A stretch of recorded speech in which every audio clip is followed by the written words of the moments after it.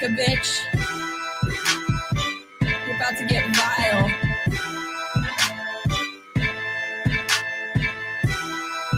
Yeah.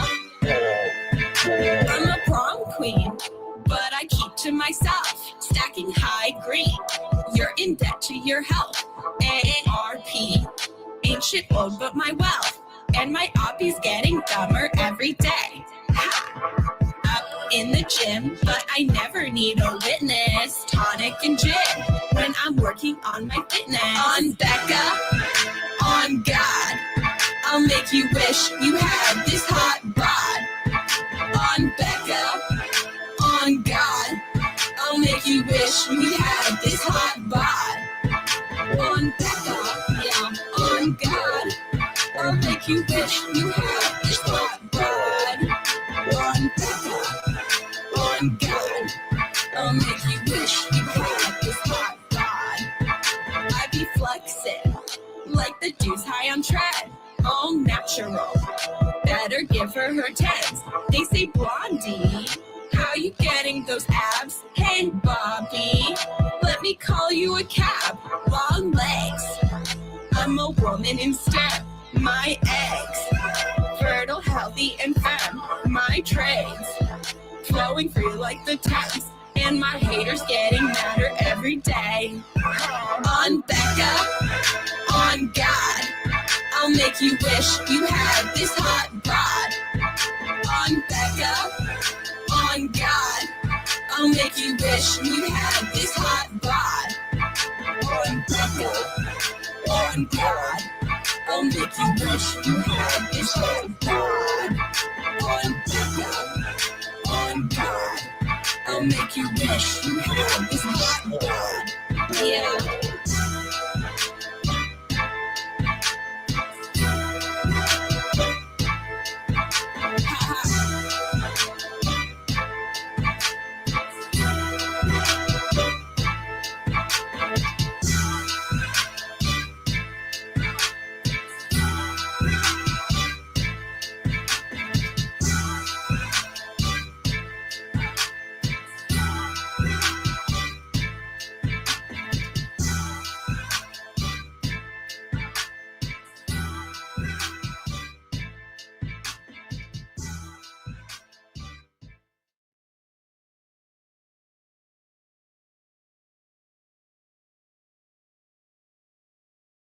To do?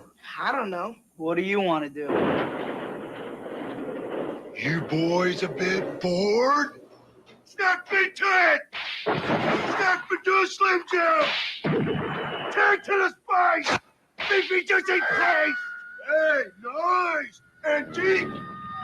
Snap into it! Need a little excitement? Snap into a Slim Jim!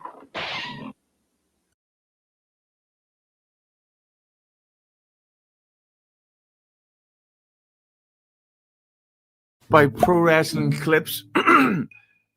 Flutes are civil. Conan broke the internet with his Vikingo contract news, though. Everyone's saying he's going to WWE.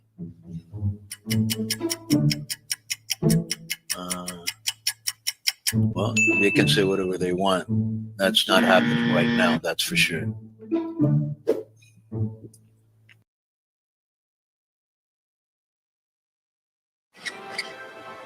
Boring. Well, so how many high school boys does it take to change a light bulb? What a light up for life? Yeah! Have those Slim Jim! Turn to the spice! Baby, do the thing!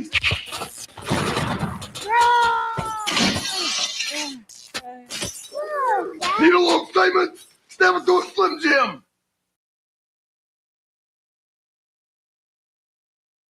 John Cena? Wrestler, actor, rapper, prolific wish granter? I'm also coming out with a line of panini presses, the Sanini. What the hell is John Cena doing in Springfield? I'm in town for the...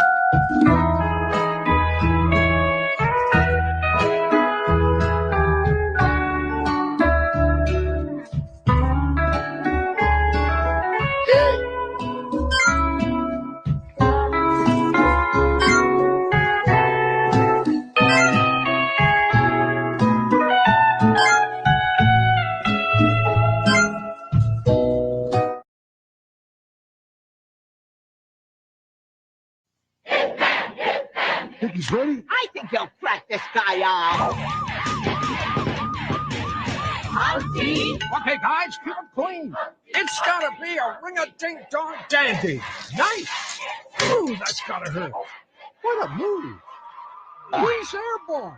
Humpty's famous 4-egg omelets. Choose from 7 feature combinations. They're excellent. You know, Humpty, maybe we should be a tag team. You're out of here.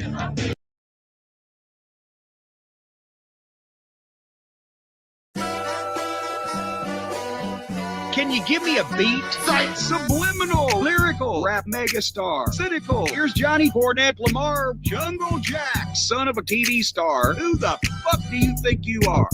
I'm hearing those jungle drums. Used to hang around with chimpanzees. What is his gimmick? He's a homeless bum, poo flinging, swinging in the trees. He's gonna sit in one of those little kids' seats. Jungle Jack wanted to use broken glass, real glass. The medical staff said, we don't think you ought to do that. This is where this fucking clown's head's at. Lil Jack got his panties in a bunch, so it was brought to CM Punk. He said, we don't do that on Saturday night. They're going to Wembley. He grabbed him by the goozle pipe. Real glass. You, dick lick. He did not punch a person. He choked one little nitwit. Curly-headed, entitled little prick. What'd you think he was gonna do, dipshit? Ride me a river. Mine for wrestling of a slug in a sewer. You're not a TV star. You're tired. What the fuck? He looks like a minor.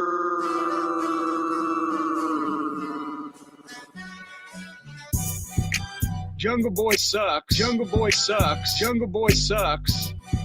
Jungle Boy sucks. Jungle Boy sucks. Jungle Boy sucks. Don't run your fucking yap. Don't fuck around and find out. Jungle Jack, what, you gonna do something about it? Yeah, apparently. Oh my God, he grabbed me. Tony ended up firing his biggest star. Punk should send Jack off a Christmas card. Look in my eyes, what do you see? CM Punk to the WWE. What's Jack Perry gonna fucking do? Tony, fire the fucking little goof. Arrogant knob, indie nitwit. Here's your contract, Jack. Rip, rip, rip. Tony went, he made me mad. Send him another check, but don't let him come back. Jungle Boy sounds fake and like a dork. Runs and hides because he doesn't like to talk. Homeless Jack living in a box under an overpass on cocaine, shot into space. Jack is slapping himself in the face. He's ready to get butt fucked by Sonato, the Cucamonga Kids, Mr. Okada, and the independent legal team. They get through a bucket of Vaseline. Hey, scapegoat, nanny goat, Billy goat, Rick. Hey, sweet chin music, you're a fucking kid. Hey, he caused the thing with CM Punk, which he did. Hey, this place is a joke, you're a clown, and I quit. Hey, he's got very feminine hips. Hey, he might look good in a bikini, bitch. Hey, Jesus, I'd want to snatch him around the neck. Hey, bland, boring, mumble mouth dreck. Hey.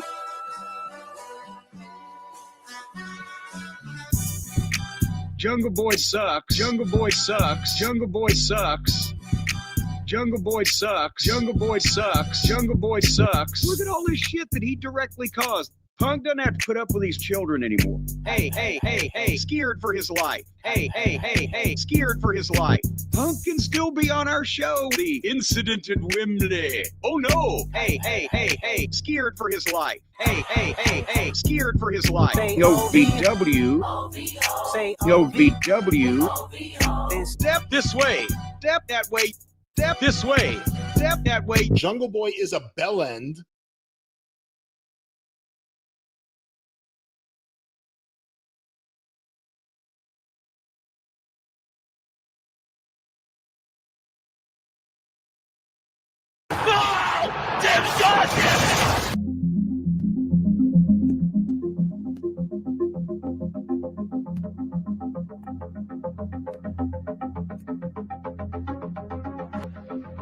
Ladies and gentlemen, shit's about to hit the fan. The system is broken. It was time for a revolution. We could be the wrestlers that we want to be. We have our own stories. We make our own characters. Different. That's what makes us elite. I've been forced to vacate the AEW World Trios Championship.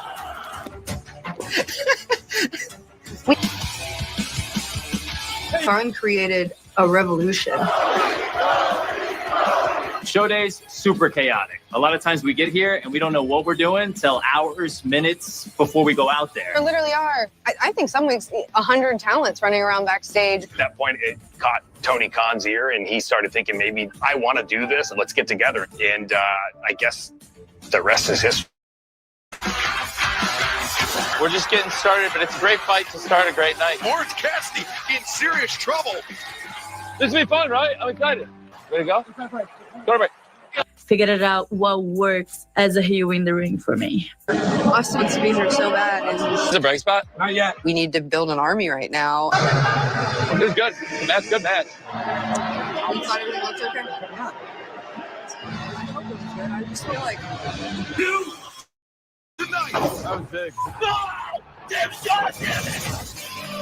We've seen this time and time again out of Jericho and Guevara. That's awesome. That was great. Ah! Yes! Sick! He's going to tell it! And Claudio Castagnoli. Is that heavy, Tony? No. I gave you extra time. 6 a break for right now. Go. Quick. They're really flying through. Hey! That was great.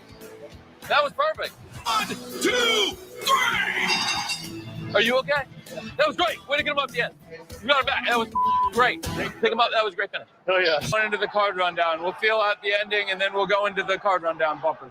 With Ty Mello, Dr. Ty and Anna, and Will Nightingale taking Britt Baker with Sky in her sights, and now Sky Blue goes down. My catcher. A good team match right there. JD Hater coming up right now. The Elite versus Death Triangle. The sooner you get to the Death Triangle, the better, man. Good. All right, the Bucks are attacking. Oh, this...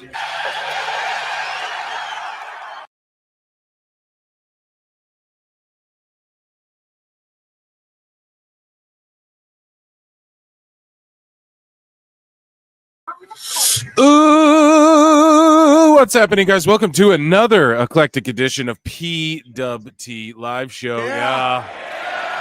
I am your host, the infallible Phil Marks. And we're here for another one. Back like we never left. Back like Raquel. We're here back to back like Drake nights for Saturday night main event, which went down last night. And, of course, we have the head-to-head battle, WWE NXT Battleground versus AEW Double or Nothing head-to-head this evening. And it's going down, man. And the pre-shows are on for both, and they both start at the exact same time. And I've been watching the pre-shows for both this whole time, and I've got 2 screens set up, and I'm going head-to-head, and I'm going to let you guys know tonight. What's the better show? What's grabbing my attention? I'm going to tell you so far, this pre-show for AEW, Double or Nothing, has been more fun than the WWE one. So the WWE one is Megan Morant and Sam Roberts and vignettes and backstage promos and shit. And maybe you're into that, but I watch the show every week for NXT, so I fucking know what's going on coming into Battleground, right? For Double or Nothing, it's the pre-show, and it's just filled with wrestling. So you have Penelope Ford, you have Megan Bayne versus Anna Jay and Harley Cameron. Anna Jay, both of these ladies make great teams. I'm not going to lie. I like Penelope Ford with Megan Bayne, and speaking of which, Penelope Ford just got pinned. And I like Anna Jay and Harley Cameron together a lot. So who knows if Tony's like going to break out some women's tag titles. I could totally see that happening sooner than later. But it looks like Megan Bayne might get mad at Penelope here. But yeah, Megan Bayne came in to do some dirty bidding and now is just sort of an afterthought as well. Just being honest. And they're doing these slow motion sports type replays here at AEW, and it's okay. So I hope I've, as 200 of you now, we surpassed 200. So thank you all for tuning in. I'm locked in. We got some beers on deck again. We went hard this goddamn weekend, but it is what it is. Right now, I'm more into AEW. Please come over. If you're watching on X, come to youtube.com/@ProWrestleClips. Come watch live with us. Vote in the poll. What are you watching? So I put a poll in the chat. Are you watching AEW Double or Nothing? Are you watching NXT WWE Battleground? Are you watching both because you're smart? Or are you watching neither and you're just here chilling with PWT? Let me know. And make sure you hit like and subscribe or whatever. I got to give my picks, and then I want to get into some AEW news before this whole thing sets off, and some WWE news, actually. We have a bit of both. So, personally, what's a better panel? Sam Roberts and Megan Morant, or RJ City, Jeff Jarrett, and Renee Paquette? I'm giving it to AEW right now. Their kickoff has been better thus far. Again, though, I'm going to be burnt out of wrestling on the AEW side. I mean, they're already giving us wrestling, and you know that NXT is going to end, like, it'll be a 3-hour show, and then AEW is going to keep going. It'll be like 4 or 5 hours. You already know. So it'll go longer. We know that on the AEW side. However, not only will it go longer pay-per-view wise, but they're already throwing wrestling at us. So that could overall be a detriment. But so far, I'm enjoying AEW more. And they're just promoting, like 700 matches we're getting tonight, whereas WWE's talking about ID and stuff like that. So, I don't know. I'm more leaning towards WWE now. My eyes are more towards, okay, I know all these 7,000 matches. You're going to read at me quickly. Anyways, let's all get together here and give picks for this PLE, because I have not. I will not. Okay, so we have some news here. I want to get into some hot news. So let's give picks for the evening, okay? And then we can get to hot news, because there is a good portion of it for AEW. And I don't want to miss out on any of this and have it become irrelevant before the actual pay-per-view kicks off.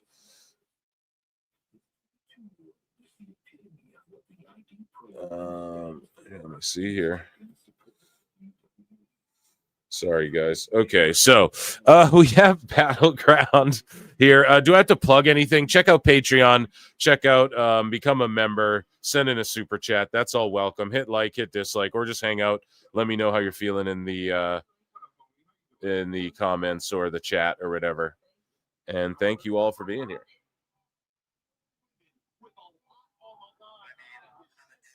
So Sammy Guevara's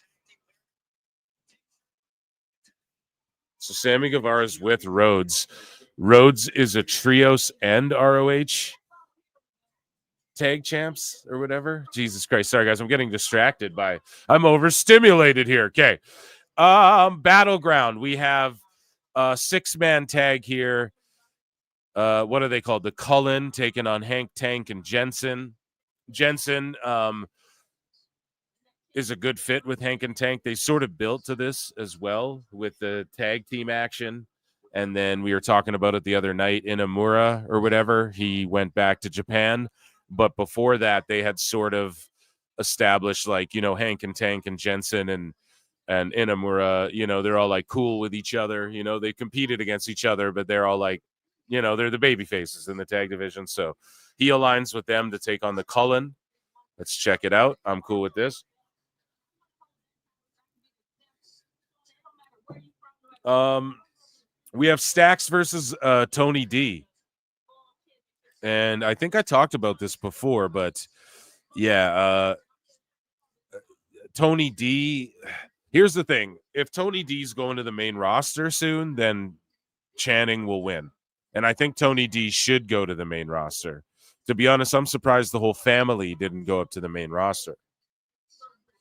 But if Tony D wins, then I don't know, maybe he gets like an NXT title run, world title run again, as far as like against Obafemi, challenging him again, because they've feuded in the past or whatever. So I'm not sure, but I would move Tony D up and just have Stax stay in NXT and do his thing. Kalani Jordan versus Sol Ruka. So, sorry, am I even giving picks? I'm going with I'm going with the Cullen get the win. I'm going with Stacks gets the win. I'm going with I'm gonna it just seems like they milk stuff in NXT, so I don't want to be like, I want to say Kalani's gonna win the title, and then we're not gonna see Zarya turn on Soul, or maybe we do, but we're gonna start to see that tonight, like with her losing the title, with Soul losing the title. And maybe it is because Zarya just like fucking heel turns on her and screws her out of the belt or something. That could happen. But I see Kalani winning. The NXT women's title's tough because I want to think Vaquer is getting fast tracked. Like I was right about Julia right off rip. I was like, you guys, Julia will not be in NXT long, right? She is not. I said the same about Vaquer. However, I understand why Vaquer is down there just a little bit longer. Like you don't want to overflood the way they did in NXT. That was cool, but you don't want to do that again on the main roster. You want to give everyone a chance to shine.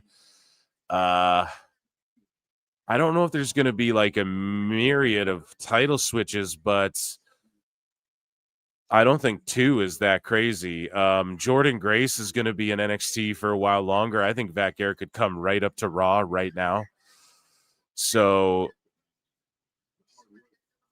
again, this might be moving too fast for NXT. They like to milk a lot of this stuff. And then we do have the WWE TNA NXT AAA show crossover, but from all of the graphics and shit, they removed the NXT portion from that, and it mostly is just WWE AAA. Why? Well, because Phil don't miss. AAA is not going to become NXT. Like that itself is great, is valuable IP. However, it's mostly WWE people crossing over with the AAA crossover. Like Los Garzas are on main roster WWE. Santos is main roster. The Lucha Bros are main roster. Rey Mysterio's main roster. They're using him in all the ads and shit. Vikingo, they're showing him on WrestleMania and Saturday Night Main Event, main roster. So NXT, at first when they rolled this out, the idea was there's more than meets the eye. But I'm sure the idea behind it was, well, we're going to probably use more NXT people. But they're using more main roster people. So Vaquer, I think, will drop the title to Jordan. Jordan reigns with that thing, right, for a while in NXT, because she needs to be there longer, for sure. And she could be, the NXT reigning champion the way she was the TNA Knockouts reigning champion. And it works well for all the crossover shit we're getting, because we're only getting more of that. Now, if I had to fantasy mark book something, which I'm going to talk about when we get to the main event, I'll hit tonight. The line in the sand. Don't be shocked if the line in the sand is drawn tonight of the Battleground. You know what I mean? This TNA World Title match, if it is the main event, we could get a whole TNA versus NXT brawl here, to end the whole fucking show. And yeah, I could see Jordan Grace. She'd be a good crossover character and like to lead the charge in that. And I want to see Vaquer on the main roster. So I'm just going to go out on a limb and say Jordan's going to win this shit tonight.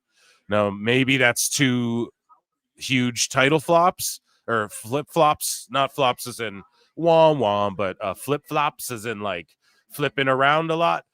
But here's the thing.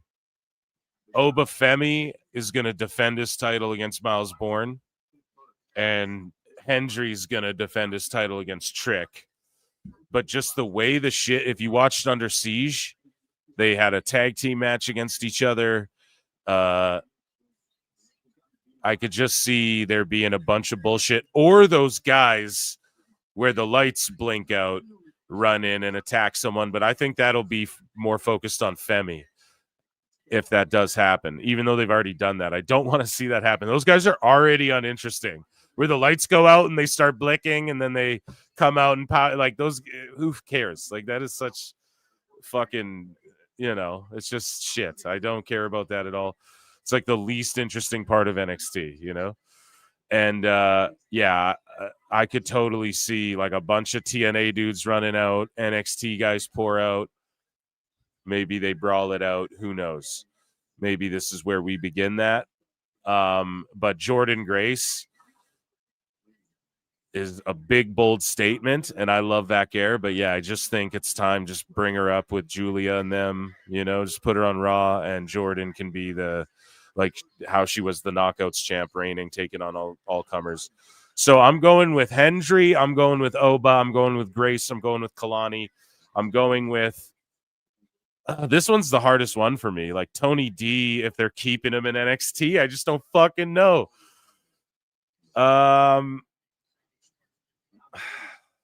Go Stacks. You got to go Stacks. And then I'm going with the baby faces, Hank, Tank, and Jensen. I think that's Brooks Jensen, right? Is that the right name? Sorry, I fuck it up all the time. Him and the other one. There's another guy with the same... Or he's in the Cullen, I think. Yeah, he's on the other side. Weren't these guys tag partners? Brooks Jensen and what's the other guy's name? Bull. I forget his goddamn name. Pardon me. So those are my picks. Lock them in. Oh, goddamn. Look how many fucking matches, and there's already been a tag match on this card, but there is a lot of talking, so they're doing well on this AEW pre-show. I won't even lie. I'm going to, should I check in with chat or should I just keep ripping through these? I'll keep ripping through these so we can get to some hot news too. Okay, so where do we start? The posters all over the place, and AEW does that because they don't know what's going to be the main event. I truly feel that way. Or maybe Tony knows what the main event's going to be, but everything else is like, it might be on the pre-show, you know?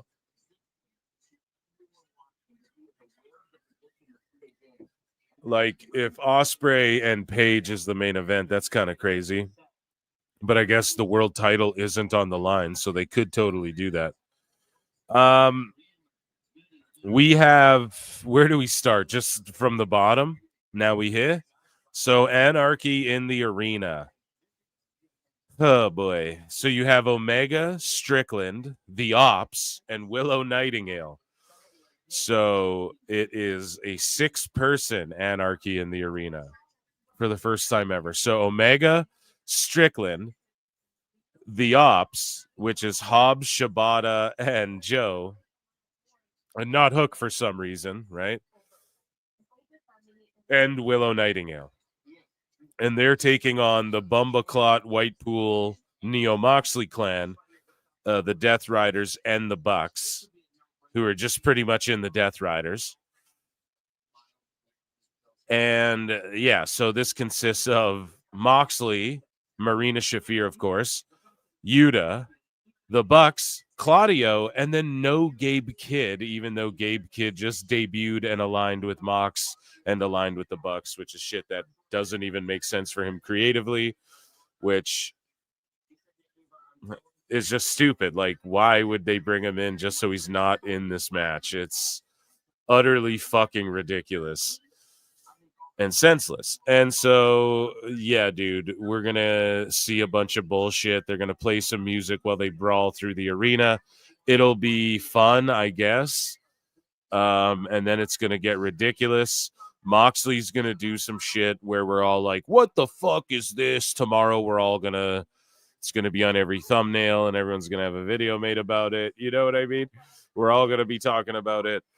And yeah, I don't know, man. I'm just not overly looking forward to this. It's the same thing as Stadium Stampede. So Anarchy in the arena is like less cinematic, I think, right? And then Stadium Stampede has like cinematic elements to it. I think that's the only difference. But yeah, we'll get some fun hardcore spots. I hope everybody's okay and takes care. Samoa Joe could have headlined this pay-per-view on his own and just taken the title off Moxley and given everybody, it would have did way better business for them and shit, but they're just milking it till All In is when Moxley will drop that thing inevitably to Bruv. So it's not even Darby, like it's Bruv, right? Because he wins this Owen Hart, and then he goes and main events against Moxley at All In. Like the winner of the Owen Hart tournament gets a shot at All In against whoever the world champ is. So it's not Darby, it's Bruv, which makes fucking sense as well. Like that, I mean, yeah, that entirely is who they should, I think, go with, you know, especially if you hired him. He's signed on for like 8 years. They're paying him ridiculous money. So, and it can't be Hangman. That's the only problem, too. Like, the match will be back and forth crazy, but you just know who's going to win because it can't be Hangman. It's not like we're getting Hangman Mox again for the 40th time, right? Like, that can't be what the end thing is when you have Ospreay right there. So Ospreay's going to win the Owen, and then he's going to go and be the one to save AEW for Mox. And that's fine. And then maybe he'll feud Darby, or I doubt Darby just gets inserted in it triple threat style. So, yeah, I feel as though this has been Tony's plan for a while. Just build it up to Ospreay, eventually getting it off Mox. And that's honestly a good move if you're building your company around Ospreay and shit. And at least Ospreay's a AEW guy. He's an international guy. If you ask, you know, it's the funny thing too, is that like no one ever claims AEW. Or they do when they're there and they're getting the check, but if you're like, oh, well, you're just an AEW guy, and then they'll be like, oh, you didn't see my body of work outside of this place, you know? And then if you're an ex-WWE guy, it's like, well, yeah, I'm a WWE. Well, obviously. So, like, everybody is. They had a monopoly over the fucking industry for so long. However, the point I'm making is that Ospreay is at least a guy who, in America on TV, is in AEW. People only know him from AEW in a lot of regards, I'm sure. So, and of course, you have that in Hangman as well, but it's about time. The larger point that I'm making is it's about time Ospreay wins this shit from Moxley. Somebody. Fucking somebody. I say Joe because he's a proven commodity, right? And I love him. And but if you're going to go with someone, they've gone with Hangman in the past. It can't be him. So, prediction, I'm going with the Anarchy in the arena. I mean, does it matter who you pick? I just don't think it matters. I'll say that Kenny and them win. And then I'm going to say Ospreay wins the Owen. And then I'm going to say, hey, FTR versus Nigel and Garcia. Like, who gives a, like, what is this shit? What is this shit? And then they have Daddy Magic in one corner, then Stokely in the other. This is like indie bullshit. This is what you book when, like, in the early 2000s, when all these guys, like, were out of work on television. You book this on an indie, just like, here's the biggest names we have, throw them all together. But yeah, FTR, I guess, gets the win. Paragon versus the Callis family. I mean, like, they've been so distant. The Callis family's been involved in all this other shit. Paragon's been involved in all this other shit. Paragon. So Adam Cole's the TNT champion. That's how fucking far titles fallen off. Who even knew that? They're just on their own show. They're called Paragon. I used to love these guys, man. The Black and Gold Undisputed Era. And Bobby Fish, too, is like Bobby Fish in the crew is greater than Roderick, you know? Like Roderick joined later, which is chill. I'm down with Roderick, but Bobby Fish, I mean, not now. Dude looks old as shit. Shout him out. But yeah, I just don't know, because it's like, it's just weird that this is all you got for Fletcher, dude.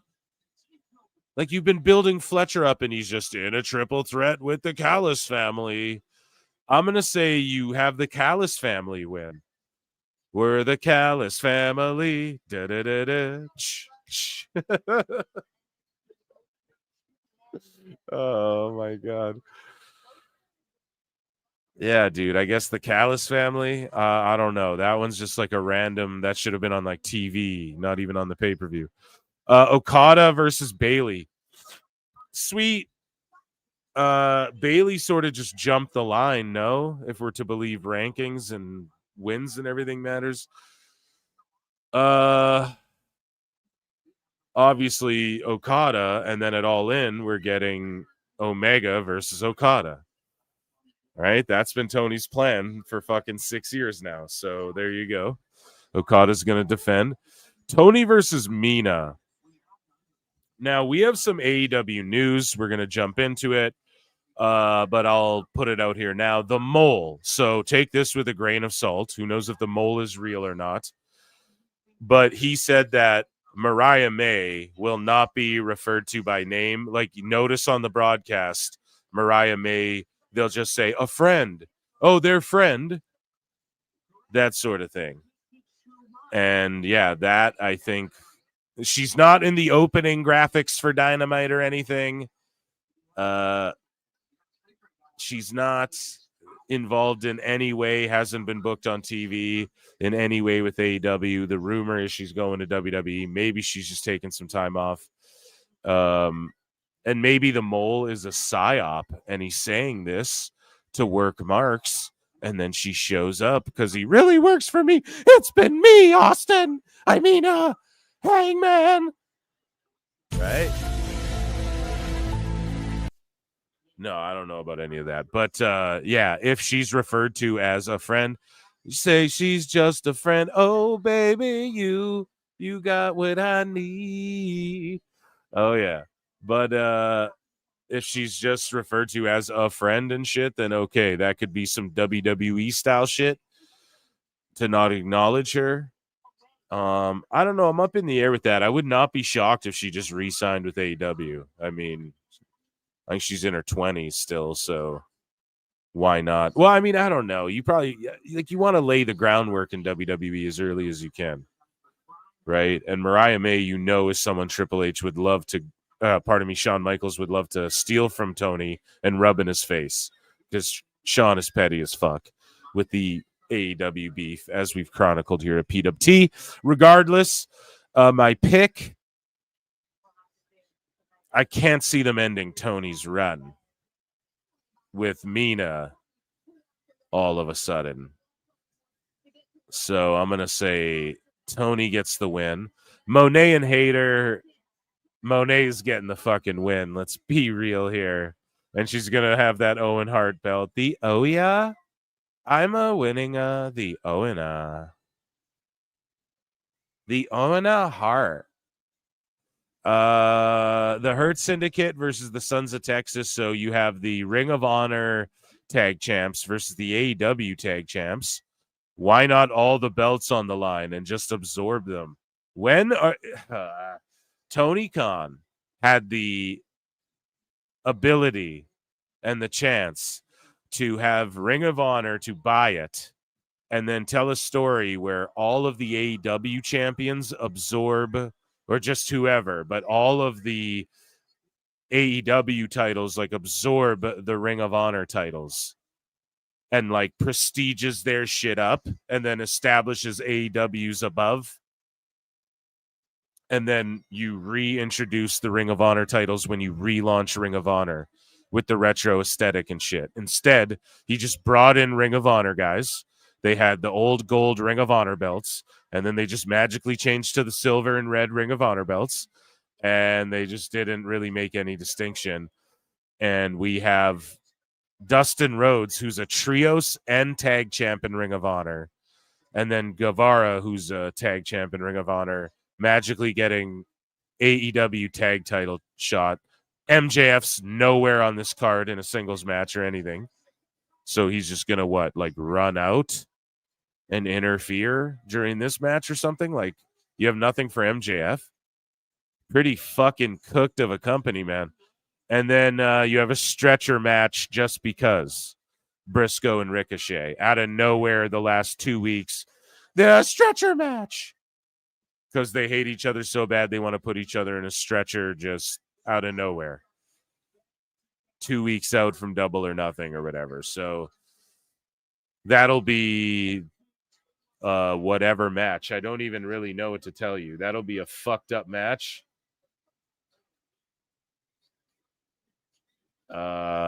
where it'll be fun. Briscoe's good. Ricochet will sell his ass off, but I don't know what the point will be of it. So that's my picks. I picked Hurt Syndicate, Ospreay, Ricochet. I think we'll put Briscoe in a stretcher. Honestly, I think he will. Tony, Monae, Okada, FTR.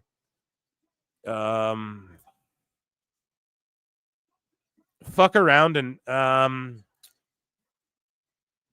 Callis family and then Omega's team. Okay.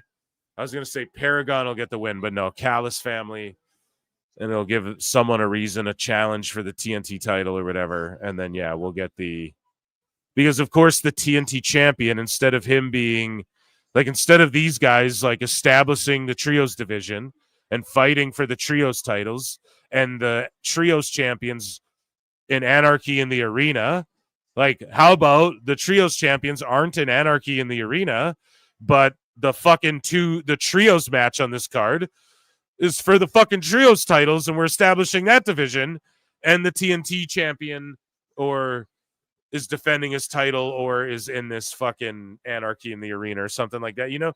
There's just it's so lost constantly, and I just hope Cedric Alexander shows up as well. I just want him to be in Hurt Syndicate and for them to go after the trios. And then you have 3 good trios. You could build the fucking whole division around that. But anyways, that's my picks. I hope you all agree, or if you disagree, I don't give a fuck. I'm going to check in with chat. I'm going to let you know what's going on there, recapping last year's Battleground simultaneously.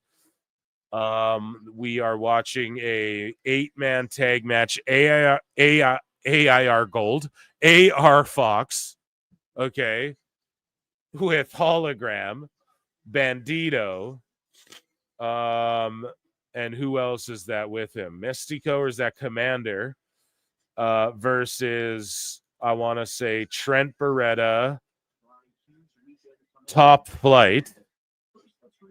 Or is this not Top Flight? This is the other guy's crew. See, this is the thing. Okay, you're going to have 8-man tag matches and shit, right? Then why did you split up? Then why the fuck did you split up Top Flight when they were a 4-person crew? You know what I'm saying? You're doing 8 luchas or whatever, or 4 luchas against 2 guys and 2 other guys. Roppongi Vice or whatever. Why the fuck did you split up Top Flight that had all 4 of those dudes in it? There's never any sense to any of this, man. And it just ruins it's just shit for the sake of shit. Instead of it being more than that, because it can be more than that. It absolutely can be. Okay, I'm going to check in with chat really quick. I'm severely dehydrated. When we looked at my lane the first time, a lot of people say, "Oh, she's so rainbows and butterflies, so happy, bubbly." But now, oh yeah, it changed. I'm not the same quality where I was last year. I realized in order to make it in the business. All right. I knew I had something on my back. I knew people wanted what I had, and so I had to turn it back, let my friends out, and realize I focused on myself. And people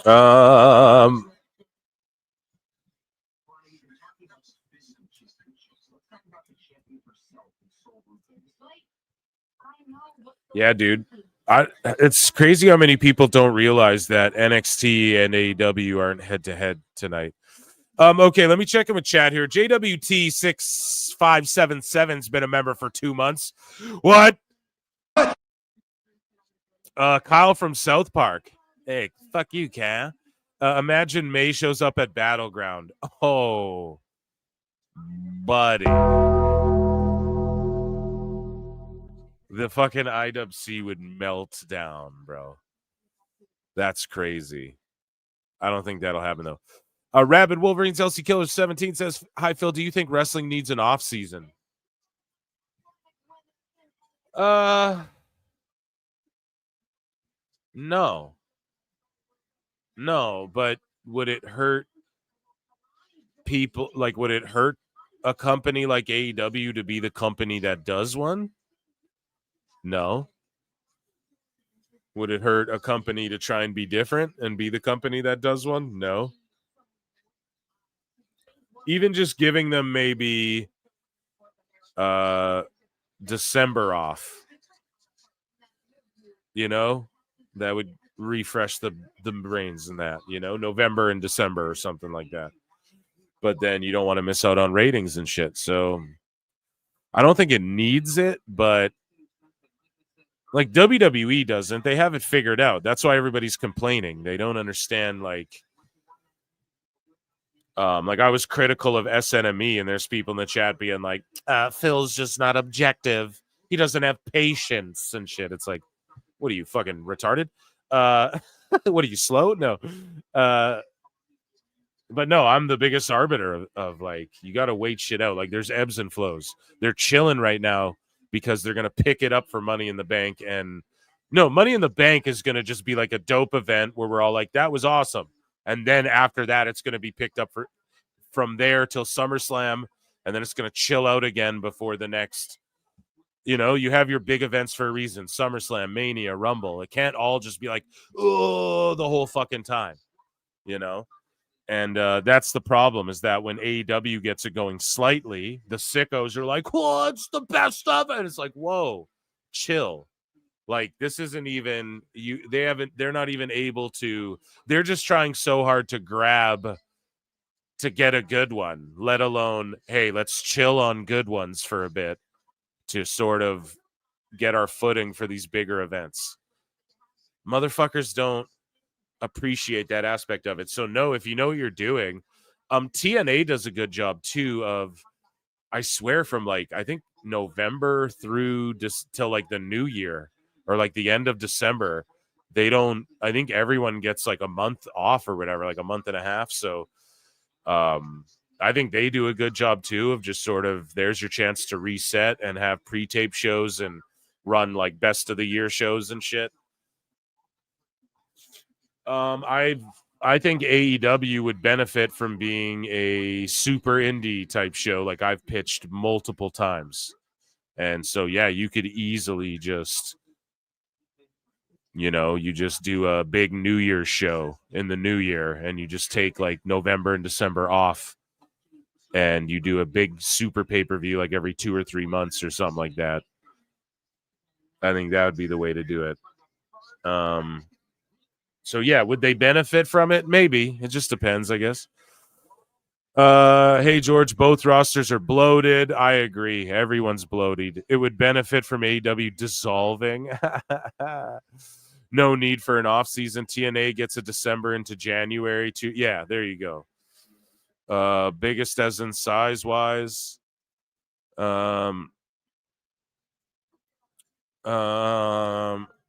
Okay, so we have AJ getting a TNA wrestling montage.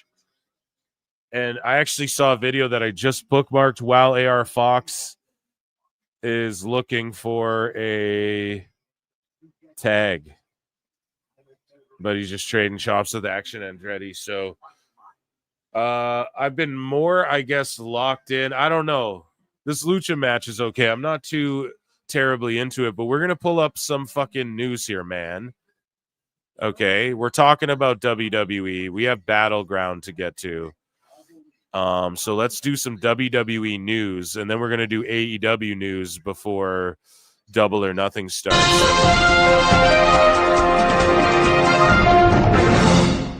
So it's finally official, Evolution 2. So Saturday night's main event, Saturday, July 12th. Is when that goes down, and then the next day, July 13th, will be Evolution. Evolution is a mystery. So, yeah, I'll do back-to-back watch-alongs of that, too. Fuck it, if I'm not at the beach or something. And I'm excited for Evolution, too, man. I think that this would be the time, like, absolve those women tag belts and introduce a yearly tag cup, bruh. That's when you do that shit. And yeah, Saturday night's main event. Maybe I'll assemble the old Horsemen again for that stream. That could be really fun for the throwback old man vintage 8-bit retro stream. You know what I'm saying? And Evolution 2, yeah, it's about goddamn time. They should just do it yearly and then crown a women's champion, women's tag tournament champion or some shit. Give them the cup at that show, like crown them. And maybe the Queen of the Ring can end there or some shit too every year. You know, maybe that's too much, but when the event's called King and Queen of the Ring, I think that's too much. You know, they should be separate shits, you know? You could do them at different times of the year even. It doesn't have to be they're all competing at or whatever. I'm just throwing ideas out there, but for now, you're getting an Evolution suite. Does Ronda Rousey appear or something like that? It could be if TKO is sweating losing her to AEW, like all the marks we're trying to throw out there. So we're getting El Hijo del Vikingo versus Chad Gable at Worlds Collide. And this is quite interesting that they announced this. Some people are saying this could be for the title. I've been, I threw it out there yesterday, even though, I am led to believe that Alberto will not lose that fucking title till Triple Mania. He's fighting Vikingo on the 31st, and my better judgment's telling me they're going to put that shit on Vikingo but then again, that could fuck up Mexico right now because they have a hot heel champion. And we've talked about this so much. So I'm going to leave it at that. Go back to the last and previous shows if you want to hear about AAA. But this could possibly be a title match as well, which would be crazy. But yeah, Vikingo and Gable, I think they're going to cook. And you're going to see Vikingo have a tremendous match. And Gable is this dude who we already know. He introduced Penta to WWE and shit. Why? Because he's a good-ass fucking wrestler, and he can help get people over. Now, if people are like, keep the same energy, I've always liked Vikingo. I've always said, yeah, his highlights are cool. His matches are kind of slop. He's going to break his fucking neck. Is it worth it on this Dynamite show? Like, why not save this shit? I clowned everyone when they're like, Kenny Omega, Vikingo, this is a dream match. That was bullshit. No, it's not a dream match. Okay? But Vikingo is amazing. And he's a great talent. And I mean, dude, a cruiserweight division, he would fucking cook. Gable's a good-sized guy to make this dude look believable and shit. I'm not saying he could. Well, maybe I don't know. Like you see, the Motor City, Machine Gun, and DIY and shit are on the main roster, so maybe Vikingo one day. But he's a guy that they're clearly banking on. They showed him at Saturday Night Main Event. They showed him at WrestleMania. He had a run-in at WrestleMania. He's got a high-profile match here against Gable, who's a guy that people were arguing could have been world champion not that long ago. So shout out El Hijo. I'm a fan of this, and if you're a fan of Lucha, should be marking out for this shit. And I'm excited, man. June 7th, we're going to be watching this too. Isn't this the same day as Money in the Bank? Oh, do I just do like a mega stream, dude? I should maybe just do it. Maybe. Chat will convince me as to whether or not I should do it. Zelina Vega broke Chelsea Green's nose. I don't know if it's broken, but it got smashed. And she botched the nose. I have no clue, or hit her nose. And then Chelsea posted pictures. She was all bloodied up. Jonathan Coachman believes Vince McMahon will buy back WWE from TKO. Wrestling's not fake! I don't know if that would ever happen. I don't know if any of them would sign off on it. But if they make their money back, maybe. But that would be a travesty, and they would just lose so many fans, like instantly. But we'd all still give it a chance. Like I'd still tune in, and I'd want to see where he takes it. But it seems like Coachman's very anti Triple H's WWE, and he's very pro Vince's WWE, and he seems to know a lot about what Vince has to say. I wonder why. I wonder what's going on there, and I wonder why he's going so hard in the paint, because let's say this is the case, or Vince tries to, or Vince starts another fed. Well, Coachman, I mean, he get himself a good little job there. So, yeah, shout out Coachman, but just put 2 and 2 together there, folks. And I wouldn't put it past Vince to try. And if what Coachman also said, talking to Steph and Triple H since they tried to fucking kick him, or they successfully kicked him out of WWE, then I don't know, man. Coach is obviously talking to Vince or something like that. So we'll see. On June 7, Worlds Collide like never before. Gable versus Vikingo. You see tons of faces here on the poster. Mostly main roster guys, though. And I think you see Lola Vice there. Is that Javon Evans as well? So they're like, you're a cruiserweight, pal. Go get your bouncy ass over there and show them what you can do. That's pretty funny, man.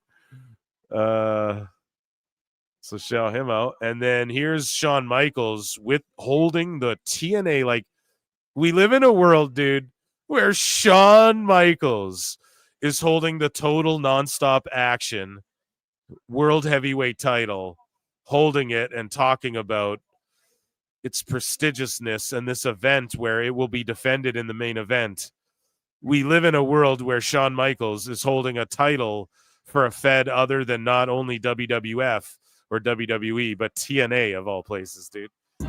All right, boys and girls, tonight is a historic night here in the WWE for NXT. Tonight at Battleground, the first time the prestigious and illustrious TNA World Heavyweight Championship will be defended on a WWE PLE. The $1 million question is, can Trick Williams become the first only NXT superstar to walk out as the TNA World Heavyweight Champion? Or will Joe Hendry continue his dominant reign as the TNA World Heavyweight Champion? Find out tonight as you tune in to Battleground. That picture right there is going to get them a fucking TV deal. People are speculating, CW working with TNA. Now, that might be a tough sell to them. It could happen. That could be a straight tough sell, though. Okay, guys? But another NXT show, possibly. But maybe with shit like this happening, maybe, just maybe, CW's like, hey, fuck it. We're TNA. Like, we'll take a shot on it. Is it going to have NXT people on it? Oh, Shawn Michaels going to hold the belt and shit? Sweet. We'll try it. So that, ladies and gentlemen, was WWE News.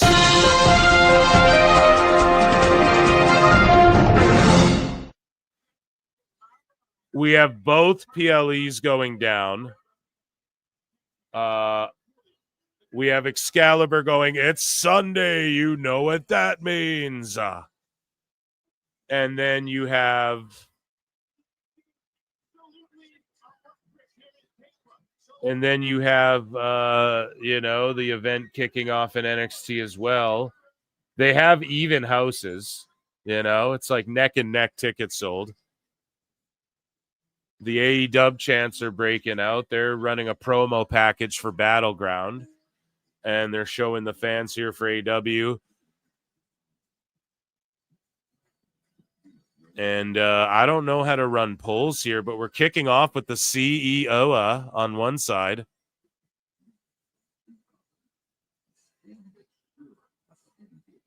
Okay. And we're just getting a vignette, so I'm locked in with the CEO.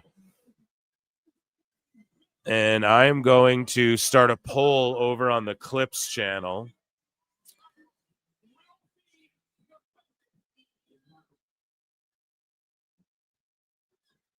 I'm going to end this poll. So 56% of you on the Clips channel said you are watching NXT Battleground. 6% said double or nothing. Jesus.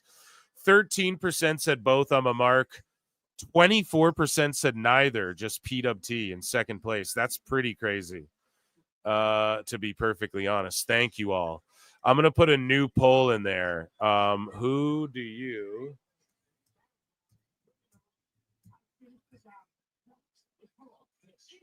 will win the TBS championship match? So we are going to start with the Monae in the poll, okay?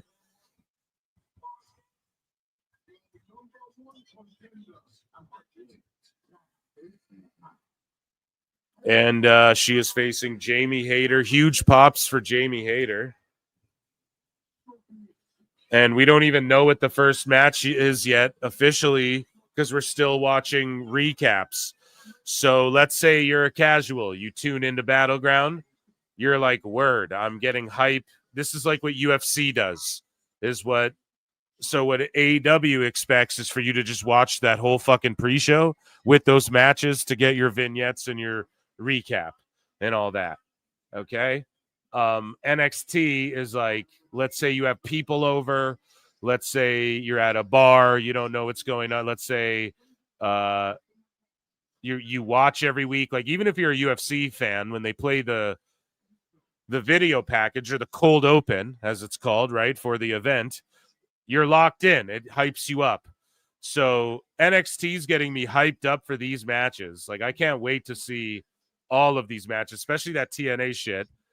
And especially with Michaels holding it, the title and all that. However, on this side, on this pay-per-view, we have Monae. The bell's already rung, Monae and Hayter, and they just said, fuck it. Excalibur went blah, blah, blah, blah, blah, blah, blah during the entrances, and then they're about to throw down. But it's a tournament final, so you don't need to know the story or anything, I guess, is the way the sickos would pitch it to you, I suppose. But I'm about to change the poll in the chat, though. I want y'all to know. Because we're getting 2 women's matches. Or it's not even the TBS championship. It's just the Owen. That's right. My bad, guys. Just ignore that poll. Vote regardless. I forgot. It's for the Owen belt. It's not for the TBS belt. You forget she has so many belts. But we have women's matches head-to-head. Sol Ruka, North American champ, taking on her opponent. As we can see over here, Kalani Jordan.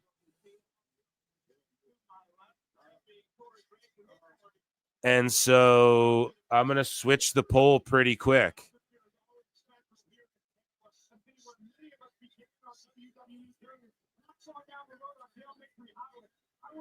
Who cares about AEW? Sol Ruka versus Kalani to start Battleground. Yeah, so let's see which women's match cooks more. So far, Mercedes and Hayter are like tying up, and you guys have until Kalani makes her entrance to vote on the poll at youtube.com/ at Pro Wrestle Clips. And if you're on X, there's like 300 people watching me tonight. We had like close to 500 at one point yesterday. Guys, come on over to YouTube if you're on X, unless it's like easier for you on X, but make sure you just like or retweet or whatever, please. Thank you. Phil, you fucking poll switcher. I have to, dude, on the Clips channel, okay? On the times, it will remain the same the whole night, but I have to switch it. So go and vote, because I have to switch it to Kalani in that.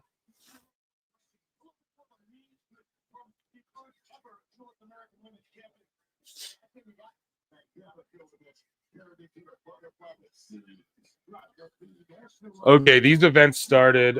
Jesus Christ, do we just chug a beer? I think that's what we got to do, chat. Who's with me? Or don't, actually. We're not in my... we're all responsible, and we're talking about apple juice, okay? Here, Jericho's going to join us. I look and see it's not just me. So many others have stood where I stand. We are the young, so raise your hand. They call us problem child. We spent our lives on trial. We walk an endless mile. We are the youth gone wild. We stand and we won't fall. We're one and one for all. The writing's on the wall. We are the youth gone wild. Let me get wild! Yay!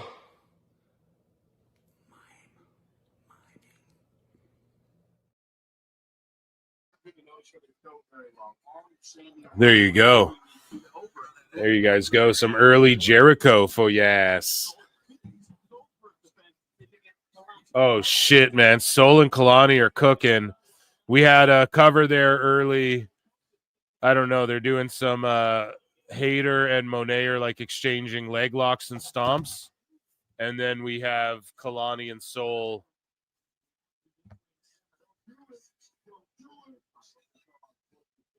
about to put on a crazy-ass match.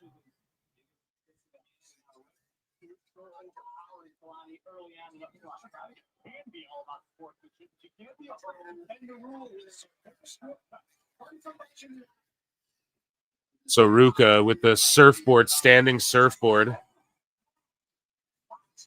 There's a slap to the face.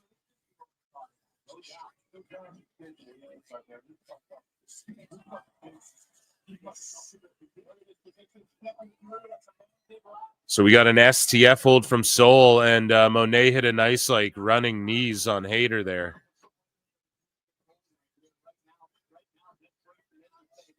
Damn, and then a Meteora off the apron from fucking Monae.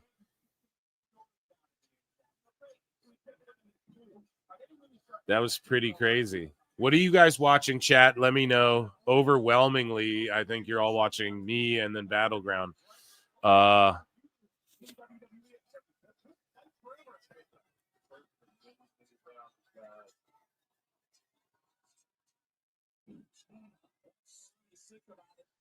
Stalling suplex. Oh, shit. Near fall, near fall. AEW, they're back in the ring. Roll up over here. No, she's in a stretch. And then Kalani's up here doing some sort of crucifix or something.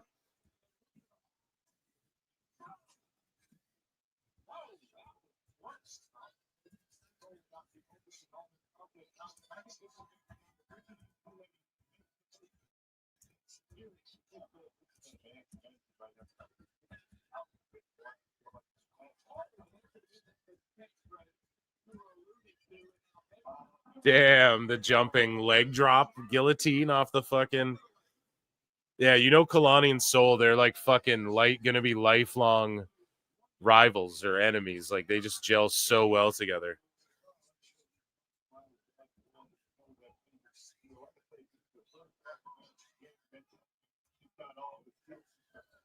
What's the hashtag they're using for this shit? WWE Battleground, right? What a shitty hashtag. And then AEW's using AEW DON.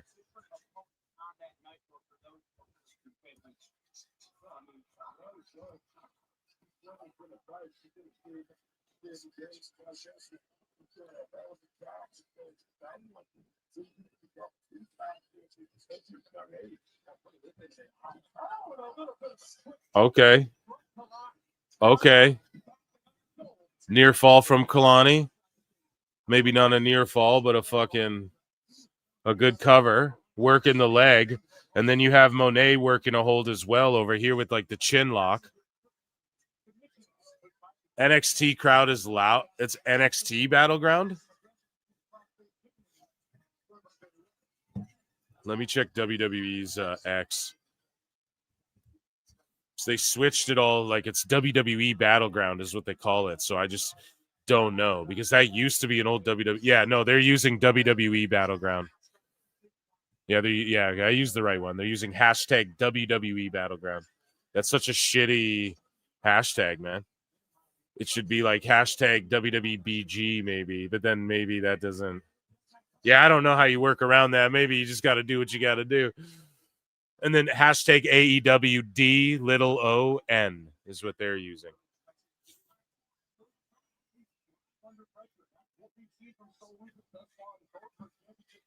And then another Meteora. Okay, so that's like the third one, but Monae, you hit a way more devastating one on the outside. Aubrey's such a shitty ref. Let Kalani and Sol cook. How about that? Oh, shit. Hit her with the X Factor. I don't know. I'm liking Kalani Sol a little more. Just, is that me? No, I'm being fair. I'm watching them both. I'm watching them both.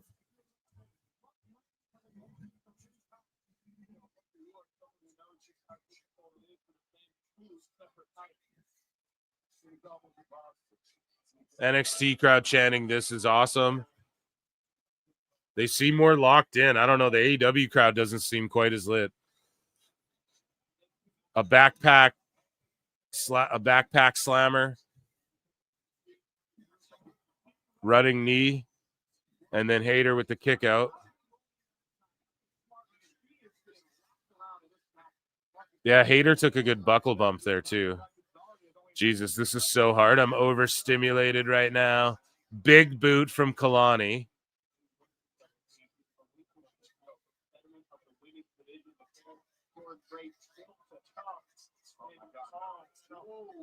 Okay, what's Monae going to do? Running knees again? Yeah, more running knees. So now it's just like you're just doing the same shit over and over. Whereas Kalani and Soul are fucking cooking up some spots here. Soul kick to the outside. Kalani's going to dive. What's she going for here? Oh, shit. Big moonsault.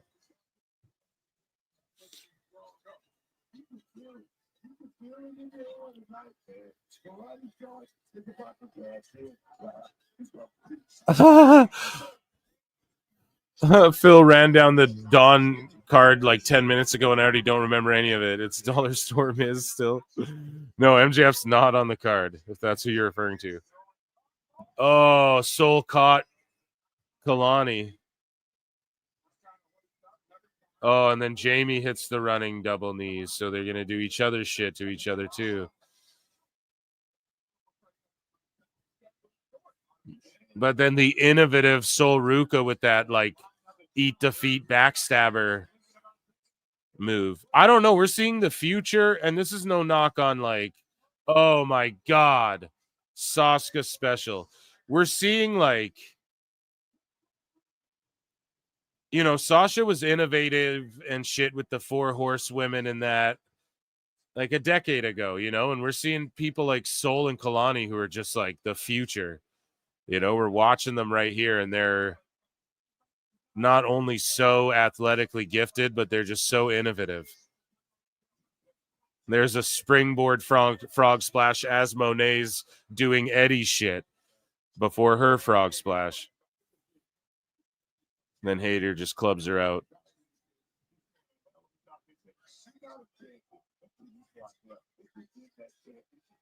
Oh, here, I got to switch this poll in the chat. I'm ending the poll. 71% voted Mercedes. We're going to quickly vote on Ruka and who...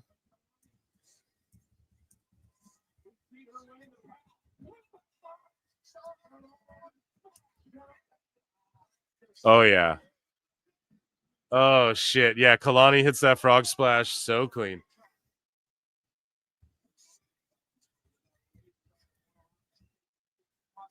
So Jamie Hayter hits the lariat.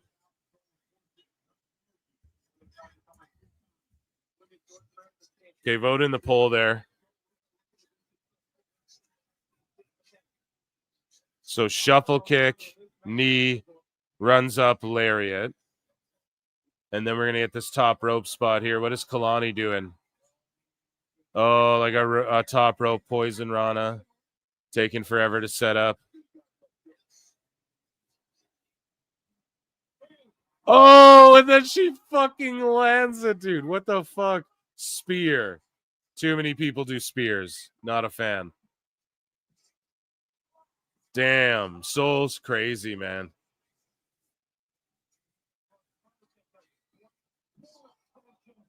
Kalani's frog splash cooks Monae's. Spear was kind of shitty. It was what it was. They didn't even show the backflip landing in the replay.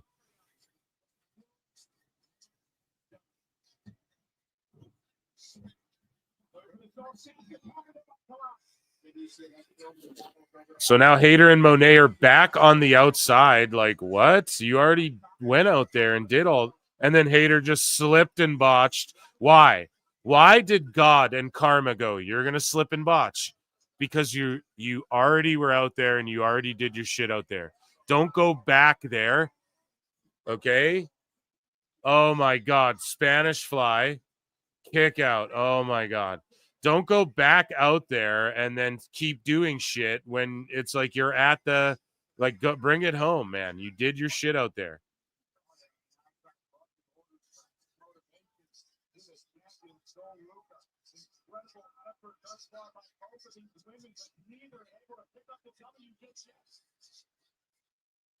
So here we go. Everyone's laid out. Oh, Kalani with the stomp to Soul.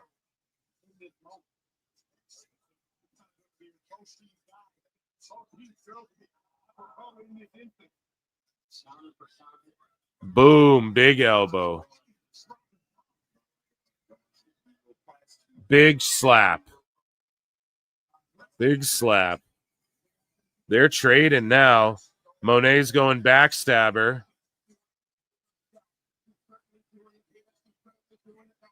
This match has been going for a long time, this Hater Monae one.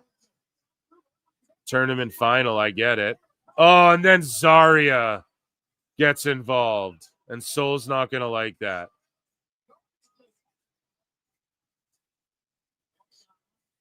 And the crowd's cheering Zarya getting tossed out, even though she's a babyface right now, but she will turn heel.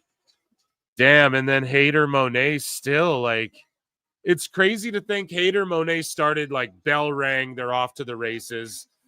This show is still, like, hyping up. I think this match has been better between Kalani and Soul, right? If we're comparing, like, apples to apples here. And they're going to end at, like, the same time, aren't they?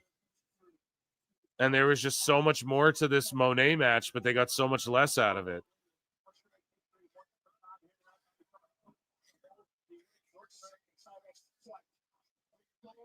Here we go. What's Ruka doing?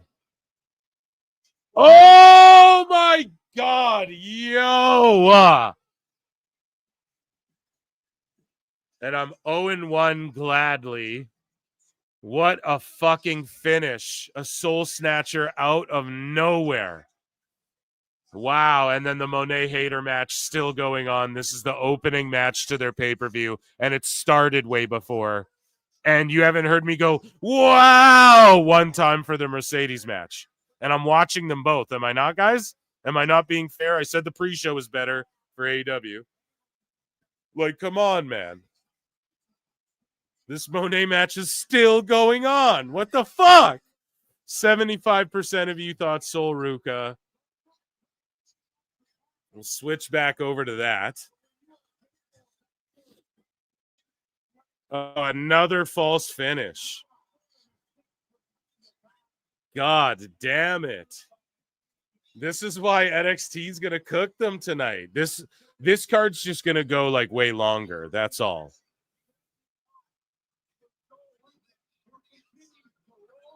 Like, that's all Tony has in his back pocket.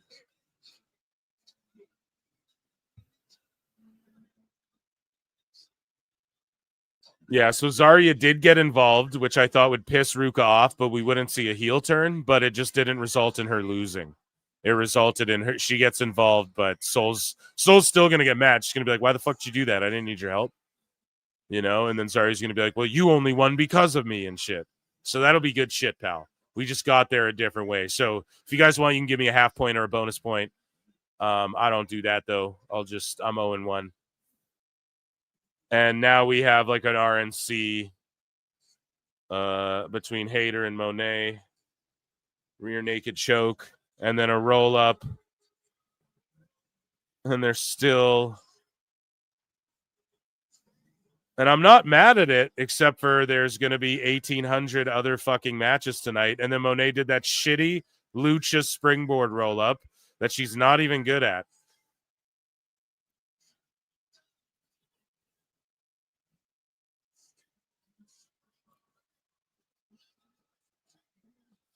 Night of Champions, Riyadh, Saudi Arabia, Saturday, June 28th. Fuck, there's a lot of streaming this summer I'll be doing.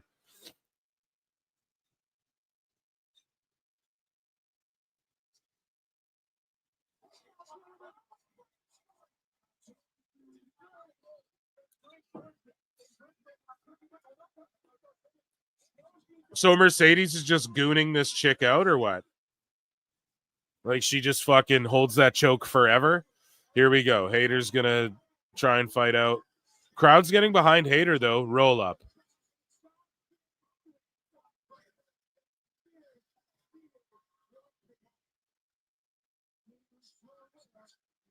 So was that an F5 or an FU or whatever? Lariat. And then Mercedes Hogan kicks out. That doesn't work for me, sister. That's legit what just happened. That doesn't work for me, brother. And fucking Monae just kicks out of a Death Valley drive or like John Cena shit and then a lariat, which is Hayter's whole shit. Right? That's her best move. So now Monae just kicks out of that and is going to get the win. And this shit went so fucking long. And we're about to be into the second match of Battleground. And that Kalani match was already better than this one. This shit, it's not like these women suck. Monae kind of sucks when she tries to do her lucha shit, unless she has a good opponent like Vaquero who can actually carry her through that stuff. I do like Hayter, but this match just in general doesn't have so much heat as far as the story behind it. Although it is a tournament final, which I'm down with, but it's predictable because we know Monae's just going to win because she's never going to fucking lose. And all these idiots go, she just lost her New Japan title. None of them watched the match. None of them watched it. Oh, she's going to hit a sit-out tombstone on fucking... But none of them watched the match, though, because she didn't get pinned. You know? Like, Mina Shirakawa took the pin. Here, tombstone. Monae kicks out of a tombstone. So she kicked out of finish. She kicked out of fucking FU lariat, kick out. Tombstone pile driver, kick out. And then she's going to go on to win this match. What's left of fucking Jamie? Right? What was the point of Camille? Where's Megan Bain in relation to all of this? Why was that a factor when it came to Monae and all of that for a while? I guess it was like with Hayter, it was a factor. But you guys know what I'm saying? Like, what? It's a tournament final match. Okay, Monae's going to win because she never loses. She never even got pinned in Japan. She wins with a shitty hammerlock roll-up. Holy fuck, man. What a shitty fucking... Oh, my God.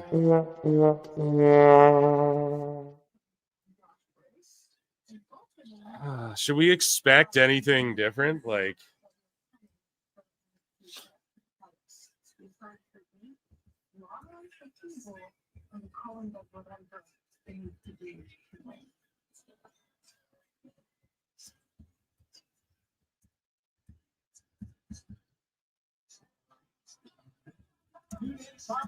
She just buried Hayter and all of her shit.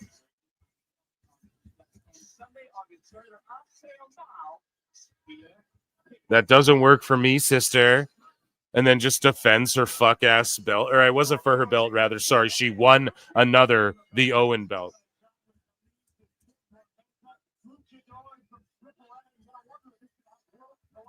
Damn. So we have Chick Tormenta and Dallas from AAA talking with Ava. Oh, shit, bro. We got Mike Santana from TNA. Oh, shit. Tony fumbled. Yo, we got Mike Santana from TNA who's doing big business in Puerto Rico and shit here on TNA.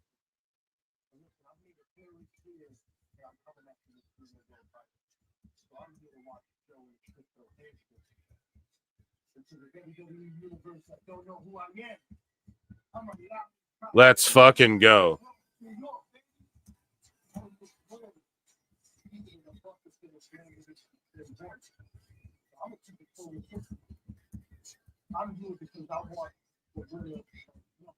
Oh, shit.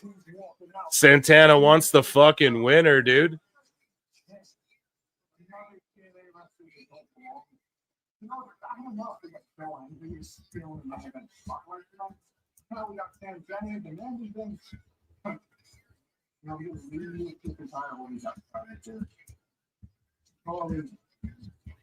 You don't know me. You can't cut it into my ability time standing outside. You don't know the time is money. So you obviously have a problem. Damn. Okay.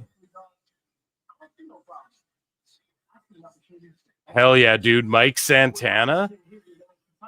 Now we're flipped over to we're flipped back over. MJG for 5 says they gave Hater everything and think Monae is their money star. Wouldn't say buried, but Monae isn't the at star, so it feels it. Bro, what the fuck was that? Do you know what I'm saying? Like, what the fuck was that, MJ? I don't even understand. I'm gonna send you a DM.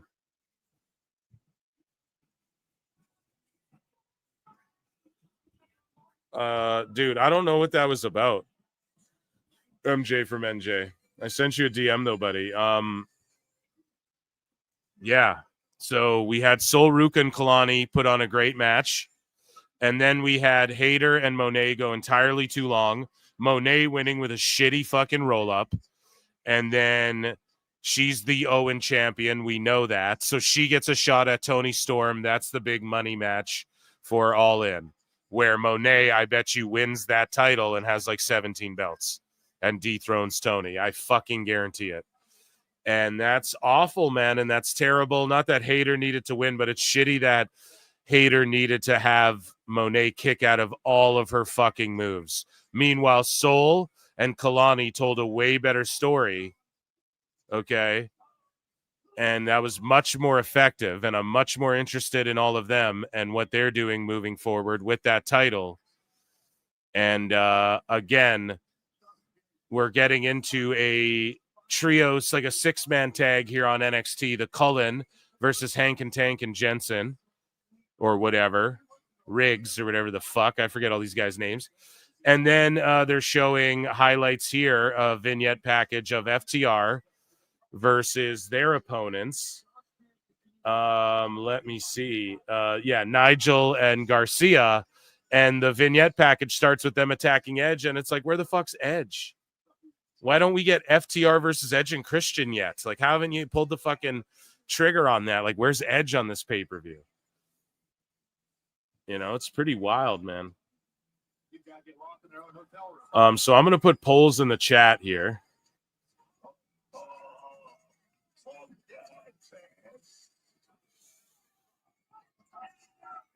And yeah, I picked the baby faces here. Oh, Briggs is the guy. Yeah, that's it. I kept calling him Jensen. Brooks Jensen is the other guy in the Cullen. See, that's the problem. I don't remember all these motherfuckers' names.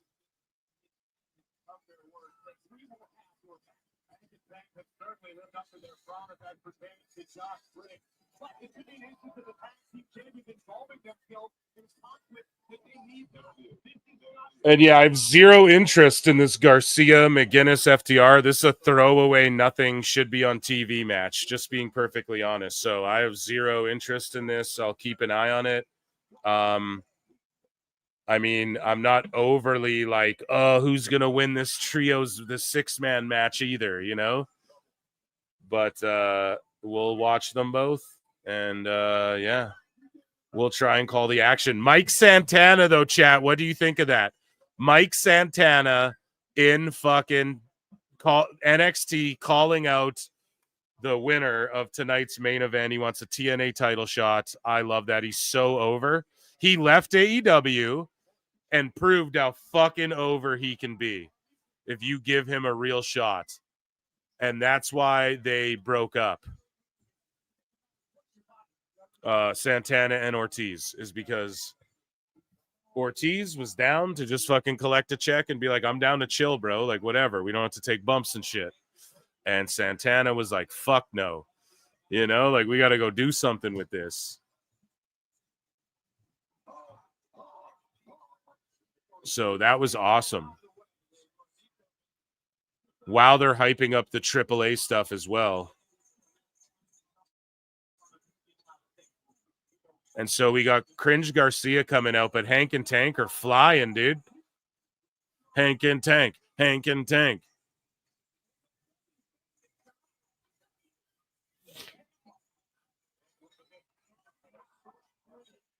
This is so cringe. Garcia, what a cringe lord.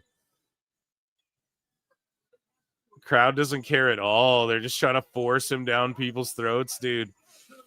Terrible. El Terrible.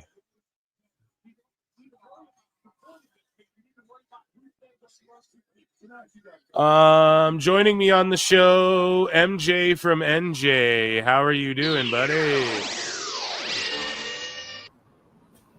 Long time no chat. How are you, my friend? Yeah, dude. Well, we were DMing off air like before I was on the air there, and then we were in the middle of chatting, but then I was like I went on the air, so I didn't DM you back, and then I saw you super chatted in. I'm like, oh fuck, let me just respond to this guy, and I just thought, I'll just toss you a link, man. If you're chilling, watching, get your thoughts on what's going on here. Did you see the sudden ticket price there for the double or ticket spike in sales there?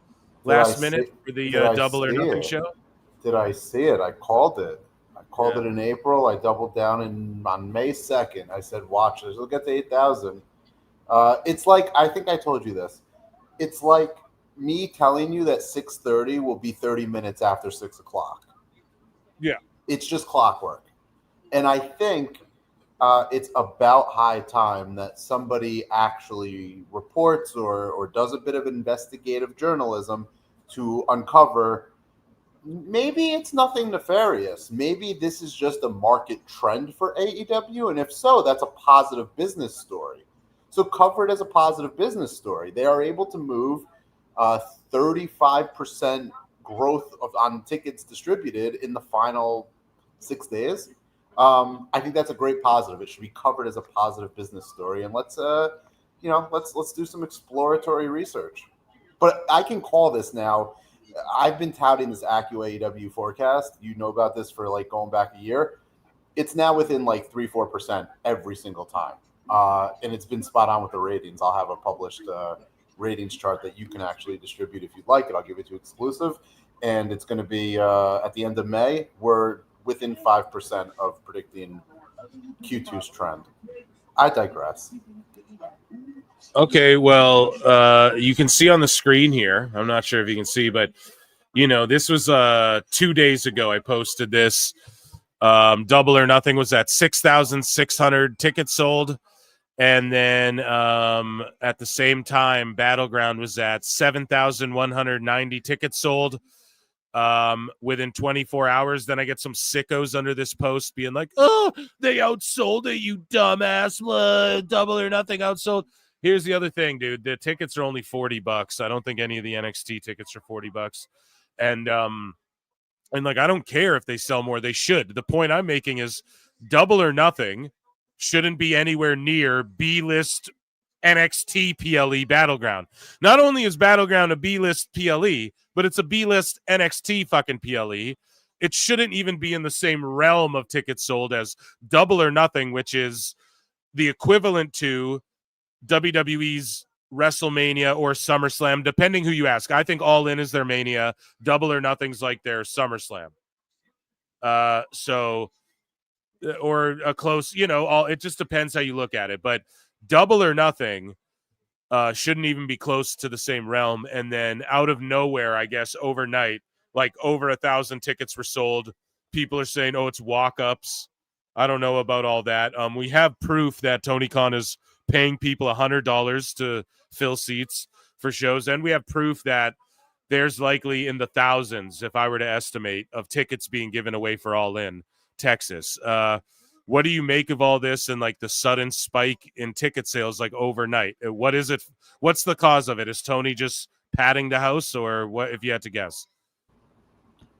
Well, that ticket price, $40, we're now at a point where it costs more money for parking than it does for a ticket to the show. I think. Oh, sorry. I don't mean to interrupt, but there is tickets. The cheapest ones for Battleground were $40 as well. So there you go. But it literally makes no difference. They shouldn't be in the same realm as a Double or Nothing. Sorry, MJ, go ahead. Well, so there's two things there, right? We're at a point now where AEW tickets for shows, and this includes the Now Arena show that just took place, parking costs more than the ticket to get it. Right? That's backwards from a market standpoint. As far as the NXT show, look, it is very clear what WWE is doing with their model. They offer a Saturday night main event where tickets probably were $100 to get in. They also offer an alternative the next night that is more affordable. And they're doing 7,000 plus on top of whatever they did last night in the same venue. As far as comparing Double or Nothing to an NXT quote-unquote BPLE, Double or Nothing is a BPLE. Actually, it's a B show that costs $50. B pay-per-view costs $50. It costs more to watch the show at home for the fan than it does to go in the market. It's so backwards. It's so broken. And it is a recipe for zero growth. I have a buddy who used to watch the pay-per-views only. He's not spending $50 to watch this anymore. And I can't tell you how many thousands of fans is probably driven away. There's competition tonight. Basketball game doesn't, it's on TV. The PLE cost, $5, Phil? For what, sorry? What does it cost to have a subscription to Peacock these days? Dude, I don't know. I'm in Canada. We don't have Peacock. So What it is just...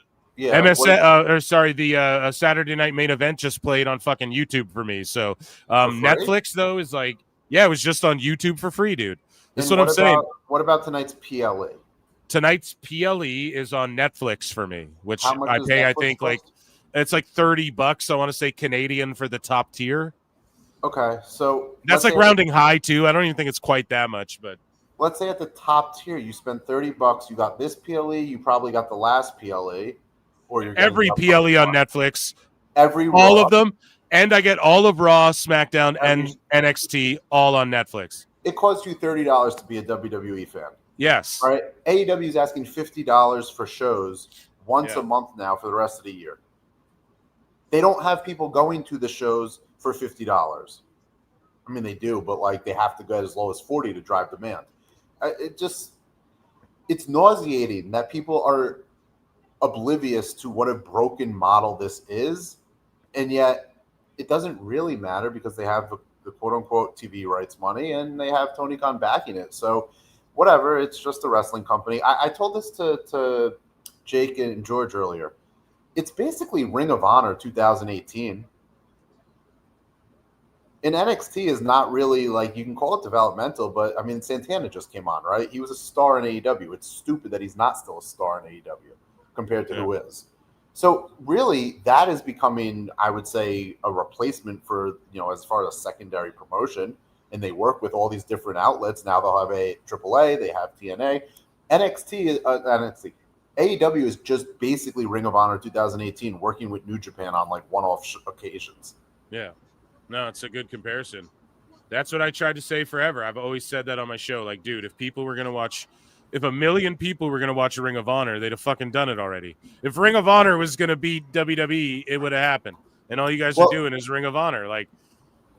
And here's the funny thing, right? When Ring of Honor was catching fire, Levesque, the NXT world, Regal, they were bringing in talent to compete with that. No different than what they're doing with NXT and AEW. They're treating AEW like it was Ring of Honor in 2018. I think that's a fair thing to say. If you take it one further, if Ring of Honor continued on its trajectory and the Bucks and Kenny don't leave, and basically they are able to do the Madison Square Garden show, WrestleMania week, and they're able to replicate other shows like All In, Ring of Honor could have grown into what AEW is, or was rather, instead of AEW becoming a retread of Ring of Honor, going backwards. Does that make sense? Yeah, no, I absolutely get what you're saying. Ring of Honor could have grown into something organically and healthy instead of basically AEW being started with all this money from Tony Khan and then declining. And I don't know how that's good for the wrestling business. And that's where bubbles get created with all this infusion of money, talents making money they don't deserve. They can't draw houses. It's a bad business, but it's not a business. Somebody said it in the chat. They're right. It's not a business. So speaking of bad for business here, Neckbeards posts proof here that AEW is paying people $100 to be seat fillers. Sickos, you can each make $200.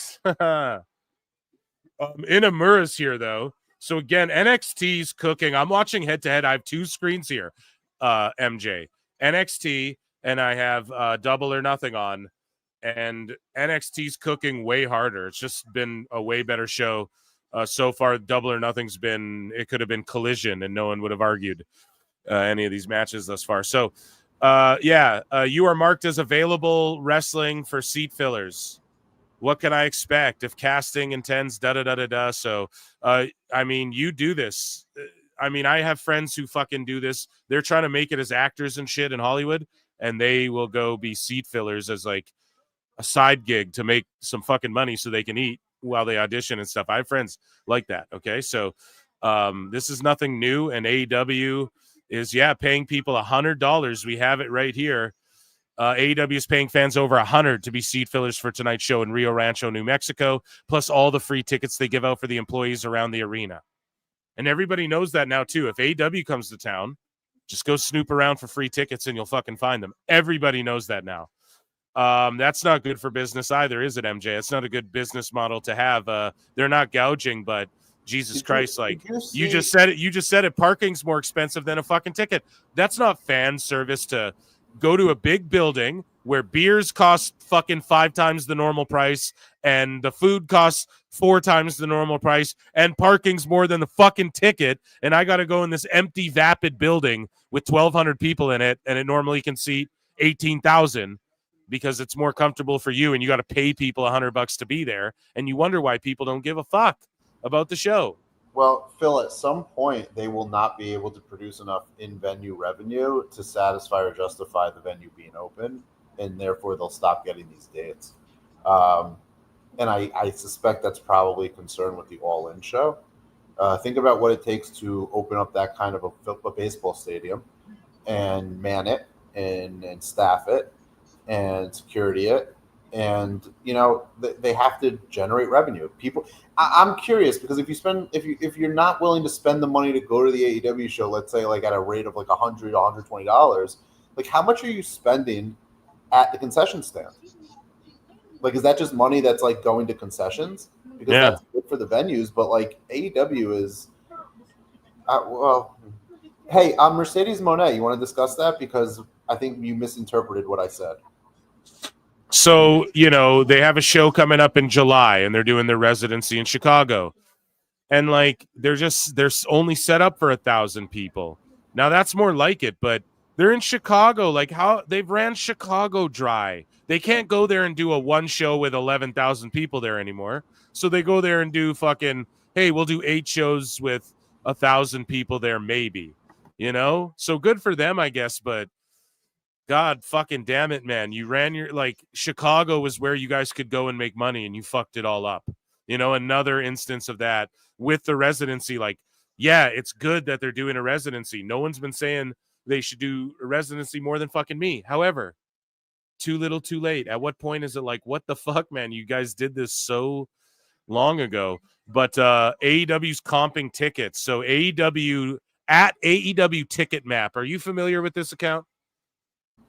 I have been following it. It's a lazy knockoff of WrestleTix. I think it confirms that it gets all of its data from WrestleTix. They make claims like, I basically tried to call it out because I thought it was doing an analysis, and then I realized it's just a lazy version of WrestleTix. So he just like posts like WrestleTix info and shit. Yeah, but that's chill. Fuck it. If he's not trying to be like a serious guy, it's like whatever. No, he is very much trying to be a serious guy. Oh, okay. All right. Well, I don't follow it that close. I just followed him recently, but he's like super involved in like the AEW Sicko Blue Sky community. Okay. I didn't He's like look that much off into WrestleTix on Blue Sky. Okay. Yeah. So, well, anyways, he posted that All in Texas at Globe Life Field update, 15.3K crossed. They appear to have comped a lot of seats on the floor. Now, when this came out, a lot of people, even people who listen to PWT, some of you might be in the chat or listening on X right now. If you're on X, come over to the chat on YouTube and let us know. But a bunch of people, and I got DMs about this, and of people saying, yes, I work around there. I know someone who works there. I know this. My mom this, whatever. They're giving people, like, someone told me that they're giving everyone who works at their mom's whatever 4 to 6 tickets free for this thing. I heard they've comped floor tickets for this fucking thing. Like, just giving them away. What do you make of this, man? Like, again, I'm not trying to shit on them. Raws have done more than 15.3K this year.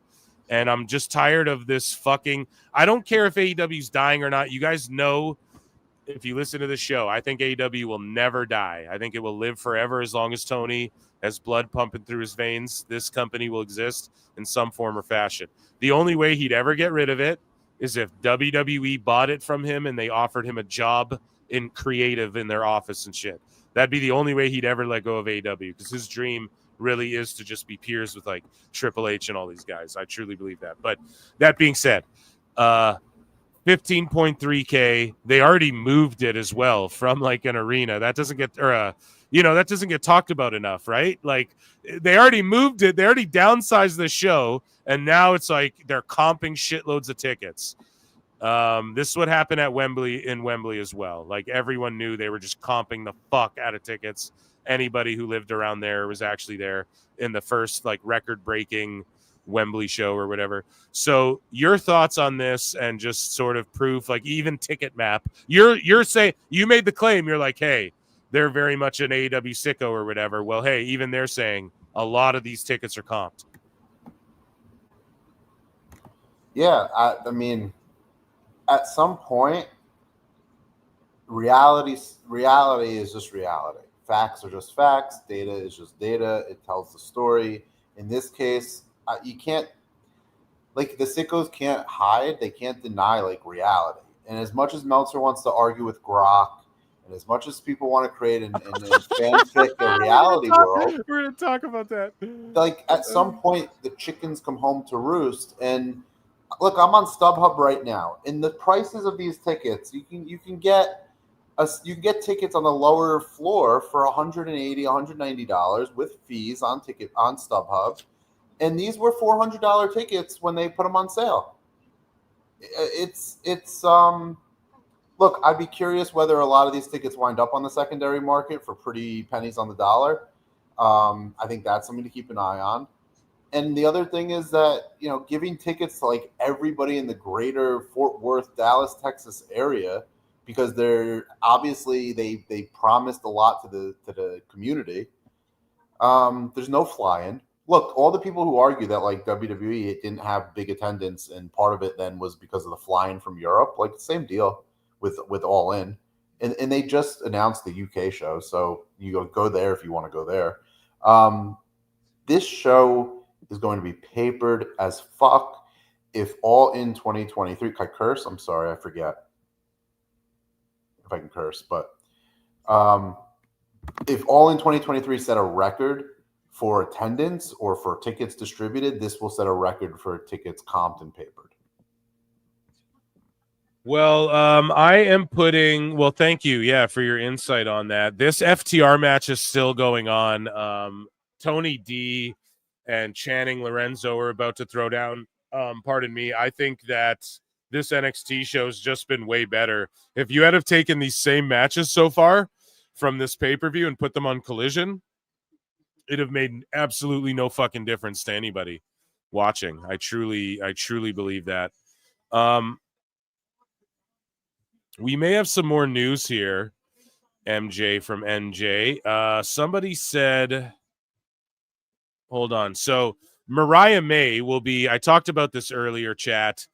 So Mariah may be referred to as a friend and not named on this broadcast during the Mina Shirakawa Tony Storm match. But this is according to the AEW Mole, so take it with a grain of salt. But that could indicate she is on her way out the door if we do see that happen. But I want your take on this, my friend. So John Alba, okay, notorious PWT fool, said that Tony Khan says HBO Max is still building its pay-per-view platform tech that AEW shows will be distributed on eventually. How many fucking years has it been? Switchblade 97, shout him out, says they've been supposedly building this since the first All In nearly 2 years ago. How hard can it be to build a button to take people's money? And that's pretty much it. Like, what are your thoughts on that? It's what you said earlier.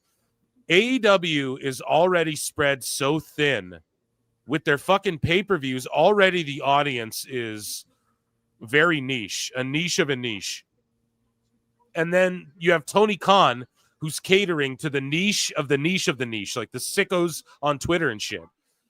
And then we covered it last show. They have like 17 different ways to watch this pay-per-view. Whereas WWE, it's pretty straightforward, man. Peacock, Netflix, YouTube. You pretty much can see everything. Or for me, it's just Netflix, YouTube. You can pretty much watch everything. So, like, again, man, what is Tony Khan even saying here? HBO Max clearly doesn't give a fuck. They're not prioritizing. Holy fuck, we need to make sure our pay-per-views, our pay-per-view service is off the charts for this AEW product, right? Like they're obvious. Like, here's the thing, man. I know something about show business, and when people want to get shit done, they do it. And sometimes they just get it done, even to their own detriment sometimes. And it's more likely you see people roll out a pay-per-view streaming service that fucking sucks and is kind of broken, and then they get fan feedback, then they wait and wait and wait for years. If they really were like, dude, we need to get off our asses for this AEW stuff, huh? Amazon's raking in. Dave Meltzer's talking about, it'll be 130,000 pay-per-view buys. With Amazon, it should add 30%. Like, they're doing 30,000 buys. You'd think that Max would jump on that, like, whoa, we need to fucking be the ones to get all those $30,050 is, instead of just or whatever the fuck. I know Amazon's owned by WBD or whatever, but you guys get what I'm saying. Like, let's say they stream it on Fubo TV or whatever everyone's talking about. So they just get like a cut of what people pay Fubo or whatever to you guys. There's always the deal's worked out that way, whether it's like we get a percentage of the pay-per-view or the sign-up fee, or for every person who signed up, we get a cut of the money. However it works, right? This is why WBD's like spreading it out there, because they're taking money in instead of we're going to invest and make sure we're the ones who get all the pay-per-view buys on our service. Like, they're not clamoring and jumping at the fucking prospect of doing that. It's been years. I hope I'm making that point clear. What's your thoughts on that? And am I right on that assessment, or is that dumb? And it's like, no, man, this stuff takes time, and they do want AEW pay-per-views, No. You're right on that assessment, because it is a known fact that Warner Brothers has a partnership with Amazon. They have a partnership where they sell subscriptions to Max vis-a-vis Amazon Prime.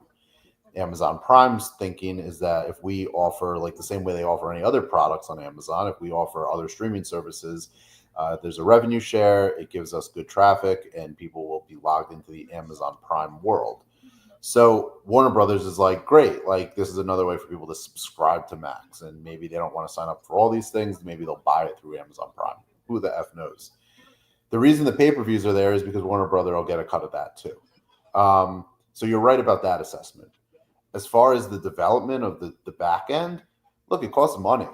So server space and credit card processors and online internet security to prevent kind of theft, which is real.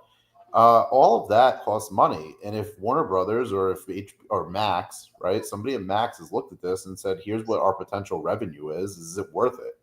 And the answer is probably no. I've always thought that something else will be the thing that kicks off Max's pay-per-view service, because no other streamer, not Netflix, not Peacock, not any of them offer a pay-per-view. And so if Max is going to get into that game, it's not going to be with AEW. And I'll say one thing further. 500,000 people, quote unquote, watch AEW weekly on Max. And that is believed to be true by the AEW fan base. It is laughable, but they believe it to be true. I don't even think they believe it. I don't think they truly believe it. How do they reconcile the fact that AEW, again, go back to like fake fan service? So if that many people subscribe to Max and spend money to Max, we're now asking you to go also join Amazon Prime, or we're asking you to also go buy this on YouTube, or we're asking you to, like, the pitch behind it being on Max was to offer it at a discounted price. None of this is happening, and this is all not really consumer service. It's not fan service. And this is part of why AEW churns fans as much as they do, because at some point you're like, fuck this. The other day when Tony Khan's promoting, go watch the end of Collision on TNT, it's like, bro, you promoted fucking Max for how long?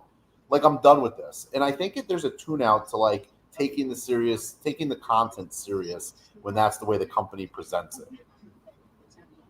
Well, speaking of presentation, they just had fucking FTR and Garcia go for like 45 minutes, man. Like, that match ended with a sharpshooter. Who gives a shit? No one got over. Oh, it ends where you tap the jobber out with a sharpshooter after 45 minutes. Fucking good work, FTR. You fucking clowns. Thank you, man. fuck you, bye, boom. They've ruined their fucking legacy so badly. It's like not even funny. They're just ruining their legacy here in AEW. Nuts, man. Hey, can we go back to the Mercedes thing real quick?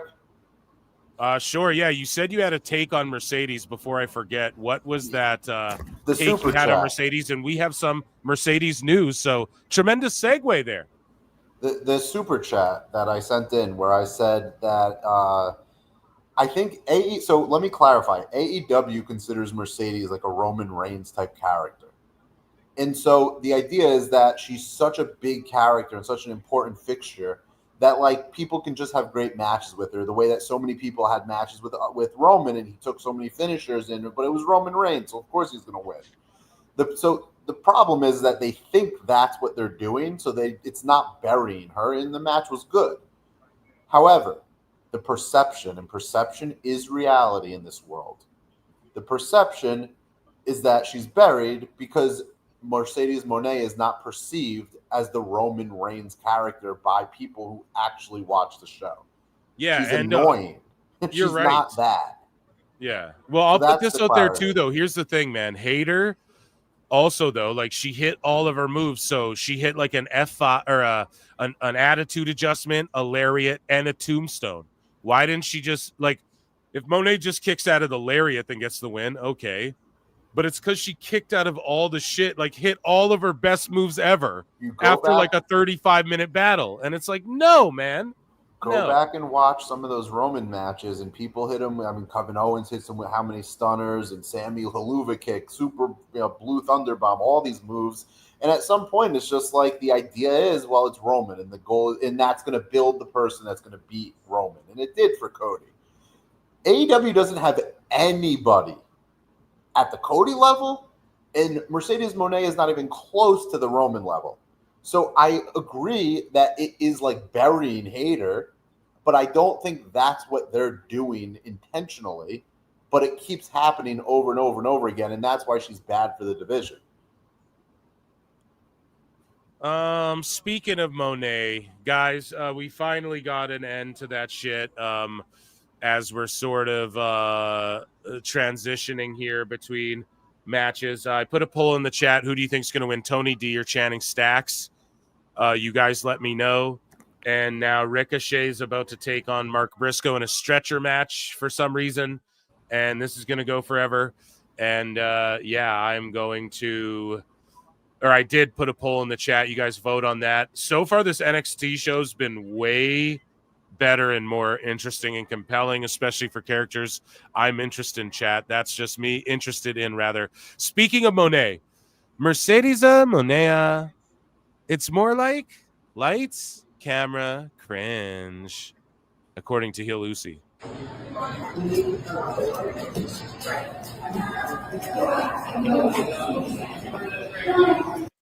So there you go. She's feeling herself. And we have more from her. So Mercedes Monae reflects on her experience in WWE. She says, there were so many times when I was getting 4-minute matches or we'd get to the building and something would change. You'd just spend weeks planning for it all to change at the last minute. And she said that via Undisputed. So she's looking fine as wine there in this photograph. But, she definitely, I guess, was upset with the Vince era.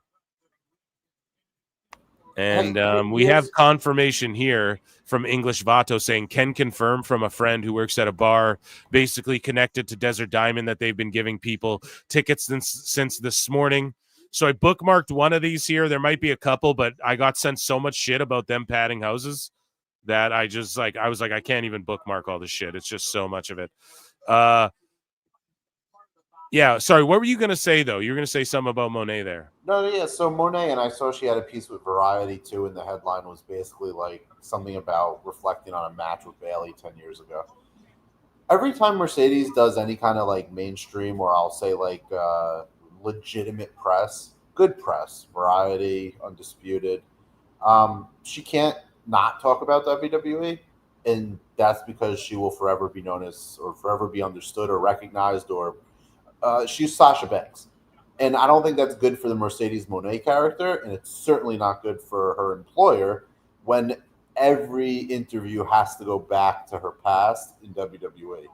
And that leads to maybe what you're about to get up to, which is Will Ospreay, who also can't stop talking about WWE at a time when I think the company desperately needs to stop poking a bear and or talking about a bear, because that bear is going to claw them to death.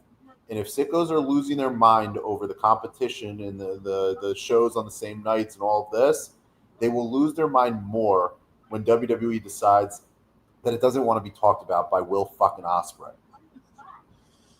So speaking of good press, you know, or actually here we got asked by for 10 says, can you explain the Mercedes Tony thing? I understand it's the money match, but at what cost? There are no other stars being built. If Mercedes goes over, now what? Rematch. Mina Shirakawa. We'll bring Athena back up. Megan Bain. You know, that's the answer, dude. It's the money match as far as those are the two biggest names, and that like perception wise. And to them, this is what Tony's plan was. Tony gets these plans. The only things he long-term books are the things that he's just holding out for, like a little kid who's like, I can't wait for this to play this game. And to him, he wants to do Omega Okada. We know he wants to do fucking Monae Tony Storm, dude. He wants to do that. He wants Monae to have all the belts and do the belt collector thing. And yeah, it's definitely I don't know. I don't think it needs to be explained. Those are the two like top women, if you will, and it'll be the first time a TBS and women's world champion in AEW fucking throw down. And hopefully it's title for title, or it'll probably just be for the one belt. Who knows? But Monae's gonna win that shit. And then Tony will just move. Yeah. The most obvious thing that you could have done as just a business and like thinking about big picture stuff, marketing, promoting, you could have put Thunder Rosa and you could have put Athena in two matches, one against Mercedes, one against Tony. Thunder Rosa, who's done huge business for them in Texas before and is out there in the public, and Athena, who I believe is from that area as well. And you could have spotlighted them in two of the biggest women matches on a pay-per-view and done some real business. And I think that would have been smart money. This is dumb money. That's basically like just hot shotting and doing what they think. Yeah, that's all AEW does, though. And it never works, right? And that's why I say it's dumb money. It's like throwing bad money after good instead of figuring out ways to like increase your goodwill and your marketing and your. By the way, going back to the tickets, after tonight, we'll know what the matches are. Kenny and Okada, like you said, Mercedes and Tony, and whoever the main event winner is versus Moxley. So the excuse of there's no card in place, you'll have the biggest matches. Those will be undoubtedly the three biggest matches. Do you think we see like an increase to like 18,000 tomorrow or in the next week? Let's ask that in a week. They're at 15,000 plus now. They get to 18,000 and now their hope is to get to 25. Because in theory, you would expect to see after the card is announced, they've all said wait till the card is announced, you'd expect to see a big increase.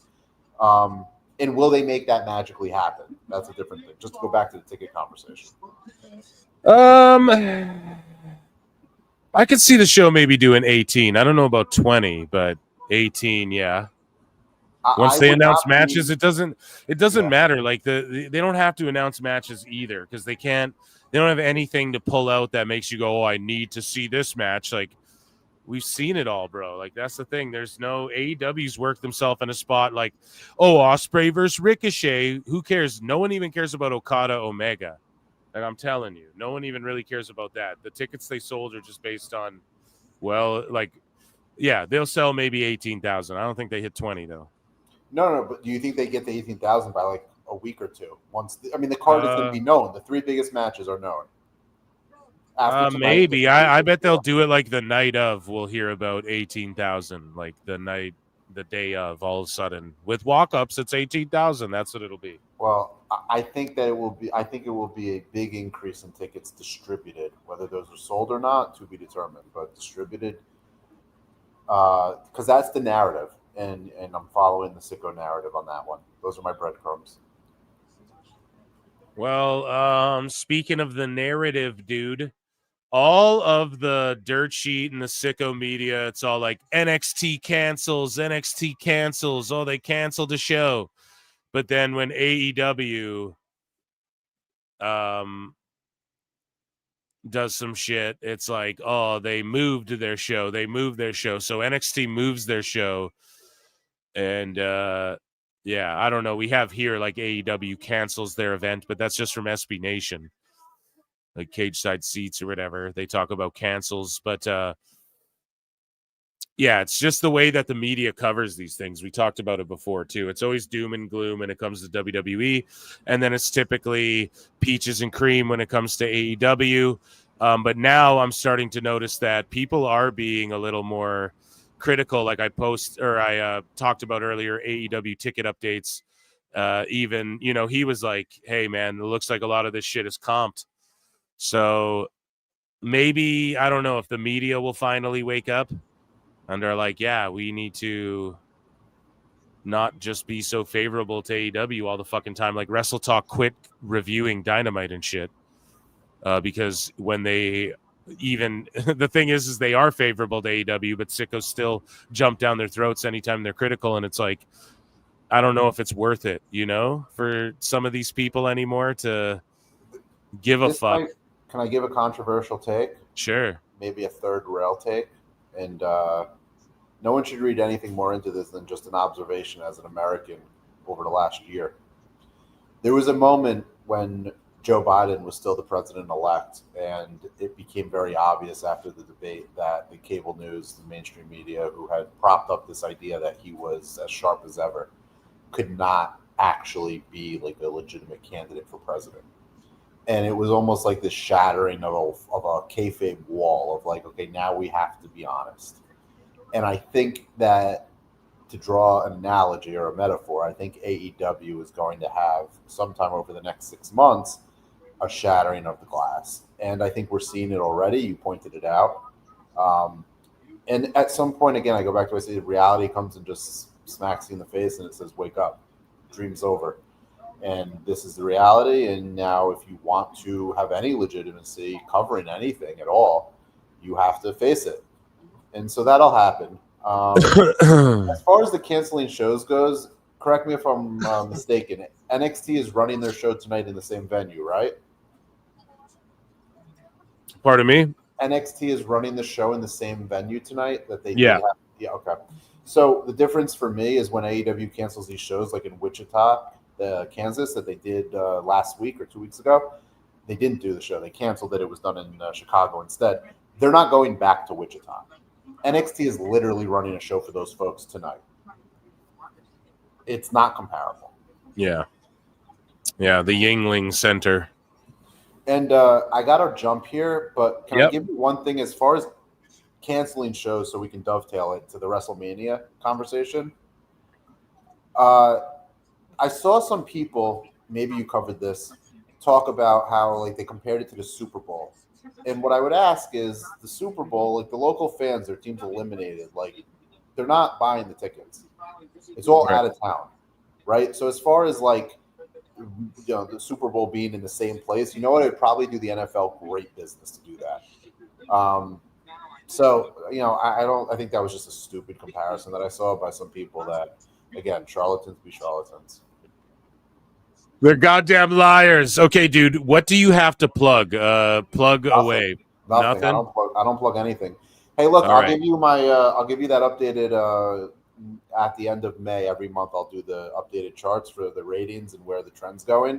You want it, it's yours. Sure. Anything to help the show. And shout out Fucking Jake and George. It was fun chatting with them earlier today. Oh, awesome. That's awesome. Okay, so yeah, so check out WrestleGraphs. I guess he doesn't need to plug nothing, but and you were chopping it up with Jake and George over on Spaces today, or what? Yeah, they did a great. Yeah. I considered it like a tailgate for your show and a tailgate Nice. for Double or Nothing and just the night, the NXT show as well. And I encourage them to keep doing their thing.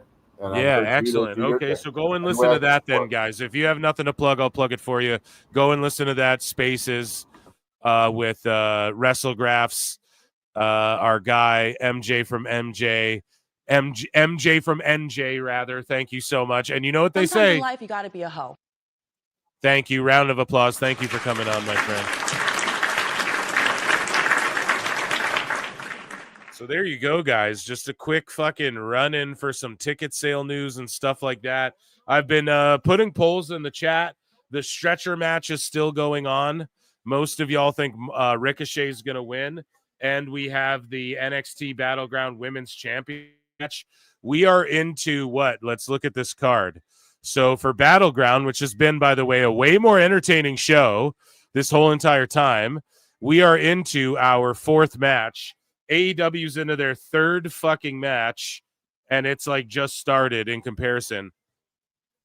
And you know Ricochet and Briscoe are going to go forever. And you look at how many matches are left, like Mina Tony, Bailey Okada, this 6-man, the Anarchy in the Arena, Hangman Ospreay, the tag titles. Like those are all still left for AEW. And then this fucking NXT show is going to be wrapped up in a bow. It's been so entertaining. You have Briscoe bleeding like a stuffed pig. He's on a stretcher, but the stretcher match is actually an ambulance match because I guess you have to put them on a stretcher in the ambulance. So it's actually an ambulance match. And again, they can't market or do anything correctly in fucking AEW, which is the craziest shit ever. So I'm having a lot of fun with NXT, much more than I am with AEW thus far. That's for goddamn sure. And it's crazy you'd have an ambulance bloody death stretcher match where anything goes when you're about to have a fucking hour-long Anarchy in the Arena match where anything goes. Like, why do that? Why do fire extinguishers and shit when they're just going to do that again in Anarchy in the Arena? It's fucking straight trash.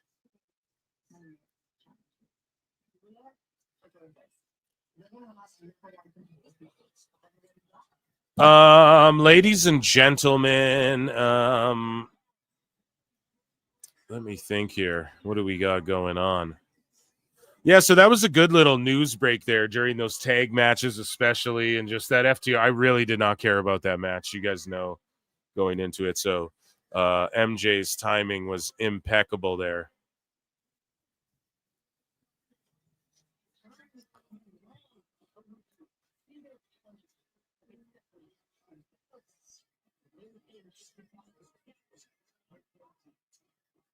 So yeah, Briscoe's just fucking bleeding like a government mule.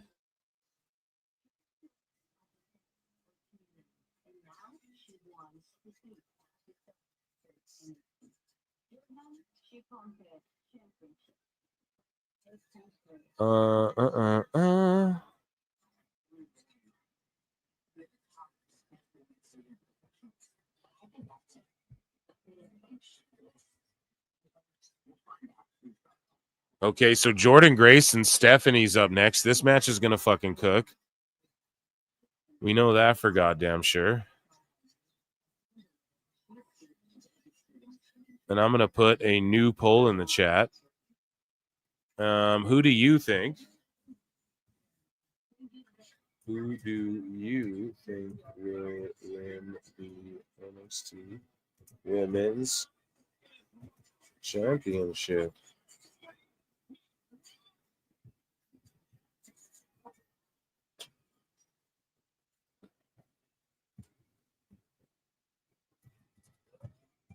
Stephanie Vacker or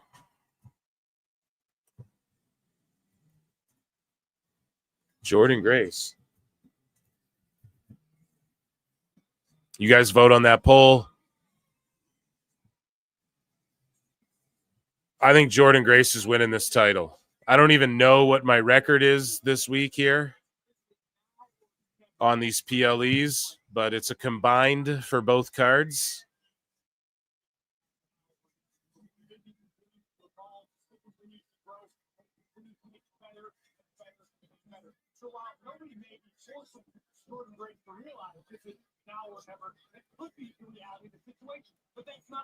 So, yeah, I mean, Ricochet and Briscoe are just brawling all over. We're about to get a great women's title match. I'm so locked in for Vac Air Jordan.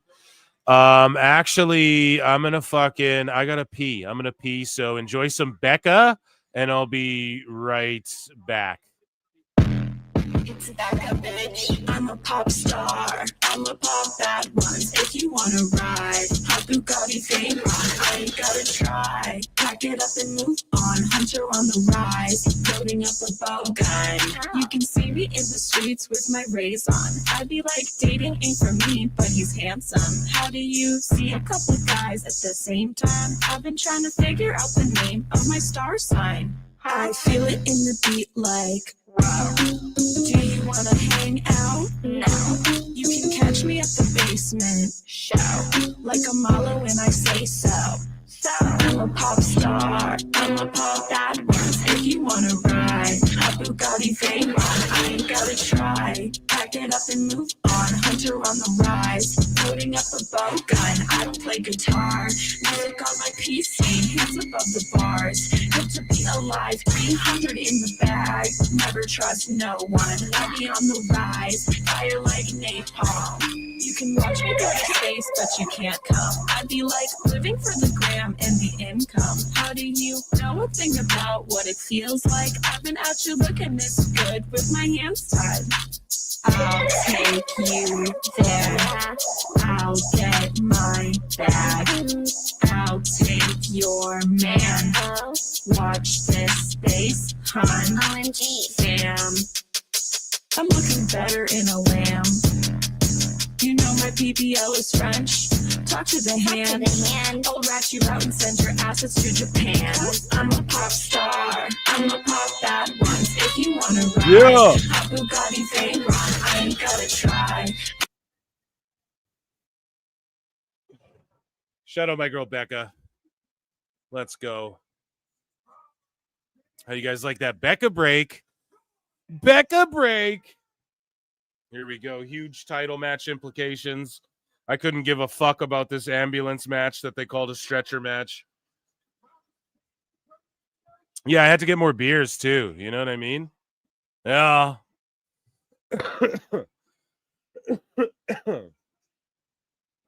Just a matter of business that had to be taken care of there, ladies and gentlemen. No more Becca music, please. I can't promise that, dude. She's goated. Yeah, Stephanie's so over. I think Jordan's going to win this shit, though.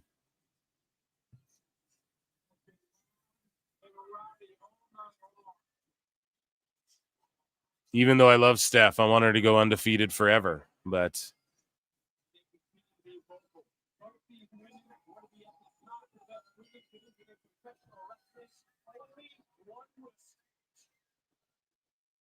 yeah, so Ricochet won, as I thought. So would it make sense to give it to Mark Briscoe? Like, you do all this with, you have Ricochet do all this heel work just to lose a fucking random ambulance match that they called a stretcher match?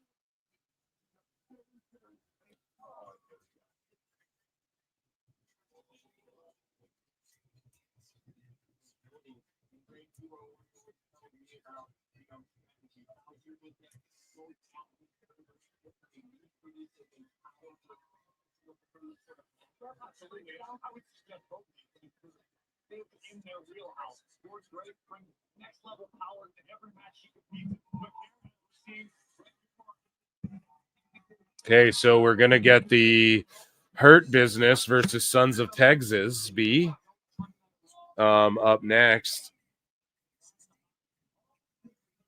But meanwhile, we got Vaquer and Jordan, and my eyes are locked. Nice shoulder tackle.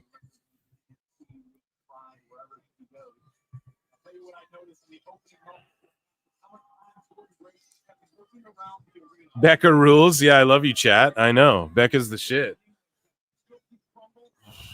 Briscoe never wins, LOL. Yeah, I know.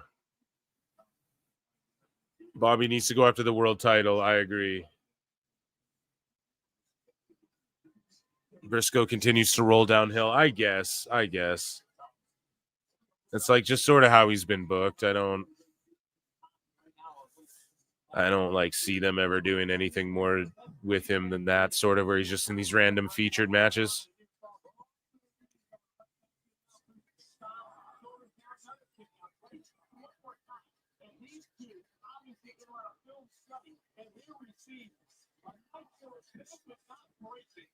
Damn. This has been one long ass camera shot too. Between Stephanie and Jordan here. I love it. As Tony Khan would say.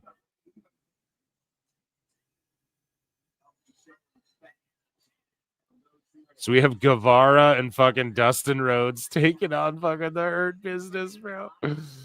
Oh, man.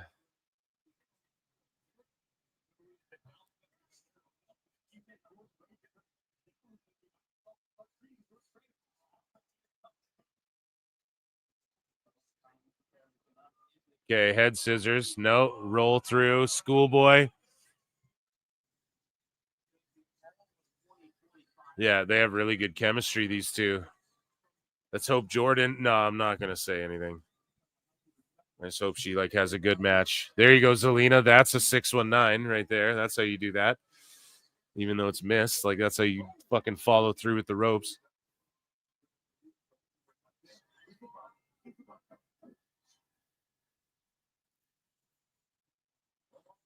Here we go. The Devil's Kiss. Oh, and then Jordan rolls out of the ring. Oh, what a great spot. And has her up there. Electric chairs are on the fucking table. And then Jordan staring down Booker. Do it now. Do the sounds now. Shit. See, this is real heat. This tag match, no offense, Hurt Syndicate's just going to win. It's just going to go 30 minutes. Yeah, we all want to see fucking Goldust and Bobby Lashley and Shelton Benjamin throw down. What the fuck, man? Who does this help? What is the point of this? Where's the money behind this? MJF's just in their corner. Oh my God, MJF's just fallen.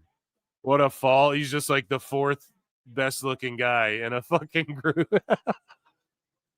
In the Hurt Syndicate now. Come on, dude. Terrible. Just terrible. Anyways, I'm focusing on Jordan and Steph here.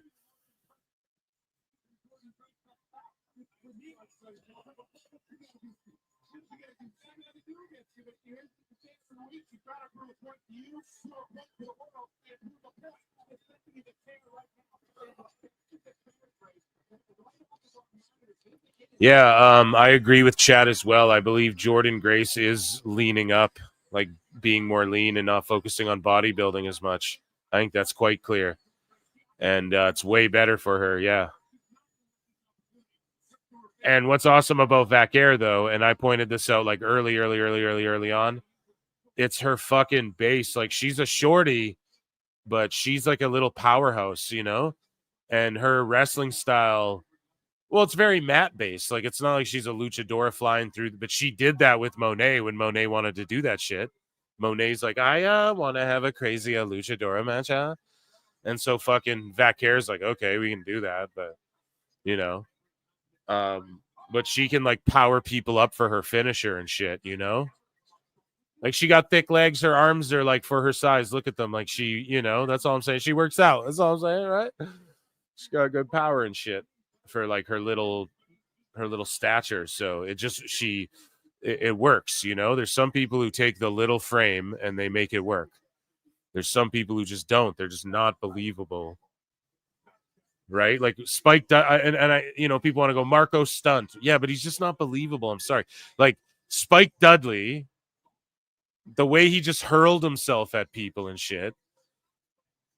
And like, watch his matches. His moves were all like, he didn't really do shit. Just go watch a Spike Dudley match when he was like actually wrestling big dudes. You know, there's a psychology behind it that has to come with it. And Vaquer has that down. Just she knows how to wrestle any person, like any style they want to go. And that's what people don't understand about Julia too. People are shitting on Julia's SmackDown debut. Why? Because the main crowd doesn't know who she is yet fully. You know, that doesn't really mean shit, man. That they don't know her finisher's the fucking Fisherman Buster. What's her move? It's like the snowplow, the Michinoku bomb, or whatever the fuck they call it. I don't even know. One of these moves, it's like a suplex into a buster, you know? And so they're like, oh, they don't, or like they don't know her moves, the running knee. Yeah, because 400 people do running knees, so they'll get to know that. But you got to look in the long game. Julia can work with anyone at the drop of a dime.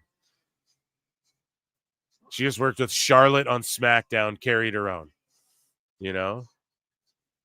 Here we go. The Devil's Kiss. Yeah. Yeah. Ah. See, the whole crowd does it with Book.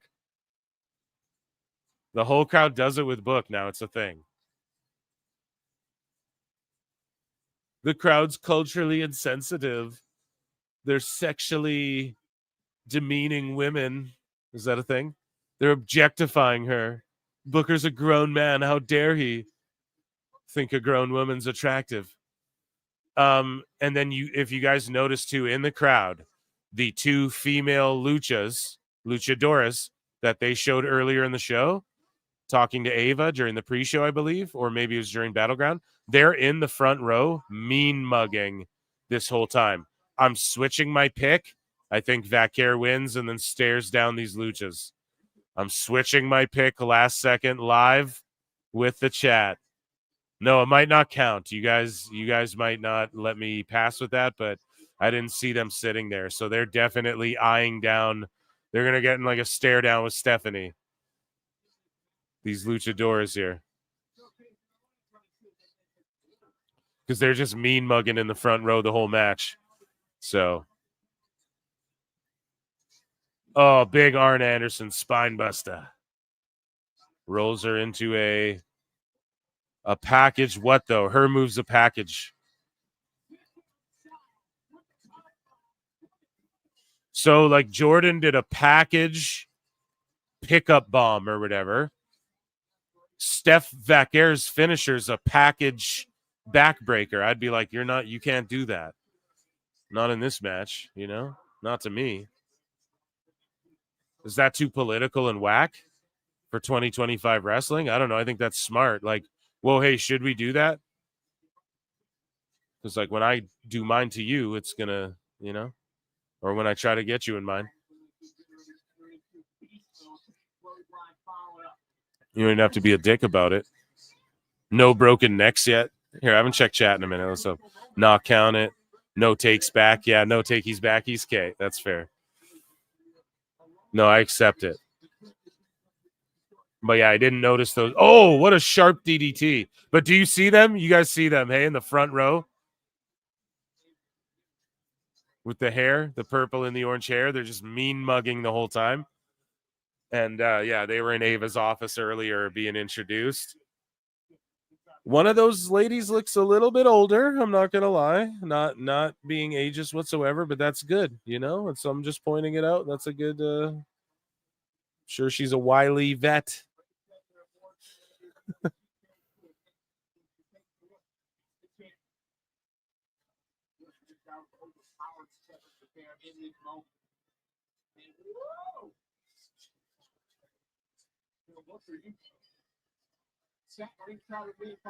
Damn, European uppercut.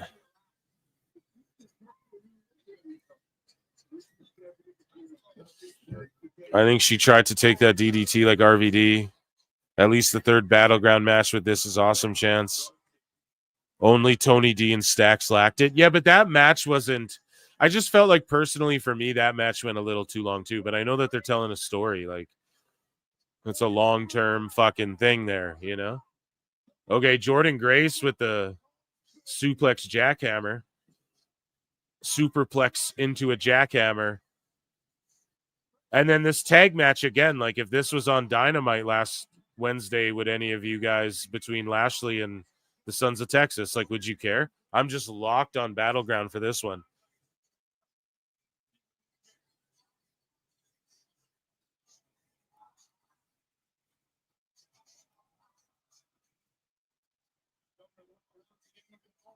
Oh no, Steph fell.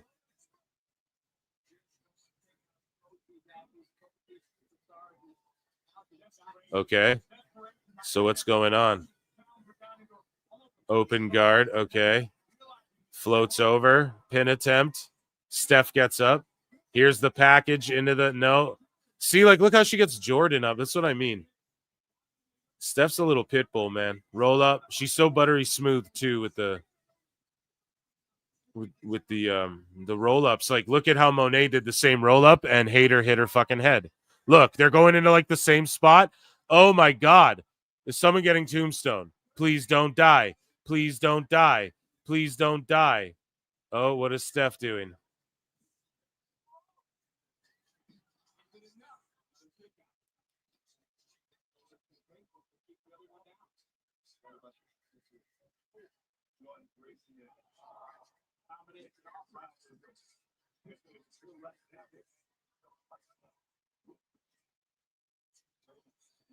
Hell yeah, the way Jordan fell out that ring after that side kick. We're locked in. We're fucking locked in. Goldust is about to beat Lashley here in AEW.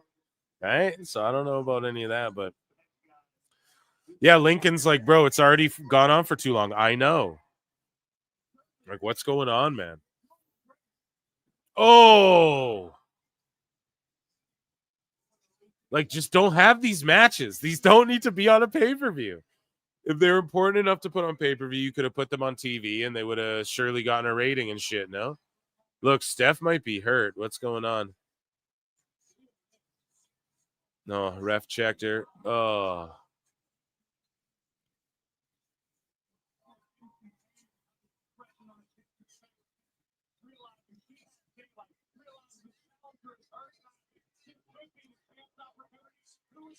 Here we go. Package backbreaker. Oh, she kicks out.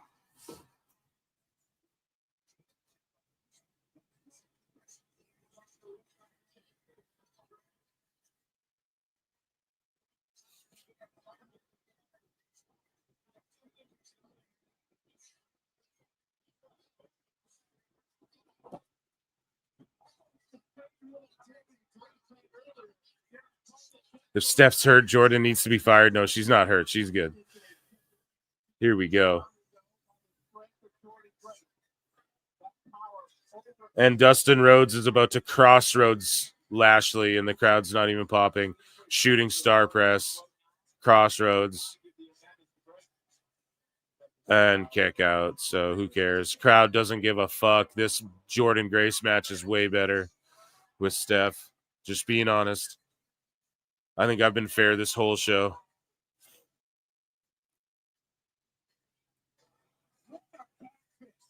I got sickos coming at me lately. You're so obsessed with AEW's ratings. It's like, am I though, dude? I don't even read quarter hours and shit. Like, I just fucking... I just bring it up when other people bring it up. Then you just refute it. Okay. Well, let's look, you know? Let's be honest and objective about this shit then, if that's what you want to do.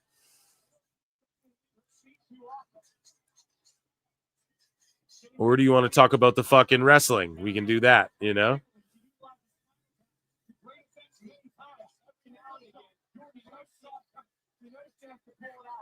Like, clearly, Saturday Night Main Event, I get more triggered by shit like Cobb and Reed and shit than I do fucking... Like, I don't care if WWE... Well, no, I do care. I want all these shows to get 10 million people watching them again. It's never going to happen, but I do. It would be nice. Here we go. Oh, my God, hit the tornado, the corkscrew. That's it. Yeah. Wow. See, so we're going to get a moment here with these luchadores. We have to. Now, that was the giveaway for me. If they weren't sitting there, I would have still stuck with Jordan for a bit. And minute by minute, like, how long was this tag match compared to this match? Again, sometimes less is more. Like, we're getting way more story. Kalani and Soul, I'm going to remember the fucking finish to that match. I'm going to remember this match. Like, I'm always going to remember when Vac-Air and fucking Jordan threw down for the first time at Battleground. And I just will never remember this Hurt Business match. I already don't remember what FTR did. I'm already not even sure if fucking... Oh, yeah, Anna Jay was on the pre-show. Yeah, like the Monae match I remember more distinctly. And now MJF's raking Dustin Rhodes' eyes. And he's going to punch him with the ring, and then Lashley stopped him. See, now we're getting the stare down with the Luchadores.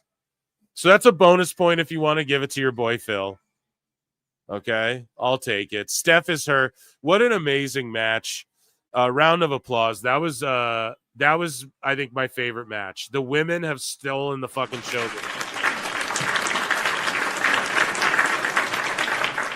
We're going to see what Oba does. We're going to see what Trick does. Let me think about AEW. What's been like the standout so far? Here, let me look at the card. Because it honestly, okay.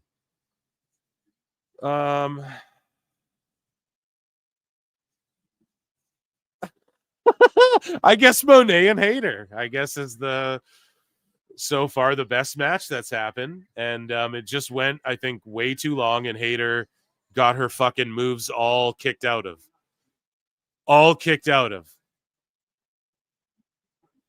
And now Lashley's just beating the shit out of fucking dummy Guevara. Or pardon me, Benjamin.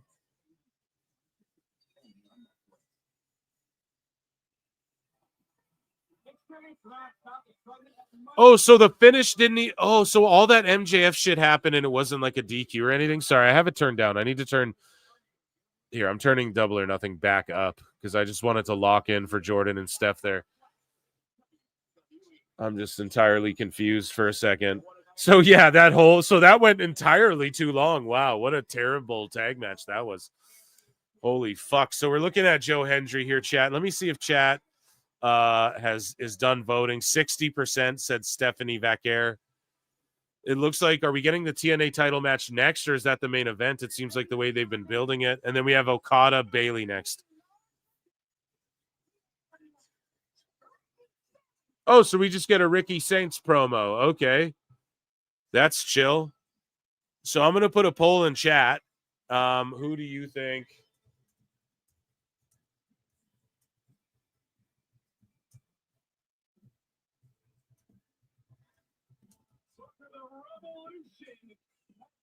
Okay, so Katsuchika Okada versus Mike Bailey. Okay, so vote on that if you're on the Clips channel. Vote in the poll. Let me know what you guys think. Okada or Bailey, or just let me know in chat. Tweet it out. Saints getting chanted to the ring, and we're getting a promo build-up for Okada Bailey. But again, if you watch the show, it's just the interactions haven't been... It's not like there's much there. So again, if you're going to have this many matches, this might be a match where you just don't run one of these and you go, it's just for the... Or maybe, I don't know. Now they're getting to some meat here where he kicked him in the face and shit. Yeah, okay. Let's hear what Ricky Saints has to say. Let's lock in for your boy. And, yeah. I think this has been like a blowout, but then AEW is going to just go for like 2 hours longer. So then what?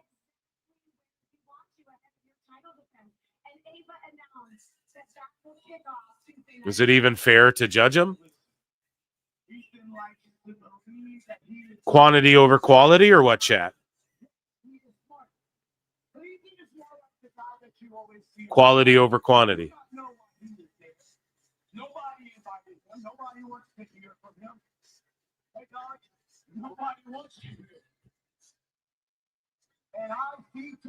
Okay, we're listening to Ricky Cook. move on, but he's no Ricky stays on his mind 24/7. Quality for sure. Quality. AEW is Walmart. Okada's complete disinterest in doing anything in AEW has been incredibly disappointing. Maximum gain, minimum effort. I'm still looking for that reign he's making. Tony fumbled. Omar, Okada, the biggest waste of money ever in wrestling. I don't know about ever, but probably up there. I will never forget the greatest wrestling move ever, Harley rubbing Penelope's face in Anna's fat ass. Okay.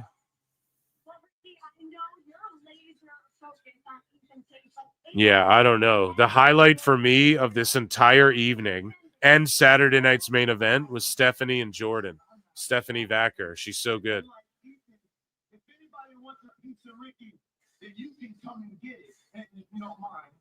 Well, I don't know. The ending to Saturday night's main event was like fucking really good. Like the Logan Cena shit, that's going to get so much heat. Sickos were like, you rated it a B? It's like, yeah, I was also super critical of it, but I like had a great time watching. It was like a great event. I thought, well, great. I don't know if great's the right word, right? A B.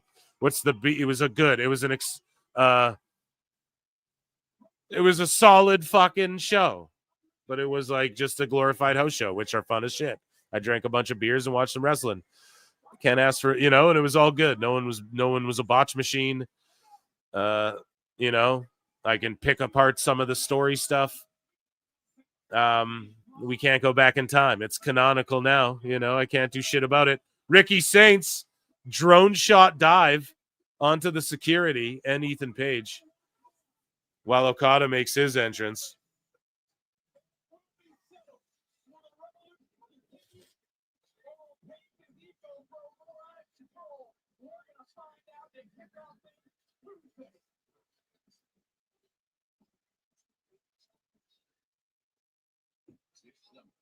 Okay, now we're locked back in with AEW because we're getting a commercial. So Okada, the title's being held up by Rick Knox is the ref's name. And we have Mike Bailey versus Okada, which is going to go for 70 minutes. So strap in. Strap in. I put a poll in the chat, though, who's going to win. 83% are saying Okada. Mr. Okada. So I'll pull this poll in a minute. I'll pull my poll in a minute. No Diddy. Pause. Right? And then we will... There's just jokes here, folks. And then we will switch it up, though, in a minute once we figure out if it's the TNA or the NXT world title on the line next. But here we go. A good collar and elbow tie-up, a push away.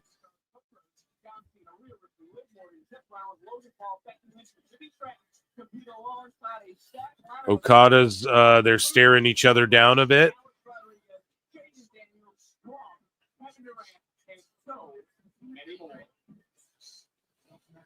Yeah, Okada just wears black gear. His fucking hair is flat. He doesn't dye it anymore.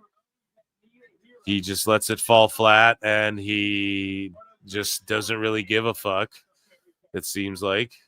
And we'll see if him and Mike Bailey can get motivated to have a good match here. Mike Bailey's excited.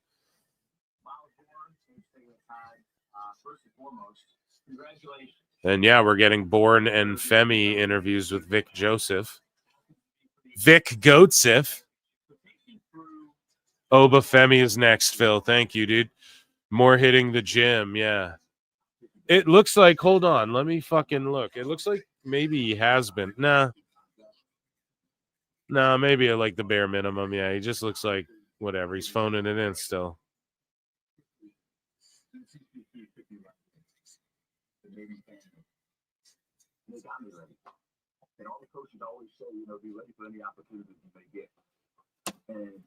Yeah, it's unfortunate, man. Okada was really, in my opinion, one of the greats. And, you can't take that away. But he never, as far as, ranked of all time, you can never rank it because I just feel like you got to at least try your hand at the Fed one time. Even if they bring you in and they're like, you're the Red Rooster. Like, look at LA Knight. He got through all the bullshit. You know, you have to, like, at least go and try. And then we can still say, like, well, I mean, this guy maybe never got the fair shake, but he was a tremendous wrestler. Like,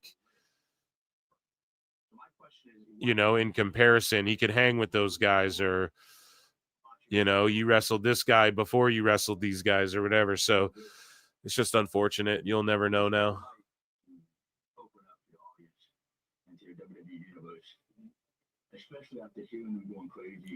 Yeah, Miles Bourne can talk, though, even though he's hard of hearing, as he just said.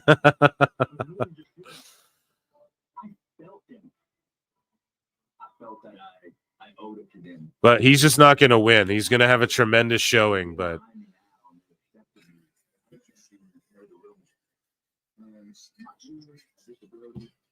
yeah, Okada hit that dragon screw, slowing Bailey down. Thank you all for being here. We have over 330 people, 350 people watching at one point.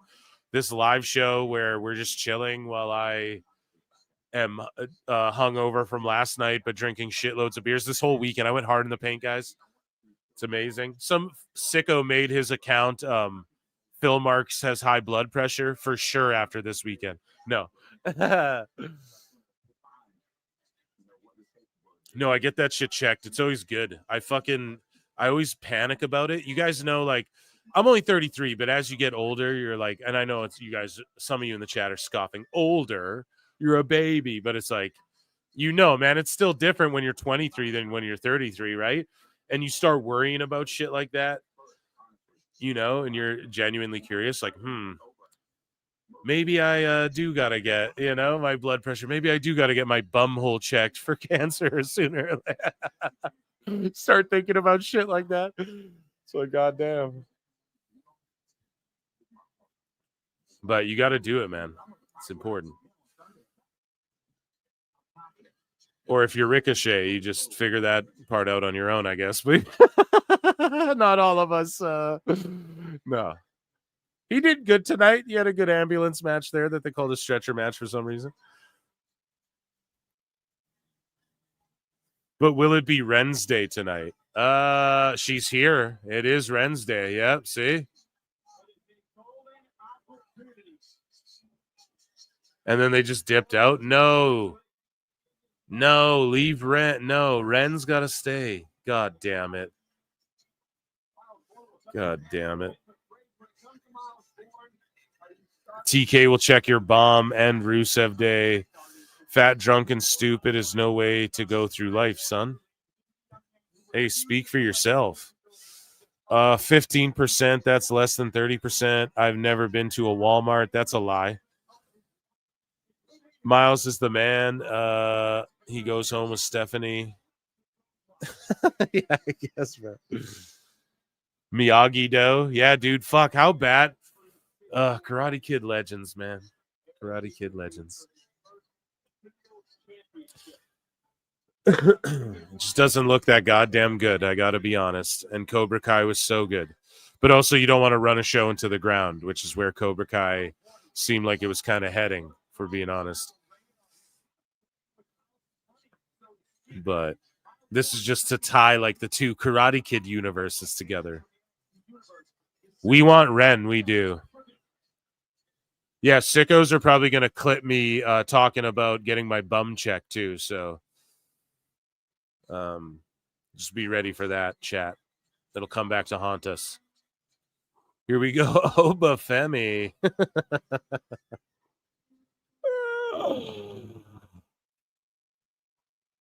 Oba's going to destroy this dude, but it's going to be like the thank you, sir. May I have another moment?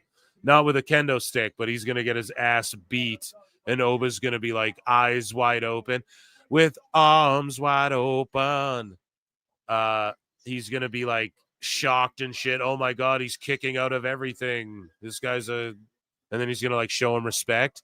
And then the lights are going to go out and all those goobers are going to attack them both. And then Miles Bourne will win the North American title after Paige gets it off Starks or whatever. Saints.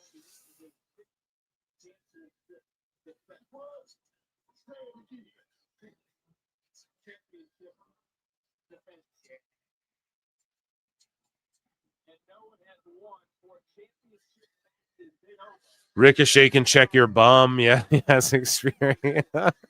Phil, technically you have 7 more years for the butt check. Hey, it's never too early, okay? Miles looks like Mr. RKO. That's true. Miles won't win, but should look great. He'll look great. He's gonna he looks great. Fuck yeah. It's going to be, speaking of bum check, no. But he's gonna have a good showing. Yeah, he's a great hand. I think he'll be North American champion before we know it, but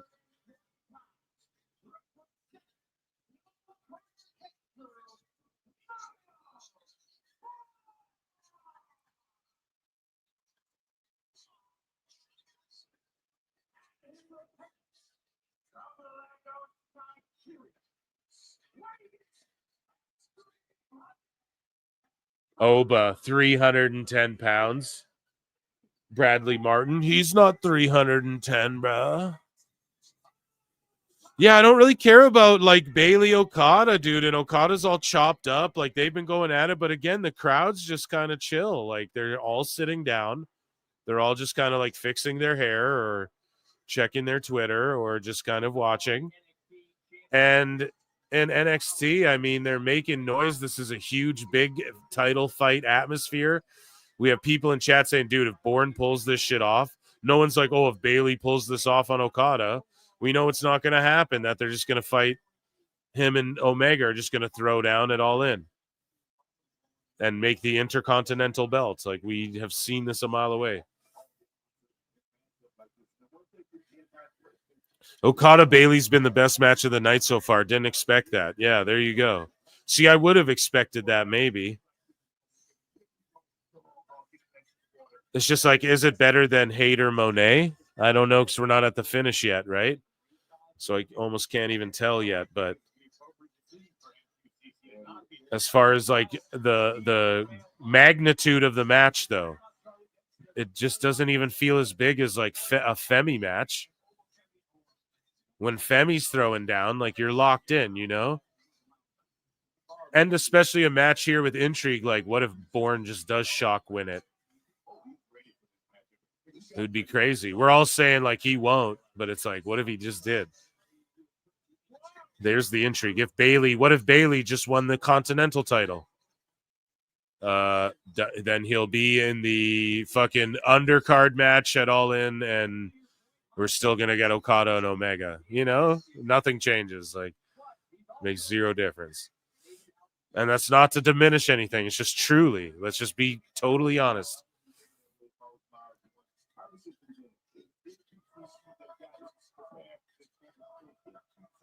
Whereas, let's just paint an X-Files picture.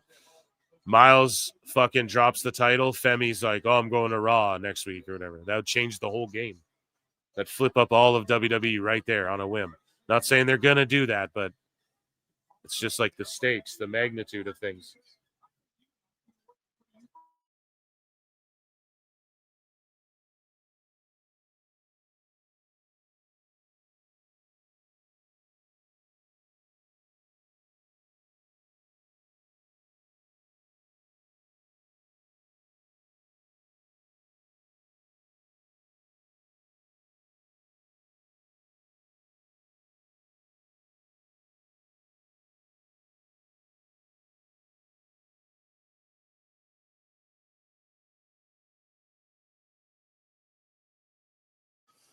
Nice Inzagiri.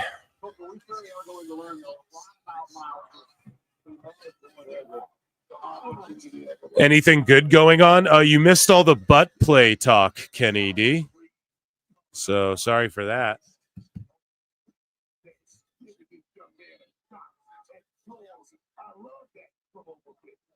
Just watching the guy with no shoes wrestle makes my feet hurt. The guy with no shoes. His name's Mike Bailey, goddammit.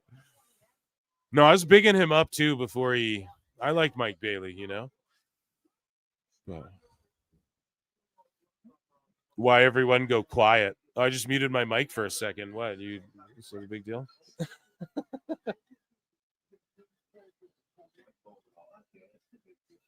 I've just been dealing with, I had a head cold kind of going into this weekend. And if I wasn't drinking beer this entire fucking weekend, it probably would have gone away. But I'm going to lay off hard for a while, though. I was watching like old Comedy Central roasts, like all fucking weekend. I watched like every one of them ever over again. A lot of them are like hard to find, though. But that's why you get a VPN. So it's like, oh shit, I gotta go on like American Prime, Amazon Prime, or whatever. Some of them are on there or whatever.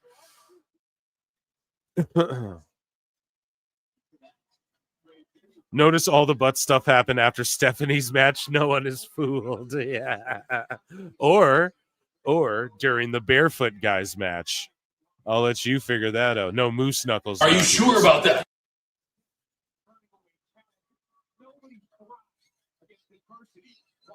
Get some liquid IV. Yeah, I don't do shit like that. I'll just drink a bunch of water. I'll be okay. But does that stuff work or what? I don't get like terrible hangovers, you know? I know how to. I'm a good drinker. I enjoy it and I'm good at it. I know how to fucking. I know how to throw down, so.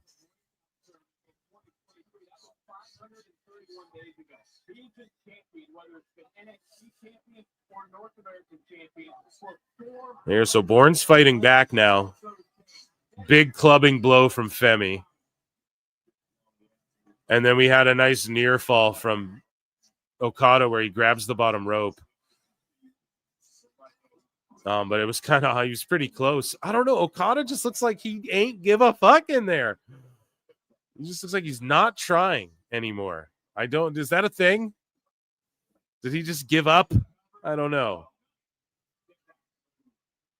Bailey's beating the shit out of him, though. Let's be real.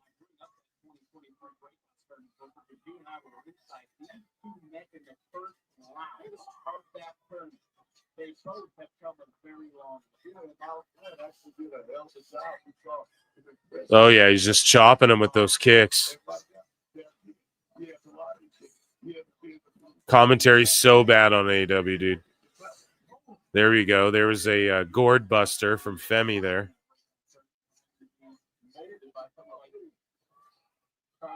See, like, Okada's getting the shit kicked out of him, and then he just is all of a sudden going to Rainmaker you. Then they go into this, like, back and forth spot.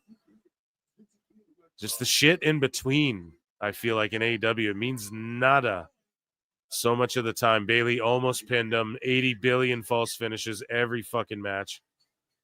Femi's beating the shit methodically and powerfully out of Bourne.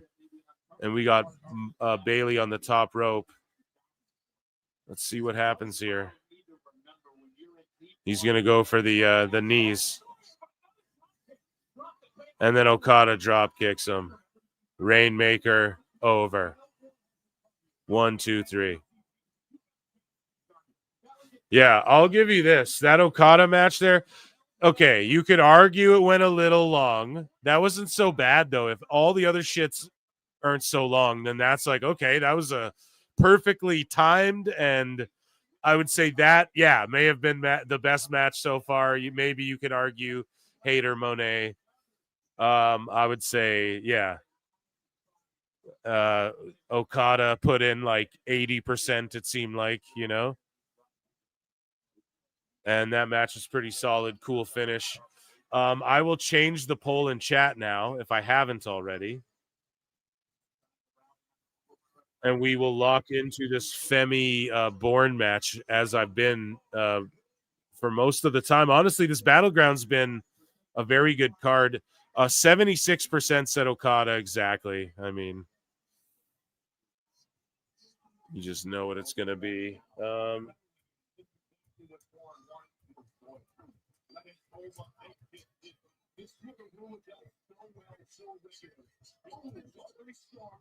Okay, so we got Tony Storm and Mina up next.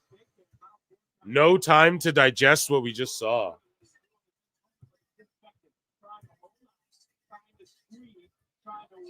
And like Tony's obviously gonna win this, no?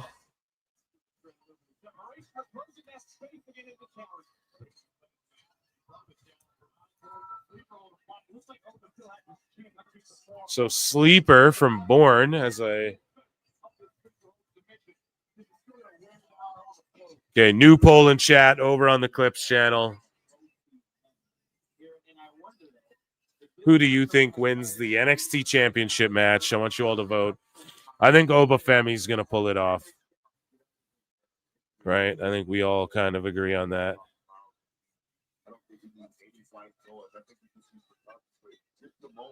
Here. So we are more locked in over here on Battleground.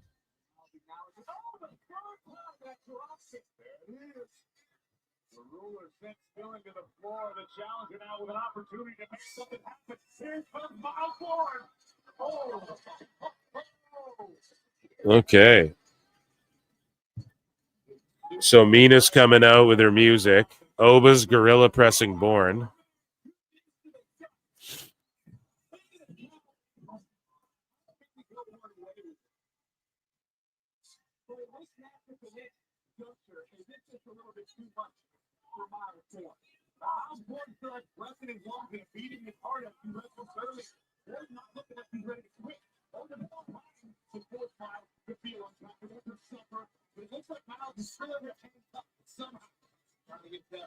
Yeah, we have like a crossface from Femi. Mina did her little dance. The crowd's feeling it.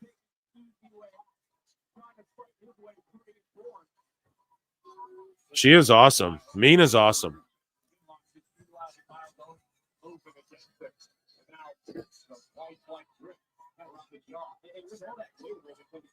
We still have the Don Callis mob bullshit, the Anarchy, the ostrich hangnail. Oh my God. Yeah, and the Anarchy is going to be like an hour long, guys. It might be a hilarious segment. So I might just start screaming.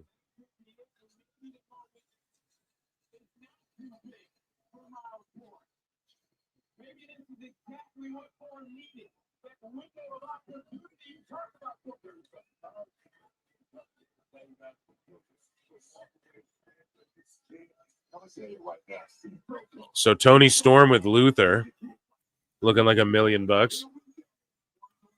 Bourne's firing up. Oh, pop-up drop kick.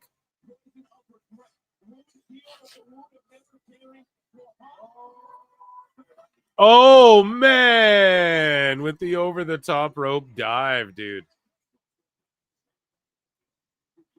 Bourne's cooking. Bourne's cooking. I'm so over Tony's gimmick. You're over her gimmick?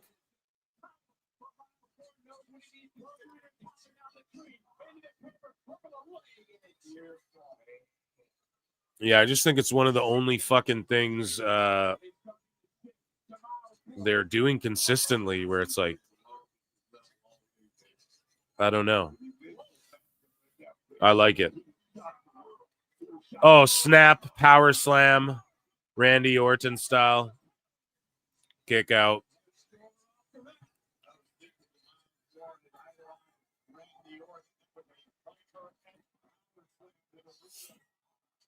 Yeah, Mina's so good, dude.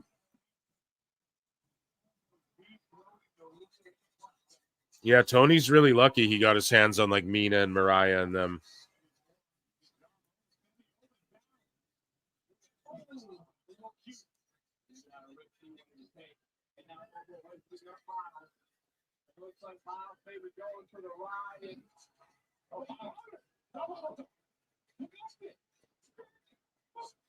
What the fuck was Oba doing? Double stomp, moonsault, catches him, choke slam.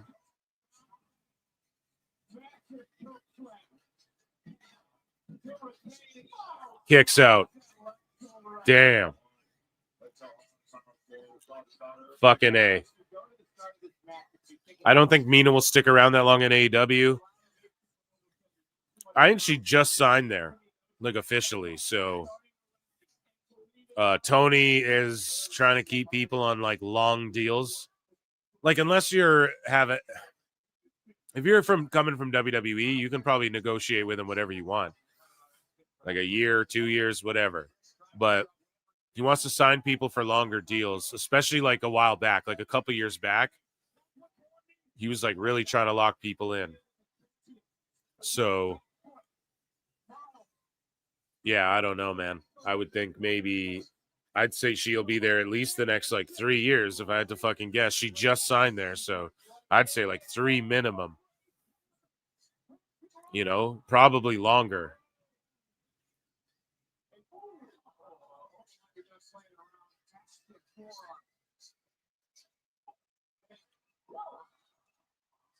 Damn, Bourne just got Femi powering him up.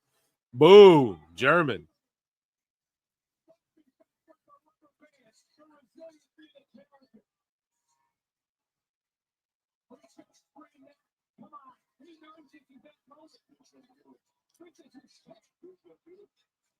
Frog splash.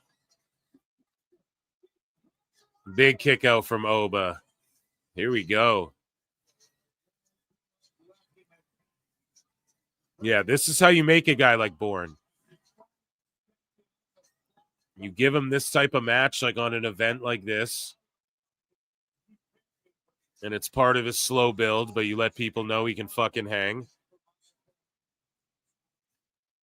And this will just help get fucking Bourne over.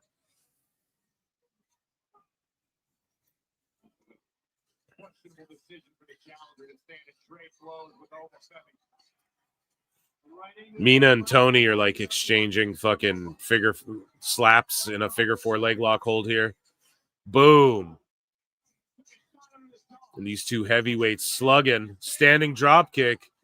Bang. Doing all the Orton shit.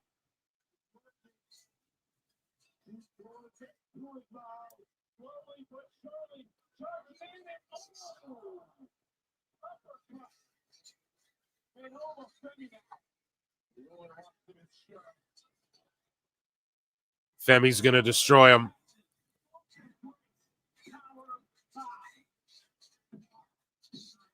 Oh, and then Bourne kicks out of the fall from Grace.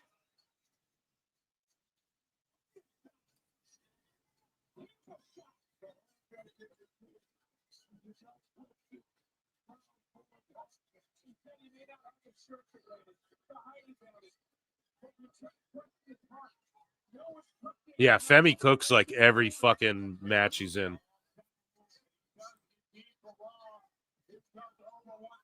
I can't wait till he gets called up. They should just stick him with Omos and just have them destroy fucking everyone. Not even really as a tag team, but just.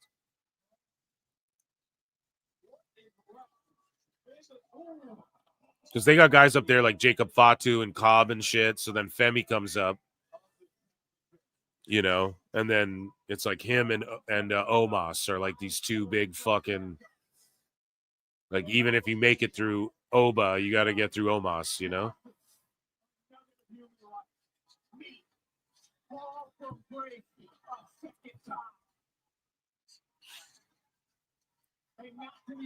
Yeah, Oba's just destroying Miles. Just Brock Lesnar'd his ass. There you go. Yeah. Just had to beat the shit out of Bourne. That was solid. That was a solid match, too. I'm excited for this TNA World Title match, boy. Oh, I'm excited for this shit. Oh, I'm excited for this shit. AEW, Mina, Tony. I love Mina. I do. I love Tony. Listen, Tony's going to win this shit. Like, and all these matches have gone so long. And if you count the pre-show match or matches, it's like, fuck, man. Here we go.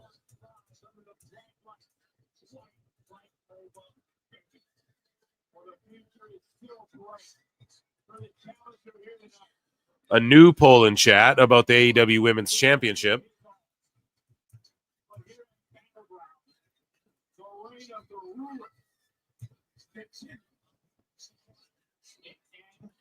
Tony Storm or Mina Shirakawa. Make sure you vote. Make sure you vote.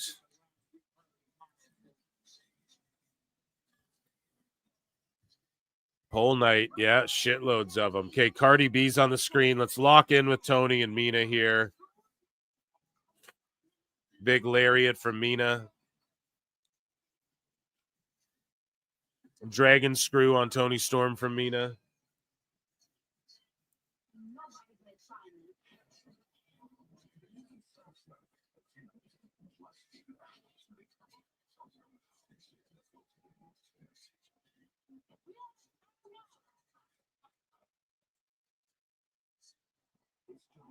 And then Mina with a dragon screw on Tony on the middle rope to the outside of the ring.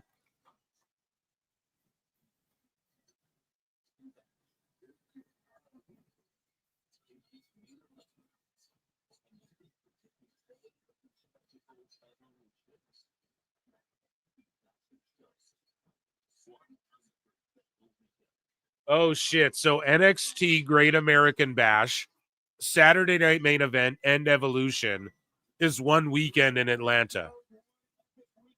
Well, shit. You know, like, and now they can start, WWE can start selling weekends to people like that too. Well, you can't get a Mania, but you can get this. Fucking crazy. Making so many fucking dollars, you know, doing this. And it's never going to stop as long as people keep paying and buying it, you know? So it sucks for a lot of us common folk who don't go down that road down there.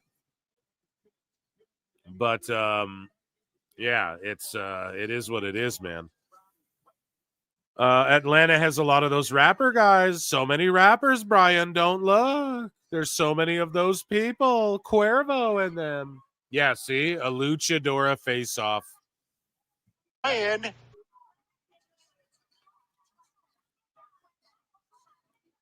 A luchadora face-off. And Lola Vice was on that poster, so we might see Lola team up with Stephanie. Don't be shocked if that happens. And Stephanie just got bitch slapped. By, who is that, JC Jane?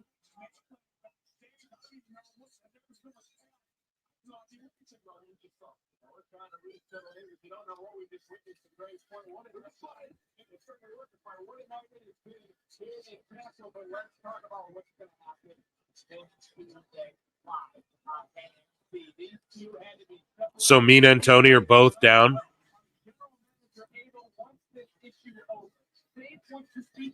And then how are they going to follow this up? AEW notoriously has the worst post pay-per-view shows.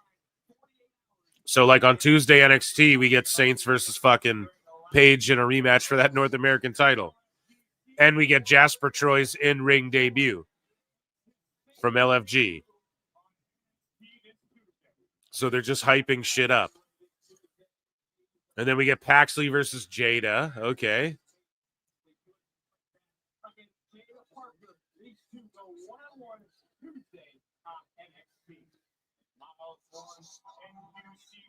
And then Mike Santana from TNA versus Tavion Heights on NXT. Tony fucking fumbled, man. And I'm going to tell you why. Because Santana's super over. When you watch TNA shows, he's super over every market they go to. Crowds go nuts for him. And he's doing these shows in Puerto Rico that are doing well himself. So why not, man? Why not? I always wanted to see Angel and Ortiz in WWE, man. LAX, bro. And they got in a real life fight because AEW is stupid. Because AEW fucked up their relationship. And then now Santana's just rocking and rolling with TNA, and now he's about to be on NXT. I can't fucking wait for that. And now look at this hype up. AJ Styles doing the fucking hype package, doing the voiceover, the TNA titles on the line. Look how they're hyping TNA up. TNA is going to get a fucking TV deal. They're doing it to block AEW. Okay.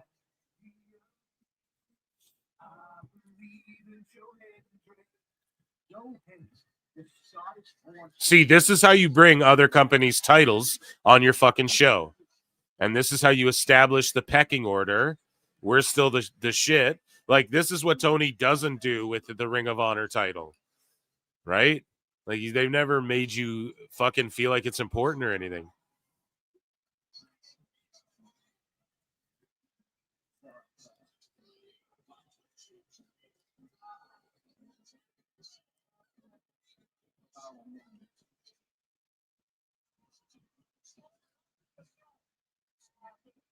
Who is that cultaholic or what culture shown on NXT there? Marking out. That's why the sickos are mad at them.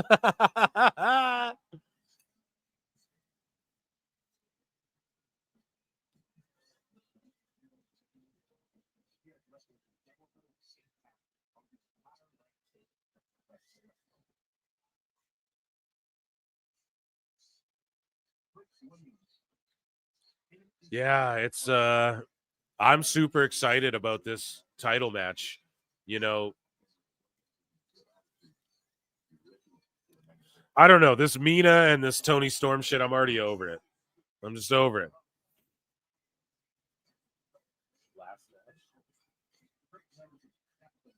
Still like 3 left or 4.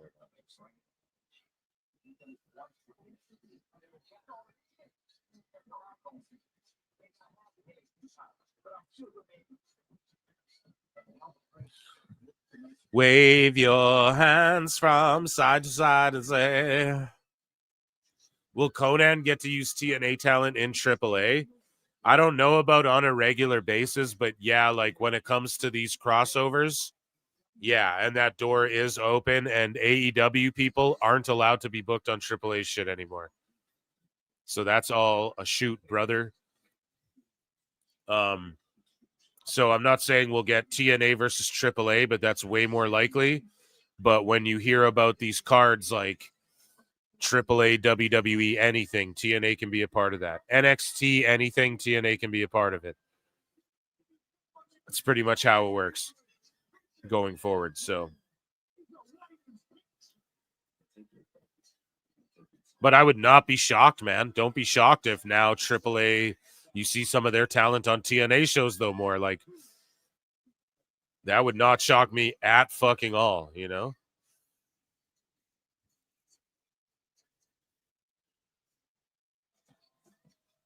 But we're already getting it at this crossover. So Carlos Silva, president of TNA Wrestling, in the audience. This guy's booing him. Standing behind him, he's booing. Just a real sicko.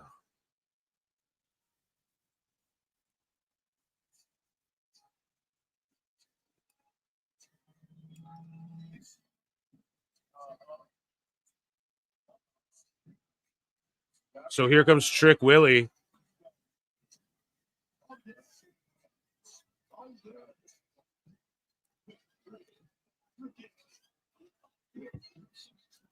Here we go. 90% of you think Tony Storm's going to win.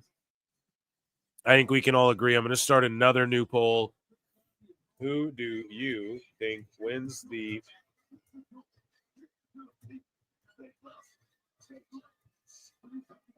TNA World Championship?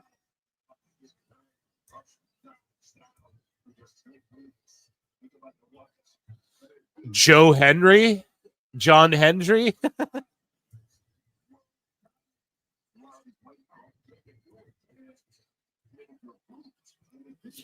Here we go.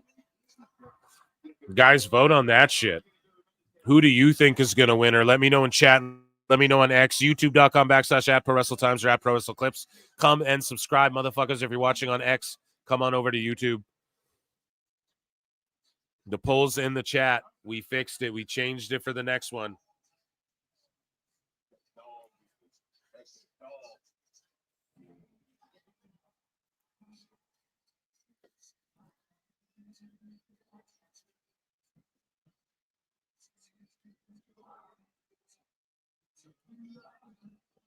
Oh, yeah.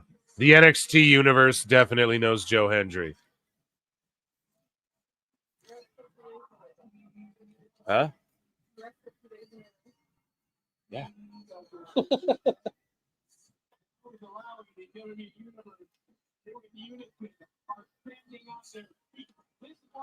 Yeah, he wrestled on TNA at Under Siege in Toronto on Friday. And then last night was Saturday night's main event. And then tonight is NXT Battleground, and Hendry's back defending his title.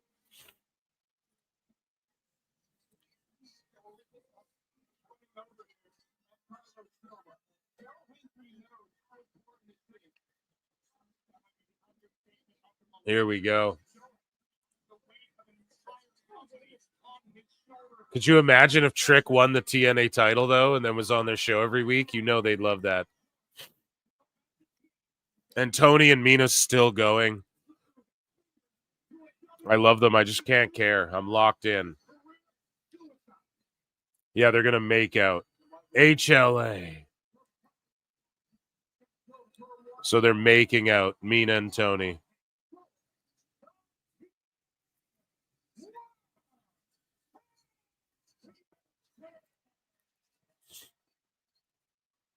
Yeah, Battleground has been phenomenal. Double or Nothing's been like, whatever. If a bunch of the shit happened on Collision, none of y'all you'd be like, oh, stacked Collision, bro. Like, it's meaningless, you know? So Mina and Tony kissed at the end there. I guess they're cool, but yeah, Monae versus Tony, called it. And Monae's going to win that. And then you have Ospreay versus Moxley. And if they didn't put a graphic for Ospreay Moxley, then they're fucking stupid idiots. Because they expect us to believe that, like, why would only one of the matches get a graphic? Like, you know?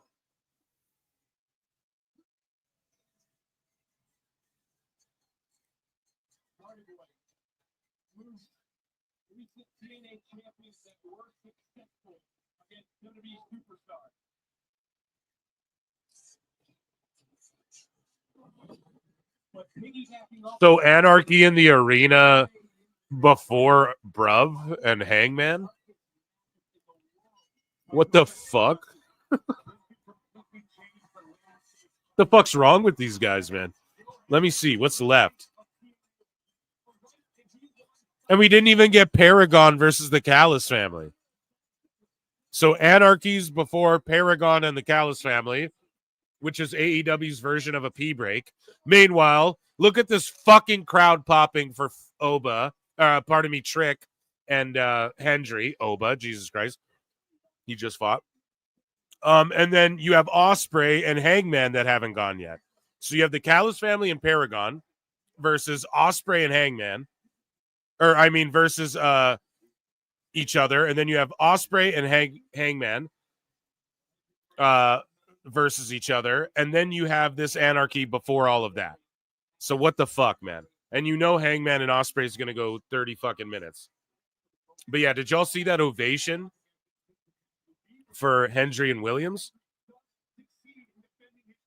Fucking crazy, dude. Because this is sort of historical, you know?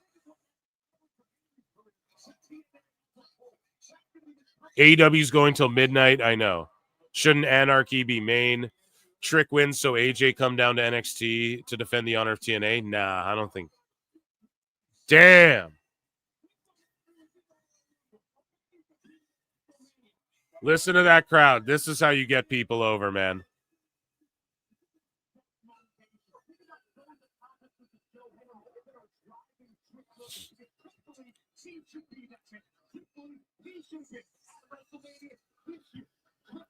Yeah, I don't know. I'm super locked in for this fucking TNA match here. TNA on NXT match. The main event. The crowd's erupting. This is history in the making. Hendry's already going off. The crowd's so behind him. Anarchy in the arena is like, whatever. It's going to be a bunch of hardcore shit. If I look away until this match is done, should be fine.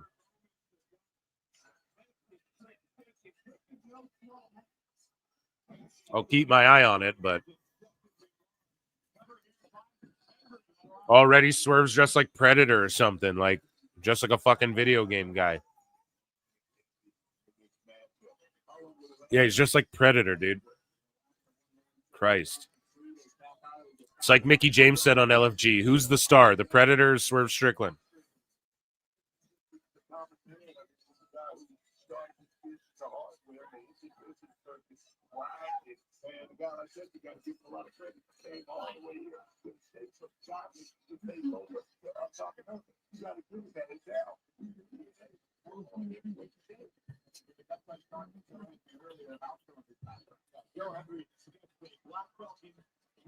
Trick catches him. Fall away slam. Kip up. Boom. Trick is that dude. And then he does the look back and the wink. He does the Joe Hendry pose. Oh, rock bottom.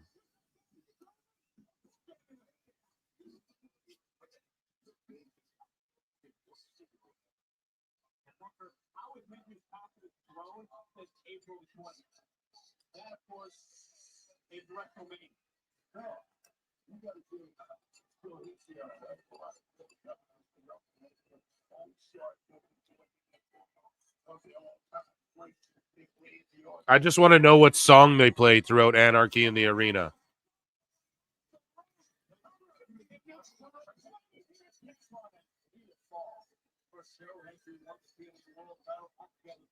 We just got two big powerhouses who are quite athletic here on NXT. That fall away slam off the middle rope there. TNA title being presented proudly. Willow Nightingale's making her way out. I'll switch up the poll in the chat in a second. Sunset flip. Schoolboy.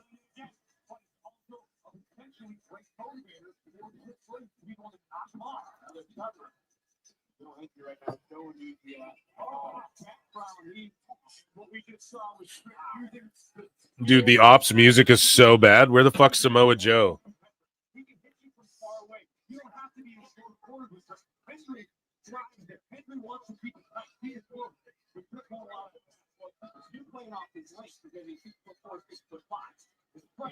The Ops. What a terrible fucking... what a terrible shitty faction, dude. Jesus Christ. Back and forth shots from Hendry and Trick. European uppercut, right hand. European uppercut from Hendry, right hand from Trick. European uppercut from Hendry, right hand from Trick. They go back and forth. Hendry. Trick cuts him off with the knee. Oh, and the Booker T hit him with the scissor kick, sucker.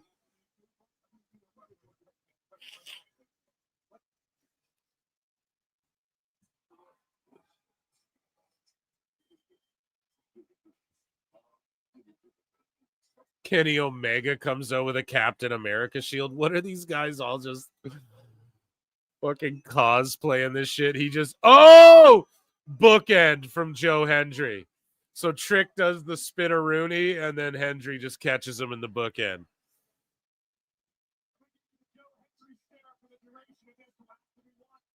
Yeah, Captain Kenny. I'm working on a video about Kenny Omega, actually, for the PWT channel. We had to research a bunch of shit, and I wrote a script and all this stuff for it. So, yeah, it's gonna be good.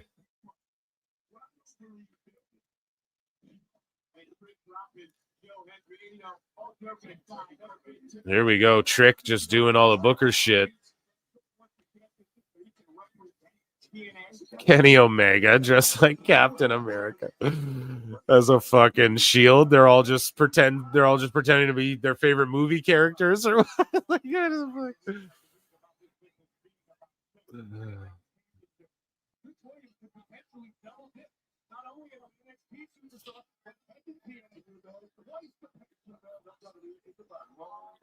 Captain Canada, buddy.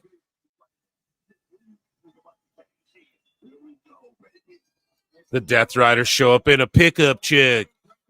Yeah, we pull up in a truck because we're cool. God. Damn, Hendry's just a big powerhouse, this guy.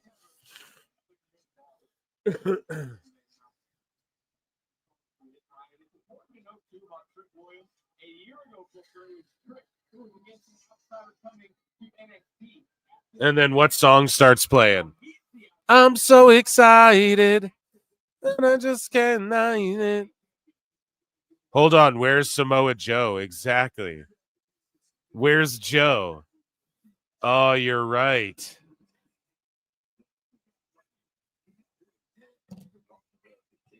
And then who else is supposed to be on? So there's no Joe and there's no Bucks yet. Seems weird.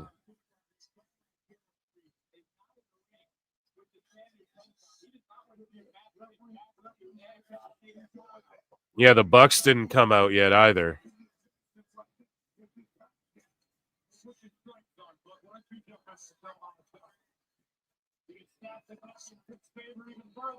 Like Joe not coming out with the Ops doesn't make any fucking sense at all.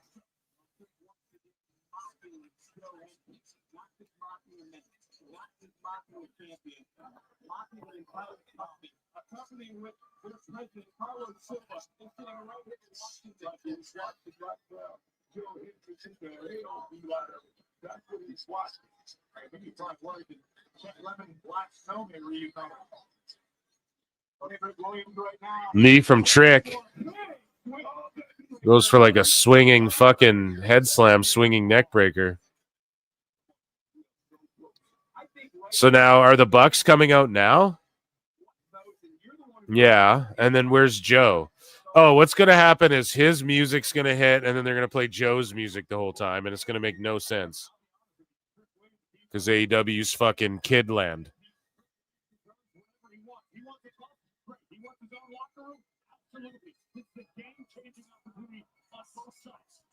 The Bucks are stealing John Cena shit where they demand their own entrance, and now they're like pirates. They have pirate music or something.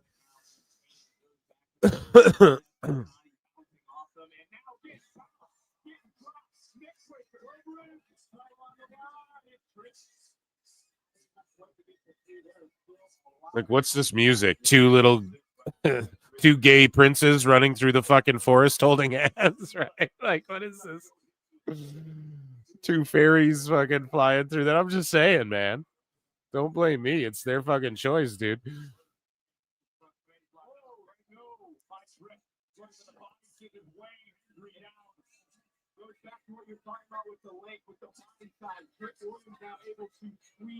Yeah, a butt pirate, exactly. It's like, what is this music? Like a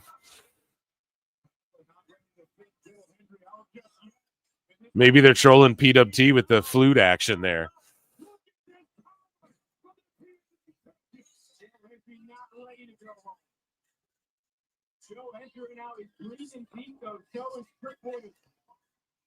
So what, do they just steal Kairi Sane shit, or are they dress like old they're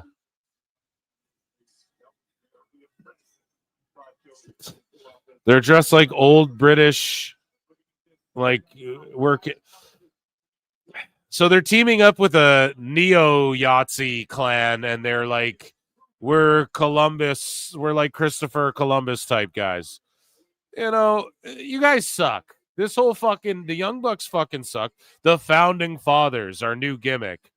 We're the Founding Fathers. So let's dress up like this is fucking, we hate WWE. So let's dress up like fucking a gimmick from 2001 WC. Like, what is this shit? Oh my God.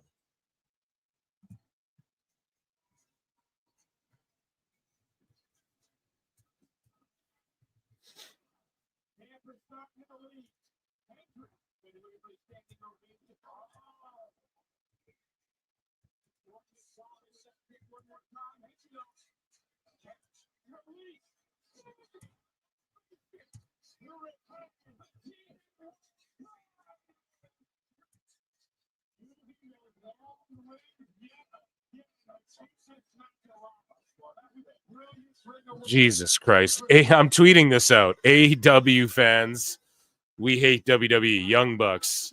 Do a shitty Vince McMahon, shitty 1994 Vince McMahon gimmick.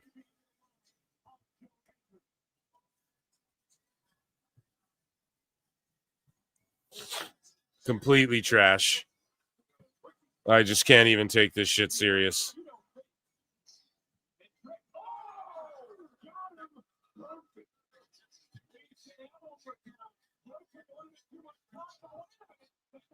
Just let Hendry and Trick cook, dude.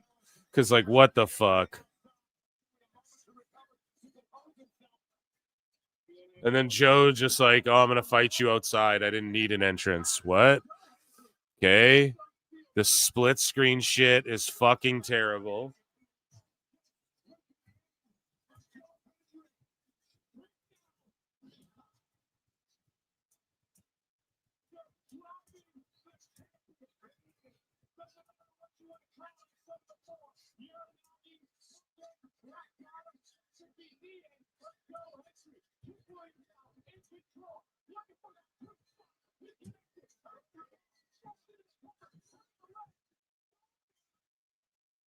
I'm so excited and I just can't hide. That's the song. So I literally made the joke on my show. It's raining, man. And then they actually go with, it's so excited.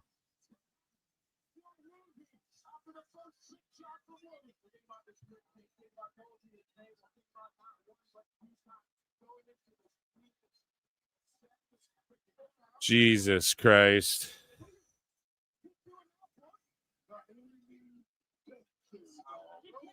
I'm so excited. Trick's gonna like hit a roll up from Joe.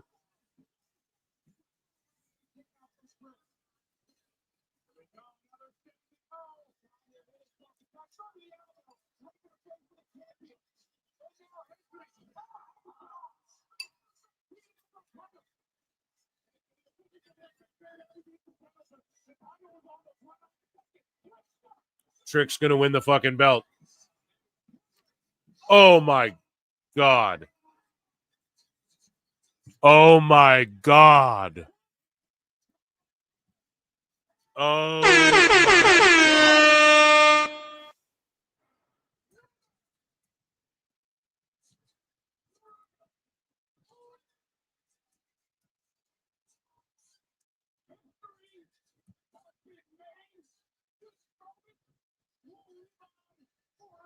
Oh my God, chat.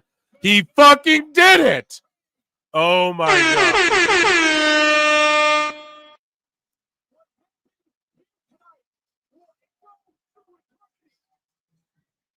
Trick just won the fucking TNA title. And I said it to him, I was like, could you imagine if he did it and went back and forth? He's already doing it. Could you imagine if Trick did it? And he fucking did it. I never would have guessed. But then the rematch in the trilogy, and now this gives a reason for TNA people to invade now. I said, hey, don't be shocked if we see that happen tonight. Well, maybe I was jumping the gun a bit. Maybe my educated opinion on that was maybe a little too ahead of the game. There's still time. I mean, I didn't see the end graphics yet. I mean, right? But all I'm saying is this is it right here. See what Trick's doing? He won the TNA belt. Now he's going to walk around like I'm the shit. Now all these goofs online are going to write videos or make videos rather about Joe Hendry doesn't give a fuck about TNA. WWE's burying TNA. Meanwhile, TNA is going to get, see, they're showing the owner of TNA and shit. Meanwhile, that dude sitting there is going to get a big TV deal out of this. I truly believe that. TNA is about to get a TV deal.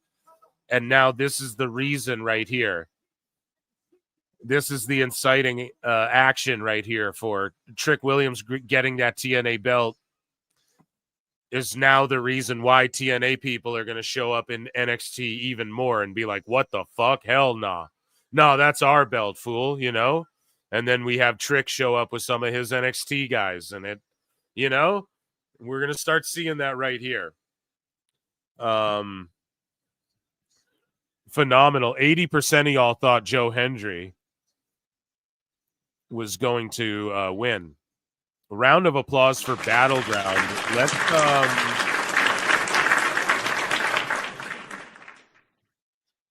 let's take to chat here, and I want to put a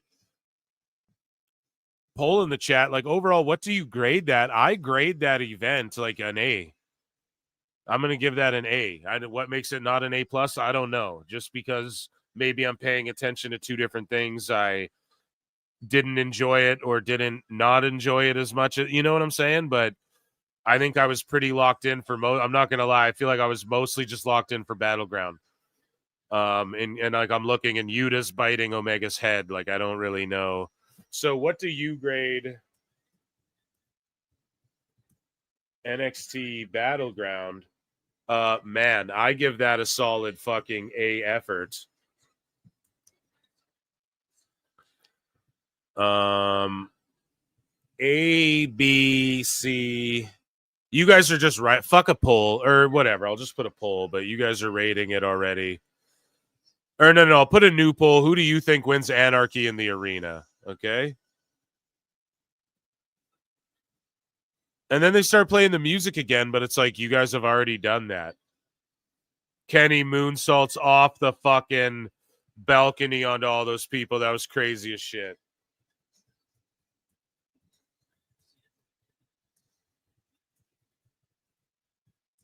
So yeah, overall, man, I really love that Battleground. I thought Vaquer and Jordan Grace had a great match. That Trick Hendry match was really good. Born Femi was awesome.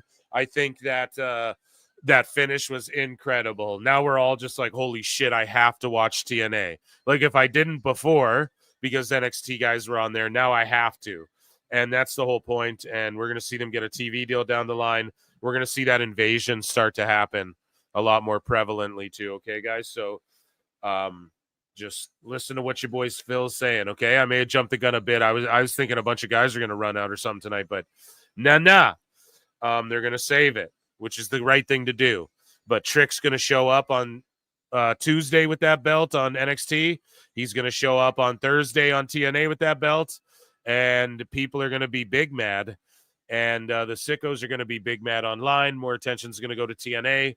And eventually we're going to have people draw a line in the sand, TNA versus NXT, you know?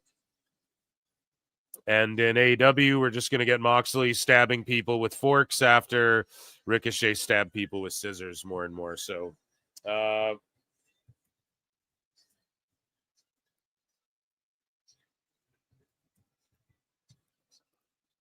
I put a poll in the chat. Who do you think is going to win, the Whitepool Clan or the Team AEW?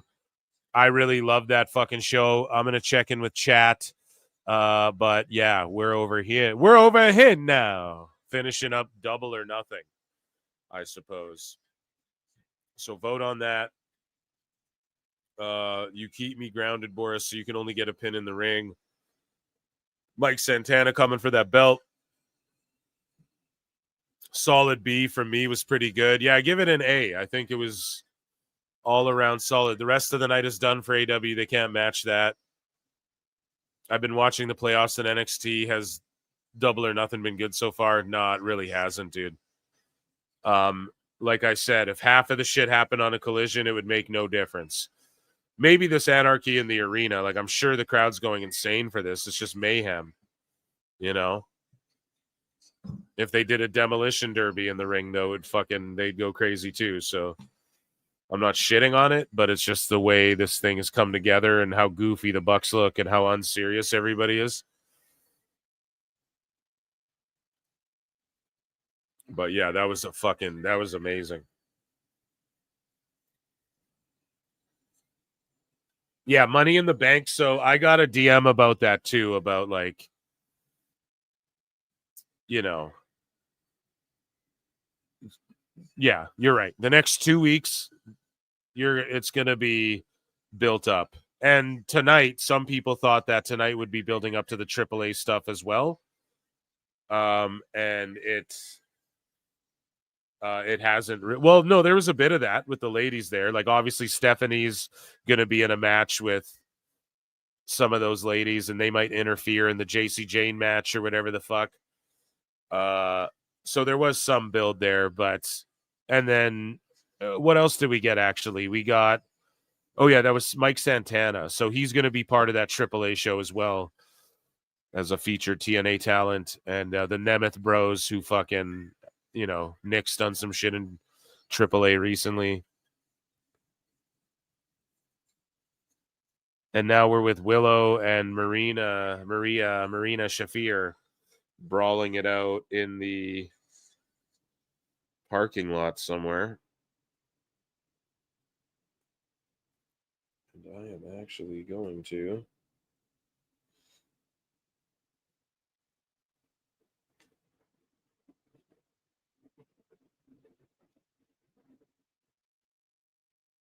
put this over here. But yeah, I mean, NXT the next couple of weeks, it's going to build up more to that AAA show. And again, they're banking a lot of that is on, you don't know some of these people, you're going to have to be introduced to them. That's why we're sort of making the distinction. So hopefully NXT fans and AAA fans tune in. You know what I mean? And there's going to be a lot of, you're going to get to know these characters a lot quickly, you know? Here we go. So let me see. But I had fun with Battleground, though, man. That was a great show. This Double or Nothing, I mean, this is just, some of it's just kind of silly here. Just being perfectly honest. Some of it, all of it.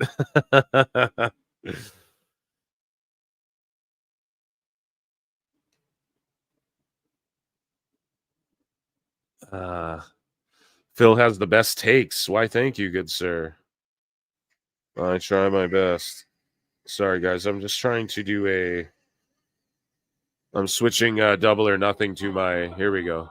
To my more prominent screen there.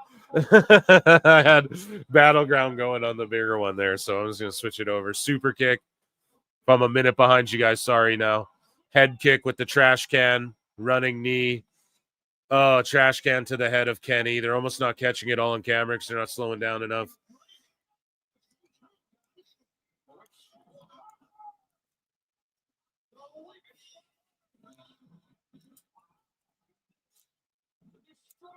So let the bodies hit the floor. They're just playing a fucking playlist of songs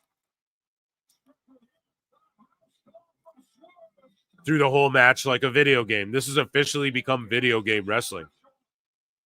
Like, Here Comes the Pain, where they play the music through the whole fucking game. You're wrestling and there's like rock music going on. Yeah. AEW's literally become that.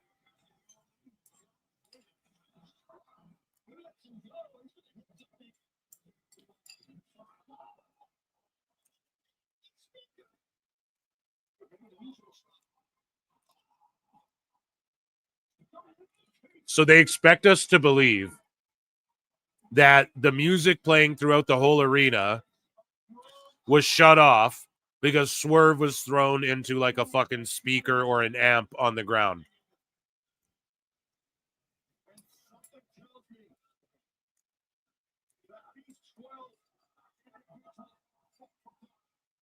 Doesn't even make fucking sense.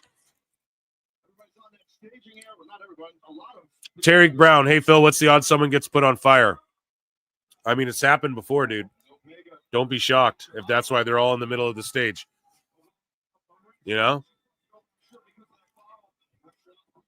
How many song rights can Tony buy in one night? He's a fucking money mark, dude.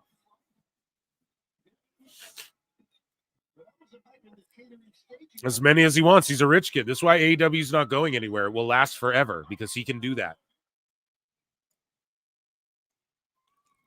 Who doesn't have the balls? I challenge anyone backstage in AEW.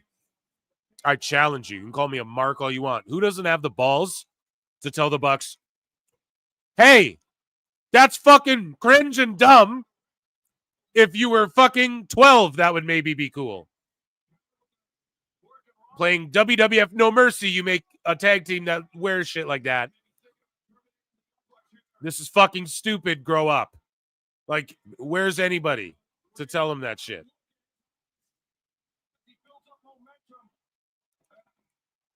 Complete trash. Super kick to Kenny. They're going to slam him through a table. Poor Joe, too. Like, that nasty fucking bumps and Oh man, they just locked Willow's ear. So again, because the Bucks have to get their flippy power bomb to the outside shit in, Willow's ear has been chain linked to the post, but nobody cares and nobody gives a fuck and nobody even notices, and they didn't let it breathe or give it time to fucking breathe on TV or even show you, because the Bucks are doing their flippy table Kenny Omega shit. Okay? And Willow's ear got fucking buckled to the post and no one's even thinking or talking about it. You guys know what I mean? Like, that's one spot that's supposed to breathe. You're supposed to let that breathe. Huge moment. Everyone's down. Her ear gets stapled to it. Oh, my God. And then you go into some other shit where you hit your Meltzer driver and your flippy bomb. Oh, we'll stuff that in right here. Fuck Willow. She doesn't deserve 2 minutes to let her fucking ear, to let the crowd react to her fucking ear being chain linked to a fucking pole. Let me just do a backflip and then you do a flip and then we'll pile drive and powerbomb everyone. Good work, brother. Fuck, man. The Bucks stink, bro. God forbid let Willow have her fucking time to shine. No, we'll do our flips right when it's Willow's time to do something cool that maybe no one's seen before. Yeah, we'll just do our flip bomb through the thing and then do another flip for Meltzer. Fucking goofs. Sorry, that one really irked me. I really like Willow, and that shit pisses me off.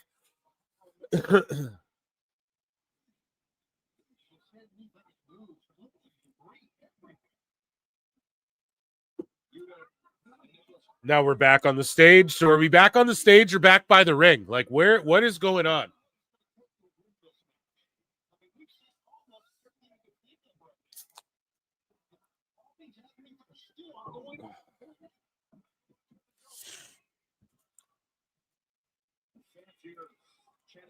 Just look at how the Bucks are dressed too. Like they wouldn't take that shit off. These fucking clowns. Fucking ruined wrestling ass clowns, dude.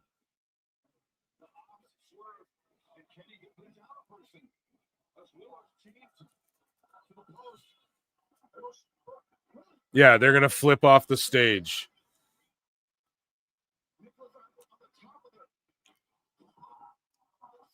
Damn, Nicholas smacked the back of his head badly.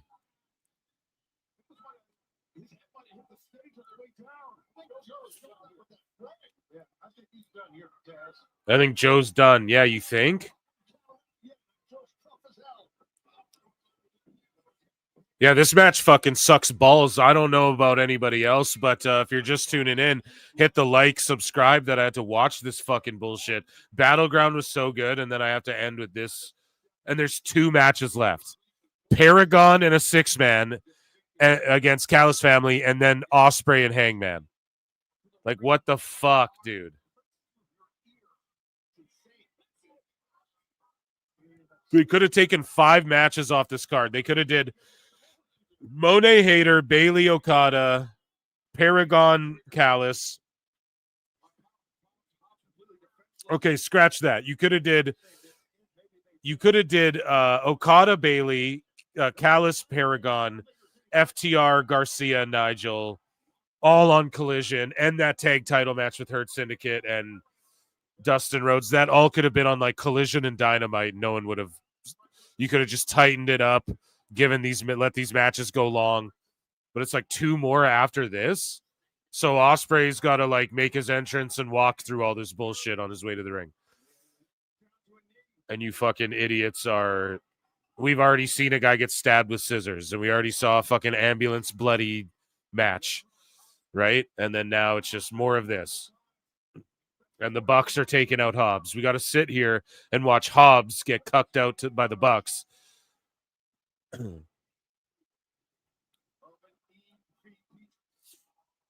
Here comes Swerve off a pallet. So why wouldn't they just EVP trigger him? Why would they wait? Why would they wait for Swerve? And then why would they walk to... Oh, okay. I guess Hobbs is pulling them.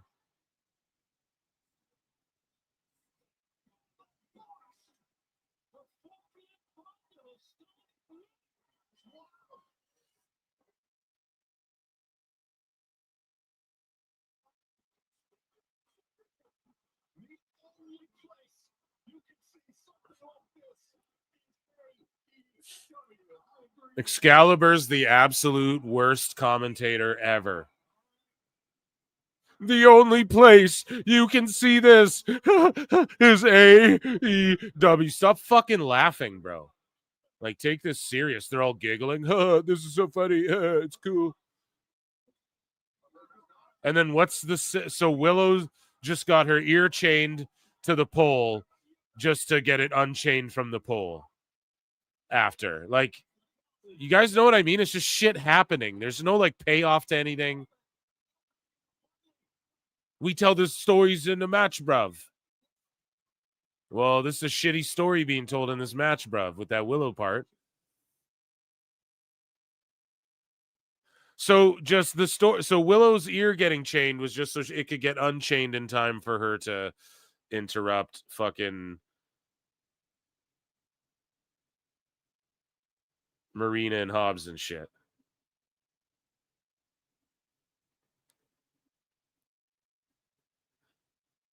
Oh boy.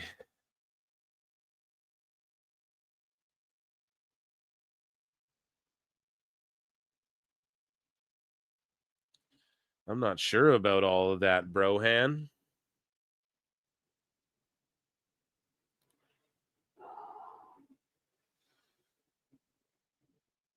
Flutes for Tony. Did Mariah May show up? I should have listened on commentary if they were saying her friend, but they didn't mention her, I don't think, in the Tony Mina Shirakawa stuff, so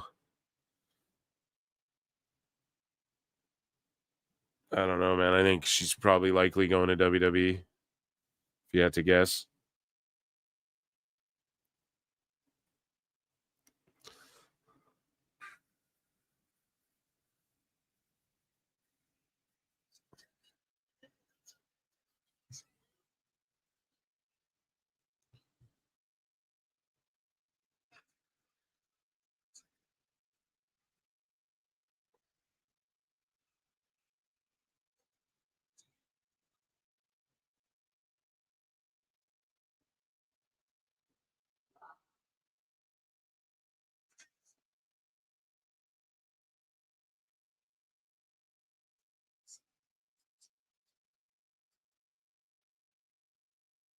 Okay.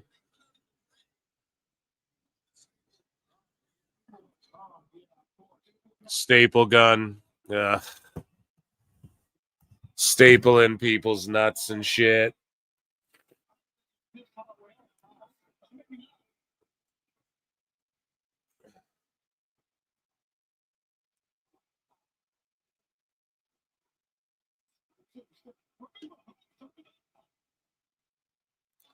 So Hobbs is like, staple me, do it.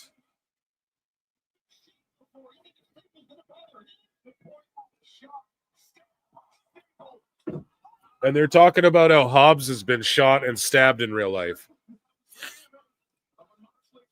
And that's not your world fucking champion. Guy's been shot and stabbed. You can't tell his story. He's fucking 6'4" and 700 pounds. Jesus Christ, man. Brian Mornheinway for 5 says, hey, Phil, do you think there's enough time to build up Ricky Saints to win Money in the Bank and NOLA? Fuck no. Or wait. In 2026? Yeah. Fuck yeah, there is. That could actually happen, too. It's a good call. I mean, it's not even thinking that far ahead. Or, I mean, it is thinking far ahead, but it's not thinking that far ahead to where it's like, nah, that's too long or that's too short of a time, you know? You're all good. I think that's fucking a great idea. Actually, and thank you for that. Thank you for that fucking super chat, man. I acknowledge me.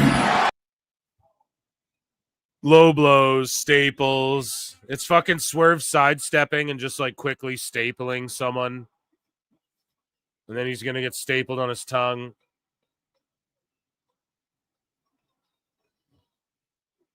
Yeah, this is just shit that like fourth graders, this is what fourth graders think is wrestling.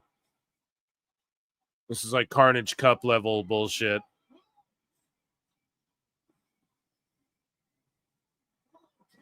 Willow and Mox in the ring. Oh, and then he RKOs her.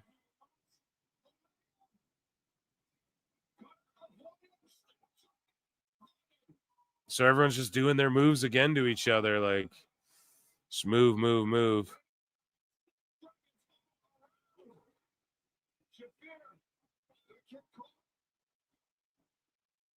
Oh, she just spit in his. Marina just spit in Kenny's face.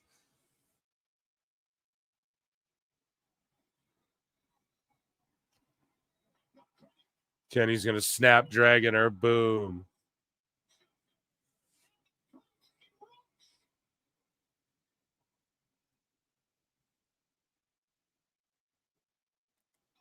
And then double super kicks. And then a super kick party from these goofs. Crowd just dead. You hear how loud the crowd was after all that shit? Now they're just dead. Oh, the Bucks again. They already did this a bunch. Had the whole crowd on their feet. That was a pretty good spot there with Omega and Marina, but super kicks the ref. Super kicks Willow.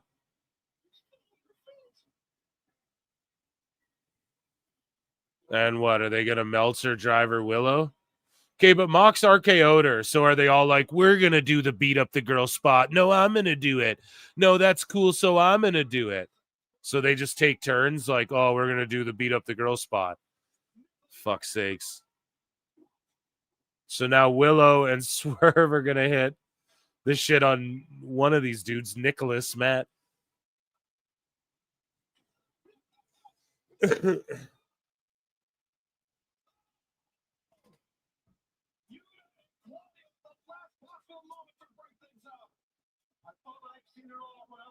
I mean, this is just chaotic and crazy. It's kind of fun.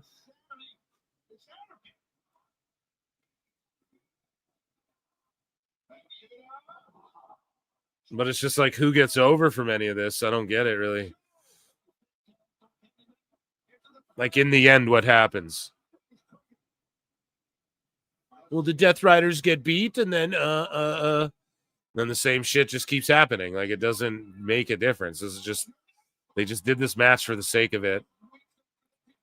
Because it's double or nothing.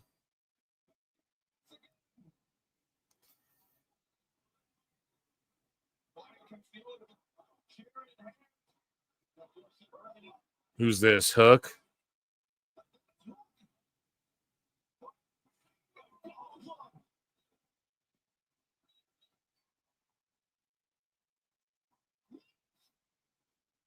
So Hook, he runs out and beats up Claudio. Joe's like, come on, man, join us. And then Hook's like, nah, man. Like, what a shitty...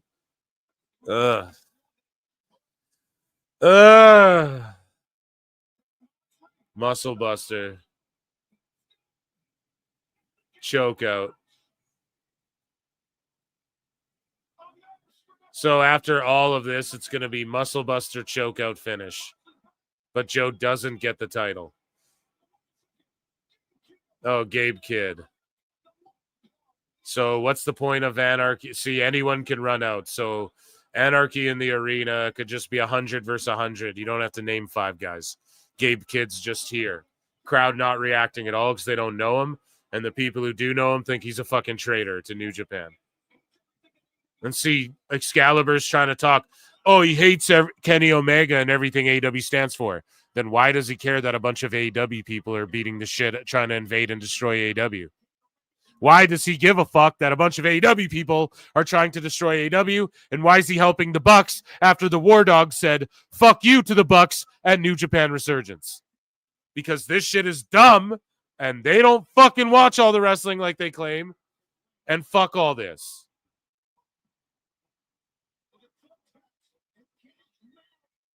Thumbtacks in Kenny's mouth. Like he couldn't just spit them all out.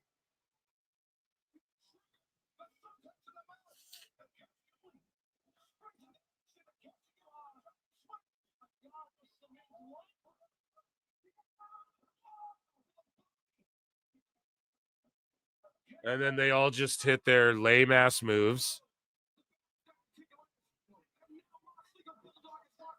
And who does this get more heat on? What does this do for AEW to do this to Kenny? Joe jumps in. Gabe Kidd goes after Joe. Why is Gabe Kidd in here? Okay, 15 AEW guys just hit the ring and end this then. Like, that's the thing. It's just so stupid. And it's just tiresome. It's like, okay, so who's going to get... Guys, like, Tony Khan! No one gets over from this. And then you have 2 more matches. And then we got to watch Ospreay do his flips with Hangman. For like an hour, guys.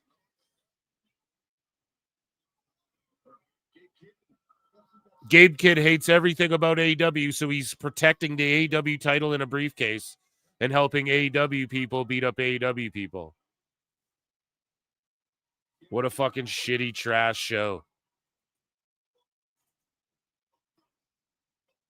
So Mark Briscoe's all bloody.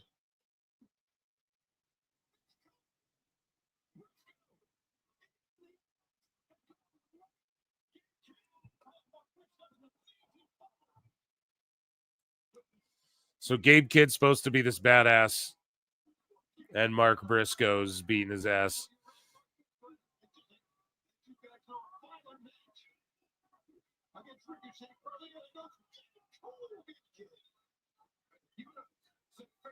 Now Joe's whooping everyone.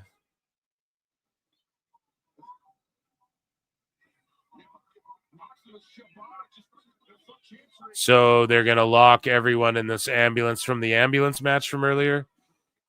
So they had the stretcher match and did a bunch of ambulance stuff.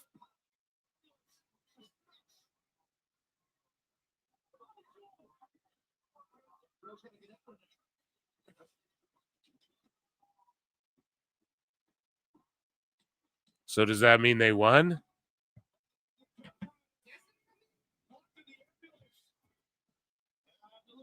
So why would they have... So why would they do...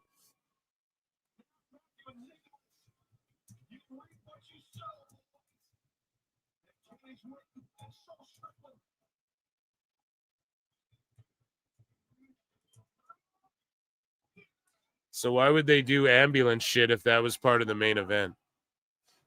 Too. Like, you guys know what I mean? I don't know. I don't know how I feel. George Capture for 5 says, amazing how the tone in your voice has changed from NXT to AEW. Yeah, I mean, I'm sorry, but I'm just trying to absorb this all. And it's like, okay, so like Team AEW wins. And then what? See exploding thumbtacks, super boots and shit. And then it's like, let's say the Bumbleclock Club wins. Then what happens? All of this is like, this should have been done already with blood and guts. This should have just been done. Like, ultimately, it's just going to be Moxley at All In defending the belt. So this loss does nothing. They're still the world champions. The world champion's still in the fucking briefcase. They're still showing up and beating the shit out of people on Dynamite. They still kidnapped all those people. Nothing changes. It's just fucking, you know, we're not...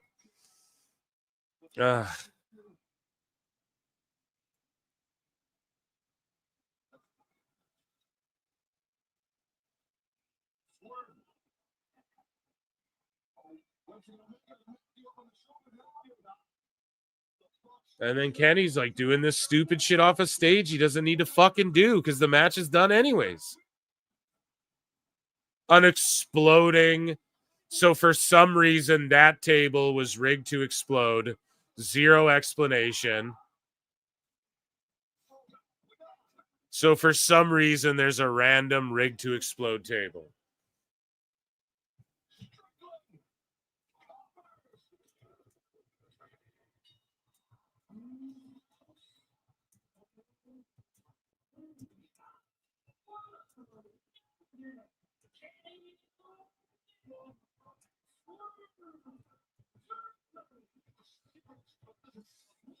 Yeah, I don't know, man. Like, there's a random table set to explode for the finish off the stage. Like, the Bucks are the main guys. So the Bumbleclock clan, like...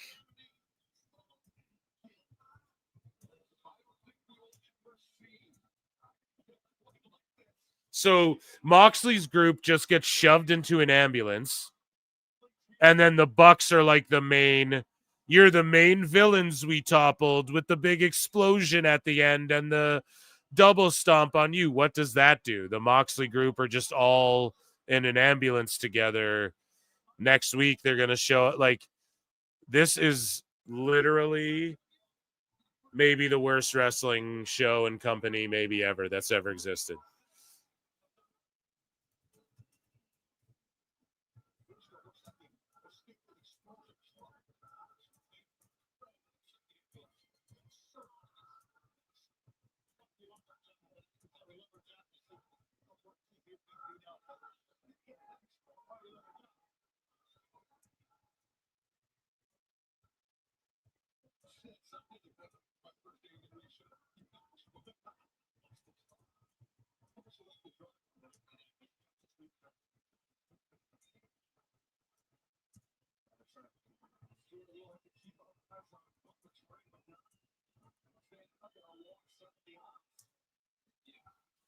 Yeah, this is just really, really bad. And then commentary's just laughing about everything. They're just like laughing about all this shit. And then what does this do? Oh, you guys beat the Bucks. Cool. They come and go randomly. They don't matter. The Death Riders invade every single week. You just shove them into a fucking ambulance. And then what? They're all good? That doesn't make any fucking sense. I just have no fucking clue.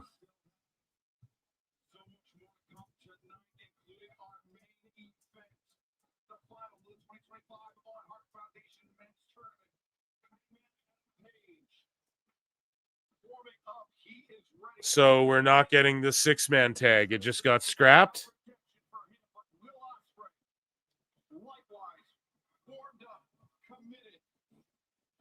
He says this is about his ascension. Who will head to All in Texas coming up on Saturday, July 12th, the challenge for the AEW World Championship.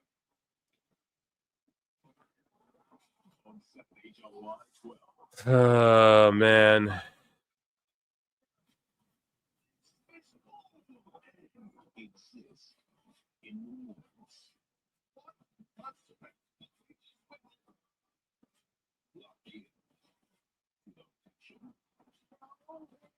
Yeah, this is just really, I'm sorry, Chad. I know I'm just sitting here in disbelief. It's just really fucking bad. Like, I am a little bit dumbfounded. Like, it just doesn't make sense. Like, why would the Death Riders, so nothing happened to them?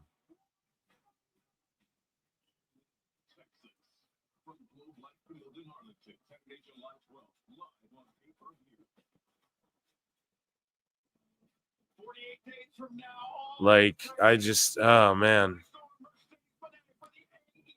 Oh, boy. Chat, I don't know. What do you guys think? I really... It just makes no sense that the Death Riders would be thrown in an ambulance and then they don't get exploded and shit. This resolves nothing. Oh, the Bucks who just randomly come and go, they got beat up so they can go again. Cool. What does this resolve from what you guys are trying to do? So the belt that they've been showing us is meaningless and is in a fucking case. Once Mox loses that, then the Death Riders are thwarted. Like, where's the blow off? Where's the ending to this? Who got over from that? What does that do for AEW? What does that do for this war? What does this do for anybody? I really am fucking confused, man.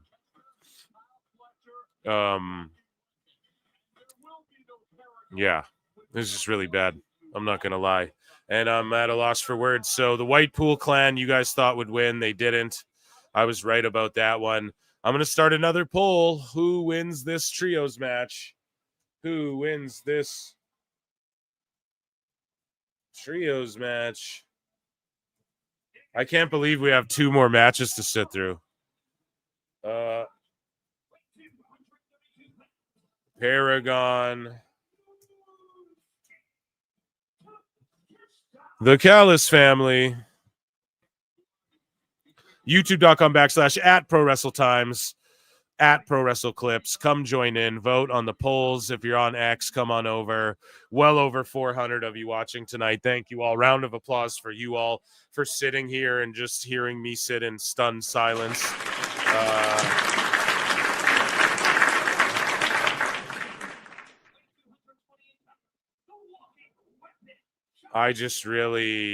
I'm very, very confused by how that would be resolution. Like, why would that be what you celebrate? The Bucks getting beat. Makes no fucking sense whatsoever.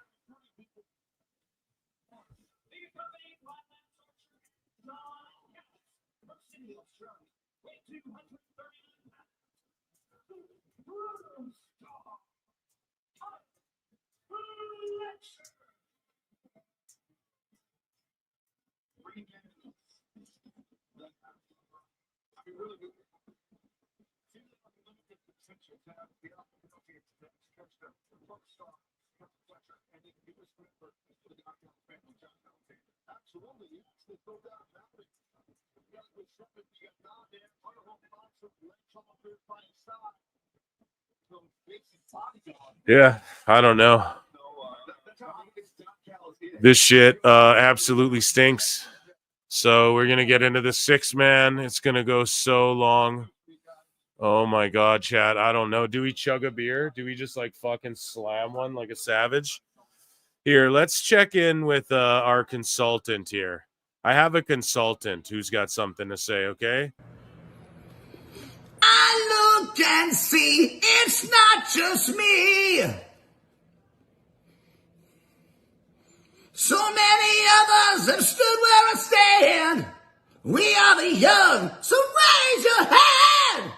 They call us problem child. We spent our lives on trial. We walk an endless mile. We are the youth gone wild. We stand and we won't fall. We're one and one for all. The writing's on the wall. We are the youth gone wild. Let it get wild. Yay!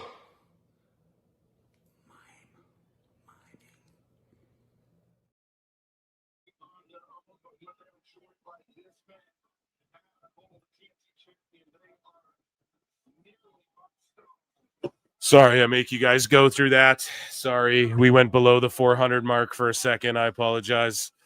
It's what must be done. You are coping and seething. You just can't accept what you're seeing. Yes, you're coping and seething. The truth it is scalding, and now you are molding and coping so hard. Coping and seething. You guys are just coping over the fact that Jericho fucking rules, man. And so did Anarchy in the Arena. You're just fed sicko drones who are fed drones.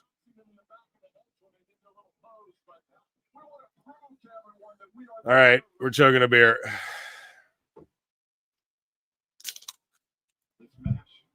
God damn it. Why is this on the pay-per-view?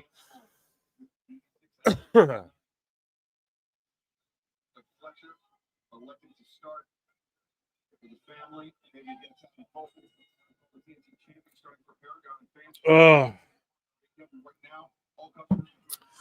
Okay. Excuse me. Sorry, that's disgusting. But it had to happen. Yeah, I don't know. I don't know. I don't know how I feel about this. I'm just really not looking forward to this match that much. I gotta be honest.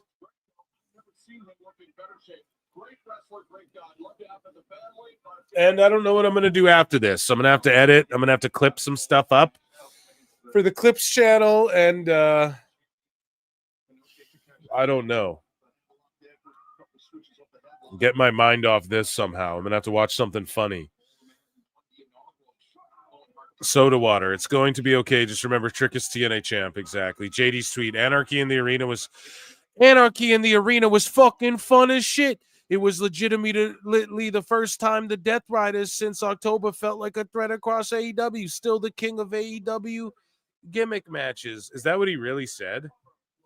What a shitty fucking take, man. No, that shit wasn't fun. That shit got really stupid. And if you sat there and watched the Bucks wrestle in that shit, thinking that was legit or that ending, or like the Death Riders felt like a threat during that match, I don't know. I just don't believe that you think that. Because in what way did they seem like a threat in this hardcore crazy where they're doing all these dumb spots where people are getting hit in the balls and fucking hit with spikes? And no one's a threat in matches like that. You can just stab your opponent. It's like, you know,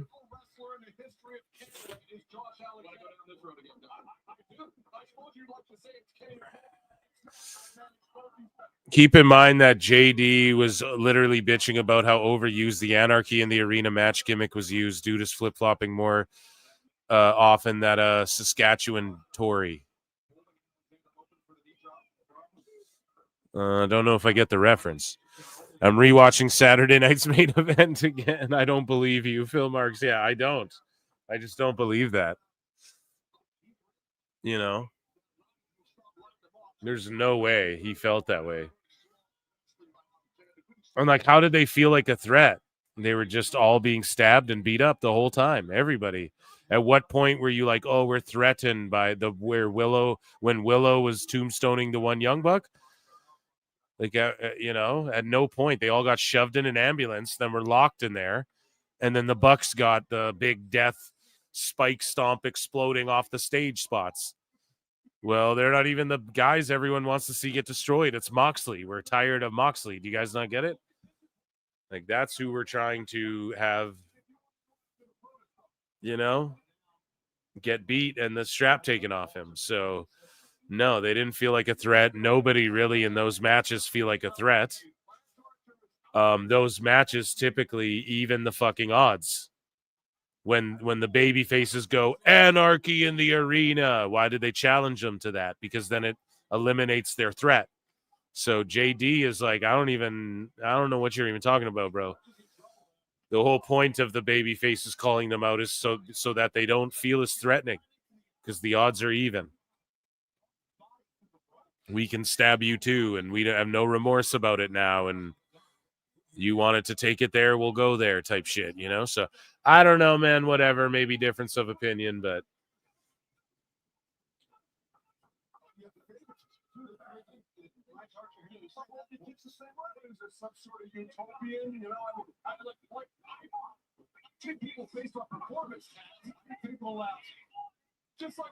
yeah, I don't know how this match isn't like for your trios championships or something. Then imagine you're in that arena and you're like, fuck, we have to sit through Bruv and Hangman still.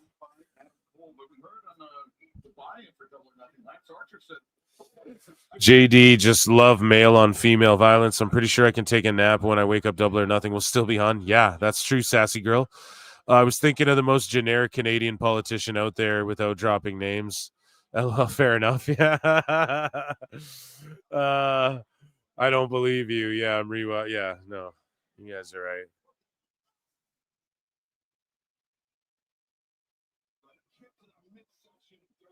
It's a shame. I like all these guys. I mean, these guys are like, so far this is pretty I mean, this is a decent match, but again, if this happened on Dynamite or Collision, would you have all this shit could have went down on Ring of Honor, none of us would have said shit. So it's just not necessary on this pay-per-view. A bunch of these matches were not necessary on this pay-per-view.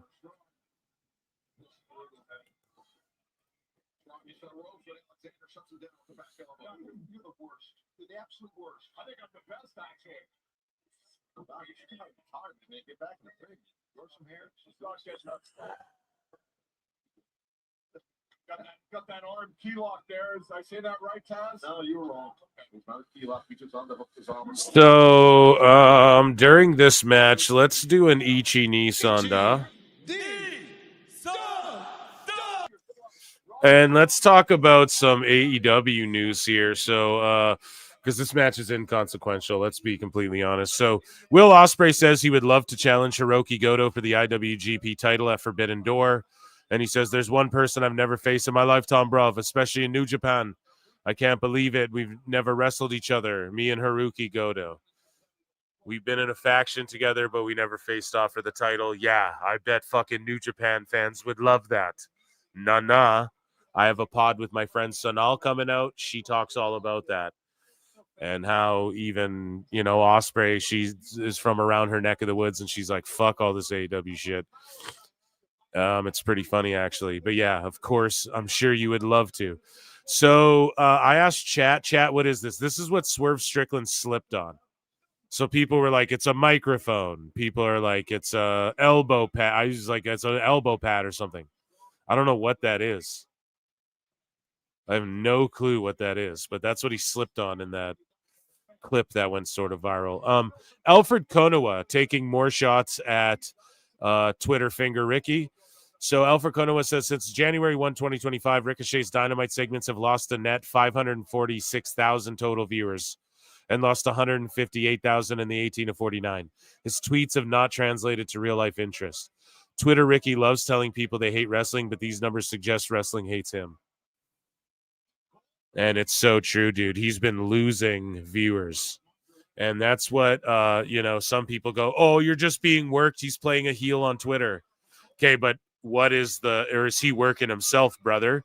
Because what is the work if it's not working me into buying a ticket to fucking see you? Like, it's not like the way he's acting on Twitter doesn't make people want to see him get beat up. It makes people want to just not see him. It's like, oh, you're like fucking mentally deluded and shit, So I don't know, man. That's just my opinion on it. Will Ospreay, though, he continues. And again, I went on this big rant about Will Ospreay's only interesting when he's talking about WWE. All of these Mark podcasters that he thinks care about him fucking don't. And they only want to talk to him. I saw one of his videos. He did an interview, like a stream on YouTube. I think he interviewed with someone, and it had like 66 views the day later. And I'm not roasting someone for building their channel or Ospreay giving someone like that a chance, but no one's watching these people shit, and you won't go on real people's shows who are actually going to ask you or tell you real shit. And so you go on this show, and what do they want to ask you about? WWE. They don't even fucking care about Double or Nothing, and the thing that gets clipped and that they care about and gets them clicks, and the thing that fucking is the most interesting about you is what you have to say about WWE and shit outside of AEW. It's a fucking L. Your friends should be telling you this. People should be telling you this. I don't understand why nobody's telling you this. Anyways, Ospreay says, there's nothing in my being that makes me want to move to the United States, bruv. I respect it and understand why people do it, but I have such a lovely life here, and my son's doing really well in school. I'm very happy here. I don't have any aspirations to want to move. So, yeah, man, he's been very, he grinded his way up internationally, and since AEW's a thing, he's been, like, ultra privileged, just able to have, like, Tony Khan bucks. He knew it, so good for him, I guess. He can dictate where and how he does what he does, so good for him. Josh Alexander reveals why he chose AEW over WWE. And this quote was floating around. Tony Khan actually cares for his employees. Now, you read this article, and it's not necessarily like what he said. The way the dirt sheets frame it is he's like, well, he actually cares, unlike the other place. That's not what he's saying at all. So Josh Alexander said that, I have the article pulled up here, but I got the impression that as a boss, he's somebody that actually cares for his employees. You're not just a number, and you're not just an asset to the company. He actually cares about you, and that's something that means a great deal to me. And then he says, I just wasn't comfortable working somewhere I would just be an asset, something that you could just toss away in an instant. I wanted somebody that's going to care about me and care about the fact that I have a family that I'm feeding and that I do have such a passion for this. And that's where you go for, like, if you just want to be like, listen, I want to do whatever I want and make money wrestling, and I just want to do what I want to do, you go with Tony Khan. You know, he has a heart for that shit. He'll listen to that. If you're like, I want to be the best to ever do this fucking profession, then you got to go to WWE. So Dynamite did a terrible 575,000.15 in the key demo. They focused a lot on like vignettes and promo packages and promos and shit like that. And the sickos, though, are trained. They've trained their audience to know that their go-home shows and the post-pay-per-view shows are the absolute fucking worst, even when they actually try the way AEW actually tried on this go-home show. But yeah, there's about 500,000 to 750,000, 700,000 people who watch AEW. I think that's about the number it's been dwindled down to. And Dave Meltzer was like, oh, they're all on Max watching NBA instead. And I mean, sure, that might be the case, but it's their second worst number of the year. It's one of their second worst of all time or something. So I don't know, man. It ain't all peaches and cream. Scorpio Sky, who disappeared from AEW TV, says he thinks someone in the company had issues with something he said in an interview with Chris Van Vliet. Sky said he doesn't know if there's bad blood, but he's been healthy for a long time and has been wanting to work. So a long time ago, one of the first ever PWT conspiracies, what dawned the X-Files in the first, was me talking about how I think if you go back and look at what Kazarian had to say about AEW, and he dipped out, went to TNA, and then Scorpio Sky, and then Chris Daniels, they were SCU, right? And then you see how Kazarian left, Sky's been benched, and then Daniels has been, well, this whole time, he's like in Gorilla with Tony Khan running shit. And I put out there a long time ago, I was like, hey, there might be some heat there, more than meets the eye, Ryan. Transformers, you know. I was like, listen, man, there might be like some heat there that we don't know about, or differing opinions among the SCU boys. And yeah, Scorpio Sky's been benched. Daniels is comfy there in Gorilla, and Kazarian was like, he literally cut a promo, or he did it. He said in an interview, like, AEW was doing shit that I saw old TNA do. And I was like, oh, fuck. You know, we can't make those same mistakes. Or companies like WCW made these mistakes as well. So Hounds of Hell music hits, and Brody King comes out with Ishii.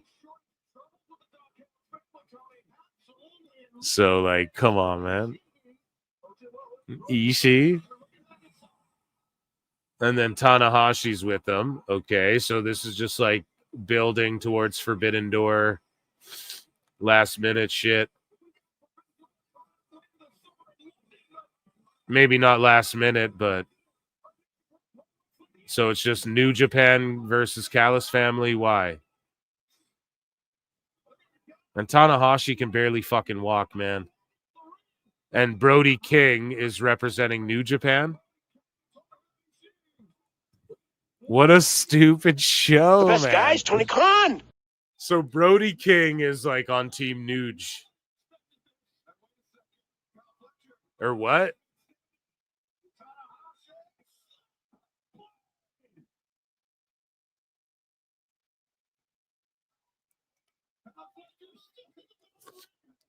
And then they all hit their moves on Fletcher. If they did this in WWE, everyone would be like, oh, they buried him.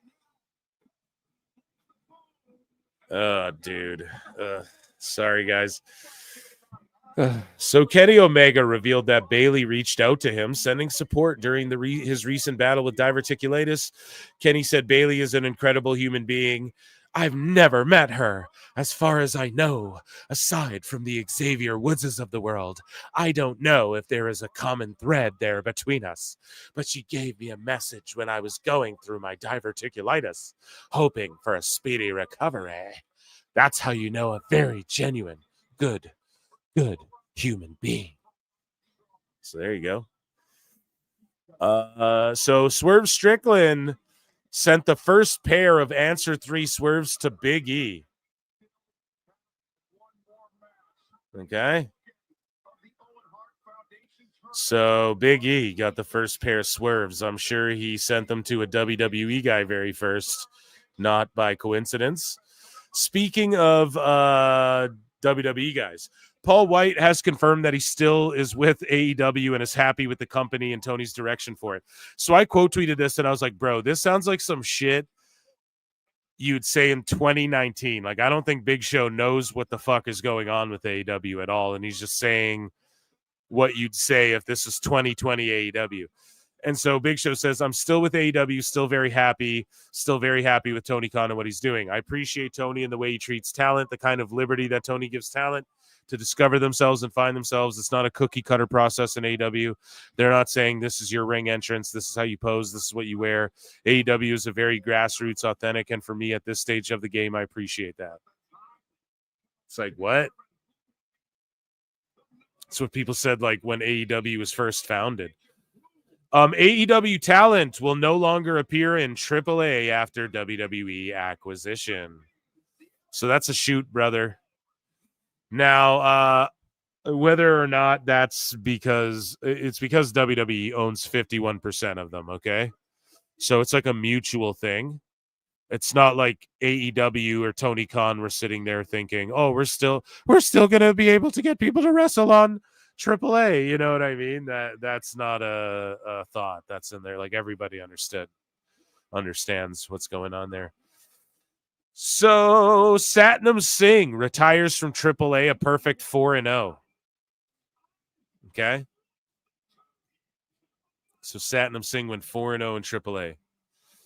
Here's CM Punk living rent-free in Hangman Adam Page's head, who is about to main event right now with Will Ospreay. You know, the 2 years, like what? Like when Punk and you were beefing and shit, you know? That really fucking paid its toll, didn't it, man? So Tony Khan calls Vince McMahon's XFL relaunch a terrible idea, and AEW was the better bet. Then the XFL, yeah, you're comparing like apples to fucking basketballs, bro. This is the shit that drives me nuts about Tony Khan and AEW. It's like, what? I would just be like, why would you even ask me this dumb fucking question? My family owns an NFL team.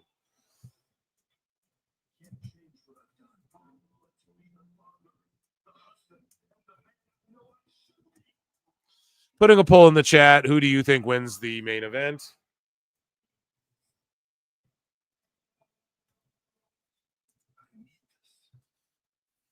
You guys go ahead and vote there. YouTube.com/@ Pro Wrestle Clips. If you're watching online anywhere else but YouTube, come on over to YouTube. Don't be a bitch, dude. Just kidding. Yeah, so basically Tony Khan says, in 2018, the McMahon family announced they were going to relaunch the XFL. That probably also had an effect on my thinking because that sounded like a terrible idea to me. The amount of money they were going to put into it. When the NFL is such a dominant competitor and the NFL is so strong. And I was proven right because the XFL did go bankrupt. I thought that's not going to work. You know what would work? A second wrestling league. Oh my God. So Tony's like, yeah, dude, it wouldn't have, I knew a second NFL wouldn't have worked. But a second WWE would. How's it worked out, bud? There are way more wrestlers out there to start a second wrestling league. If I built a Challenger Wrestling League, the roster of that league would be so much better comparatively than the roster of the XFL. It wouldn't even be close. As a viewer of the sport, as somebody who loves football and wrestling, wrestling needs a second league a lot more than football does. I think we were proven true of that. It's great. Yeah, everybody knew that. A fucking toddler could tell you that. Christ. Here's Kenny Omega speaking on Rossi Ogawa again and burying him again, saying he's a bad dude. So the problem is with Rossi is that you have wrestlers who are like, I would fucking die for this guy. A lot of women wrestlers, mind you. So when Kenny's like, he's a bad guy, in what regard? Because there were some people trying to say Rossi was a creep. There's no evidence of that whatsoever, you know? And like tons of women are like Mayu Iwatani.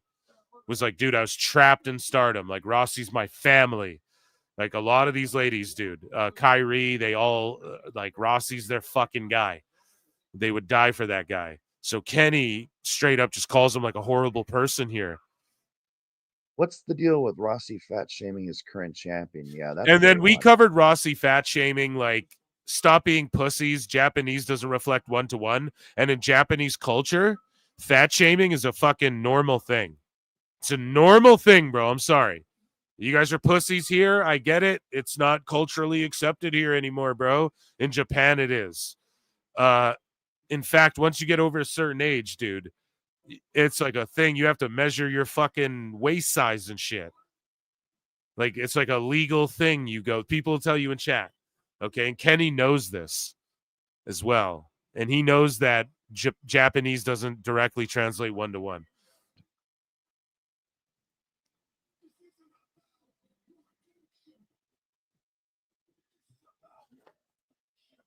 The funny thing is I remember comments that I had made on this chat, and maybe I had said too much. And people attacked me instantly. How dare I say anything bad about Rossi? I'm lying. I'm a liar. What would I know? If I know something, maybe I should just say what it is, right flat out, because if I don't say it, then I'm just as guilty or it doesn't work that way. And if you think it works that way, you don't know how life works. He's got a point. Someone like Rossi does a good job of revealing himself to the world on his own. And soon enough, no, he hasn't, because none of us know what the fuck you're talking about. Whether he goes full mask off on his own, people would start talking. It's the writing will be on the wall. And I don't want to be. Here's the thing, right? Like, Rossi and Kenny, like, what were you guys arguing over? What 13-year-old girls you were fucking training? You guys know what I'm saying? Like, you listen, that whole Stardom shit's weird, the way they recruit girls in the first fucking place. And Kenny, you're fucking wrestling 9-year-old girls on camera recruiting Rio when she's like fucking 14 or whatever. So, like, are you really one to go like, oh, there's a really dark, so dark? Like, chill, bro, you know? I just wouldn't even go there. And like, oh, people say if I don't reveal the truth, then I'm just as guilty. Well, you're right about that. Like, that's not, like, it's not on you, your burden, but if you were that concerned, you'd fucking say something, you know? I don't want to be caught up in this. Like, I'm doing my own thing. I don't want to be like he's got.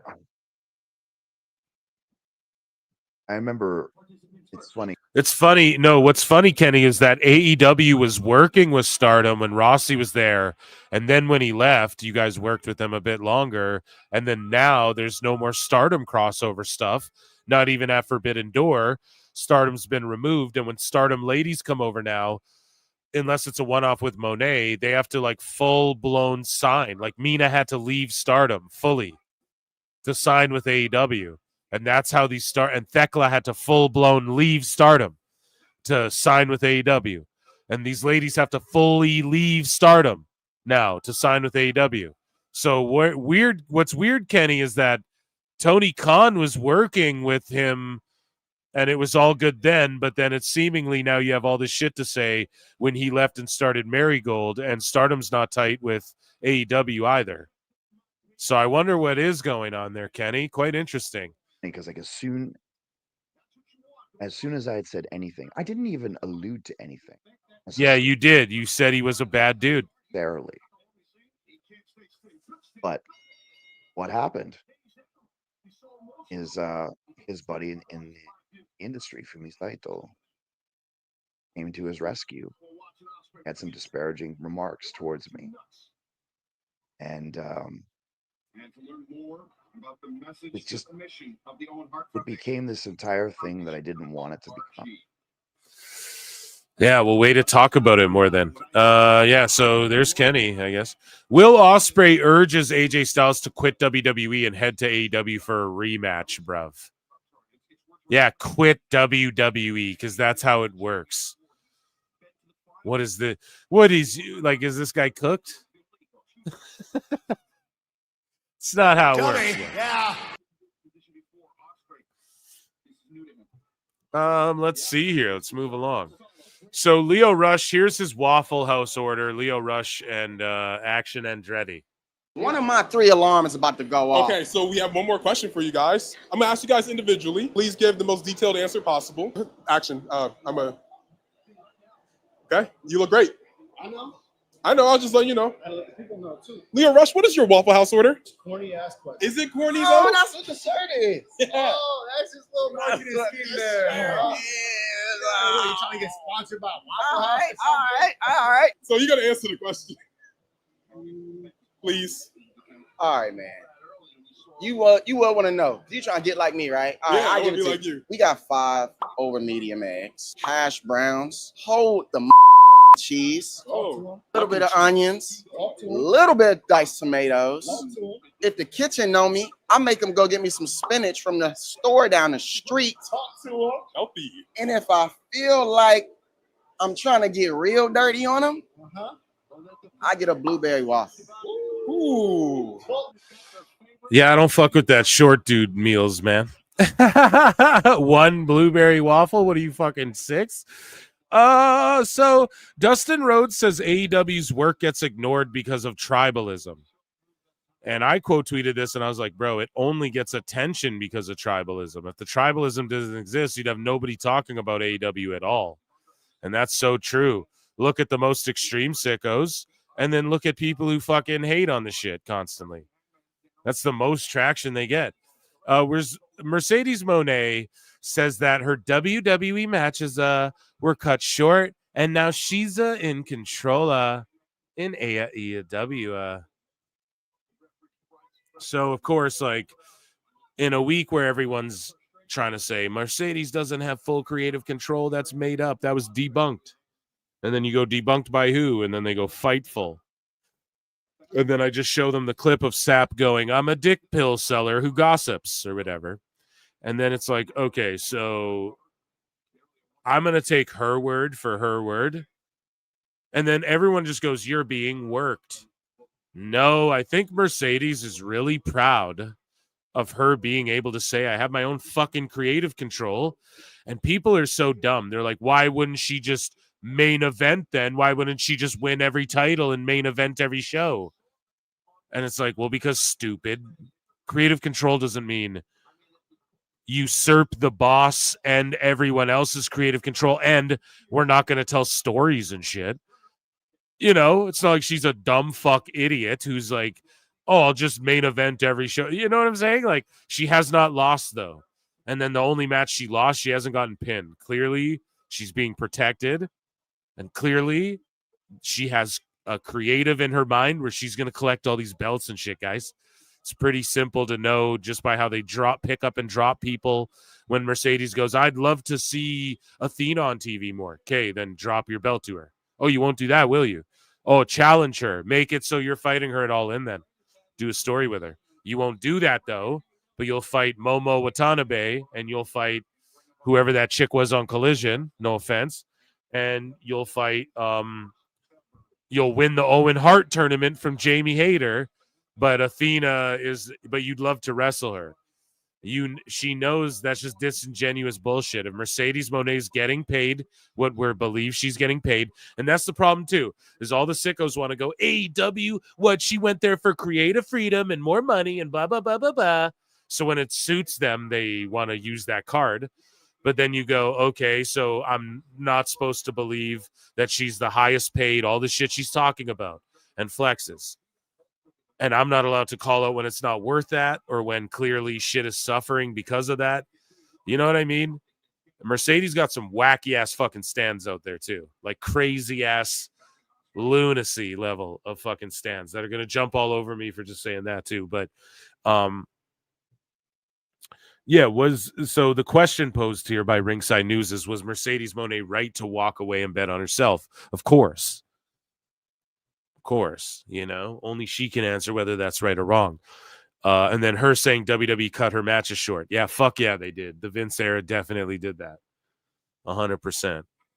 And she's in control, though. I just found this funny because this quote came out in a week where everybody's trying to go, oh, no, she didn't have creative control. Yeah, she fucking does. Having creative control doesn't mean you get to say, well, I'm main eventing All In over Moxley and Omega, who's the boss of the company, or Moxley, who also has creative control, or any of these other circumstances, right? Like, it's not like anything. It's not like that's not how it works, bro. It's not. Okay. I just, even Hulk Hogan, he didn't just go, oh, I'm just going to win every title every night in a row in the main event. Like, people are so mental. They don't understand how this shit works. She just gets to say yes or fucking no. And she gets to say who she loses to. And if anybody, let's say it comes down to Monae and let's call it some opponent she's had, Jamie Hayter. If just imagine this scenario, even you, fuck Tony Khan, fuck everyone, me or you, chat. You're in a room. The building's sold out. Jamie Hayter goes, I don't want to put Mercedes over. Mercedes goes, I don't want to put her over. Who the fuck are you going with? Let's say you signed to the same deal that Tony did too. You're going with where your money's at. You're going to keep Mercedes happy. If fucking Camille goes, oh, I'd love to be on TV more. Too bad, bitch. Like, if Mercedes tomorrow said, I want Camille to be with me again, she'd be with her again. Okay? It's that simple. If it comes down to Momo Watanabe or Mercedes Moné, Tony Khan's backstage, so who's going over? And Mercedes says, I am. It's Mercedes, right? It's that simple, guys. This isn't this overly complex it's not like fucking some big conspiracy theory. It's just very simple, right? If fucking Mercedes goes, it comes down to her and Chris Statlander, and Mercedes goes, I'm not losing to her. Mercedes isn't losing to her. Or, hey, we think the finish should be this. And Mercedes and Jen Pepperman go, I think it should be this. It's going to be that. Okay. Same with Hogan. And why? Because name bigger than Mercedes in their company. Be honest. Oh, she doesn't draw houses and shit. I get that, but be realistic. Sasha Banks. Like, who's more famous as a women's wrestler than her in AEW? Maybe Toni Storm. Like, maybe if her and Tony got into a spat, right? But I've pointed it out as well. I point out certain people. Mox, Mercedes, these are characters. These are people who are good at making Tony think shit's his idea. Okay? The Elite, they have that down. I don't think Cody Rhodes had that down. I think that's why there was headbutting. Because Cody will actively take credit for his fucking ideas and what he accomplishes and stuff. Whereas if you make it Tony think it's his idea, it's pays off for you more. And I feel like Mercedes is one of those people. And I'm not even hating on her for any of this, by the way, either. I'm just pointing out to these fucking dumb people. If it comes down to Monae or Mina, Monae decides who wins. Just like if it comes down to John Cena and Carmelo Hayes or R-Truth or fucking Cena decides who wins. Do you guys get it? Just like if it comes down to fucking, right? So, yeah. I hope that makes sense. And it's just funny. This quote comes out the week. Everyone's like, she doesn't have creative control. Again, because that gets drummed up again. She does. Now, I'm not pulling a Chris Connors. She's not going to go, I'm going to beat Swerve. If Swerve is on millions of dollars contract too, and you heard it, he can do whatever he wants. That's his words. Tony lets me do whatever I want. That's his own words on video, not mine. That's what Swerve said. Okay. So if Mercedes is like, I'm beating Swerve, no, Swerve can say no to that, and Tony will listen to that. He doesn't even respect women's wrestling, really. So obviously he wouldn't run with that. But Will Ospreay, again, he's delusional. He says that AEW is on WWE's tail. Now, tonight, Double or Nothing, which is the equivalent of AEW's or WWE's rather WrestleMania or SummerSlam or Survivor Series, maybe if you want to take it that low, Royal Rumble. It's like one of their main events, right? All In, Double or Nothing, and All Out, I feel like are AEW's like big main events.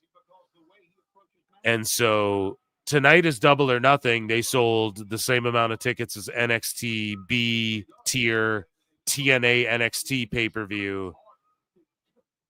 Like, we just saw the TNA World Championship in a pay-per-view in a PLE that outdrew or arguably drew the same whatever as an AEW show.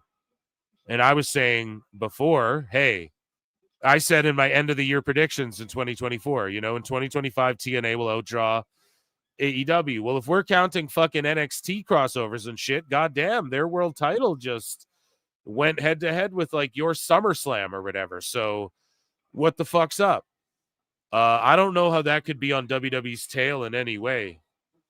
But Ospreay says, I'll be brutally honest, bruv. Anytime when people make comparisons, I understand because we're in a constant comparison sport.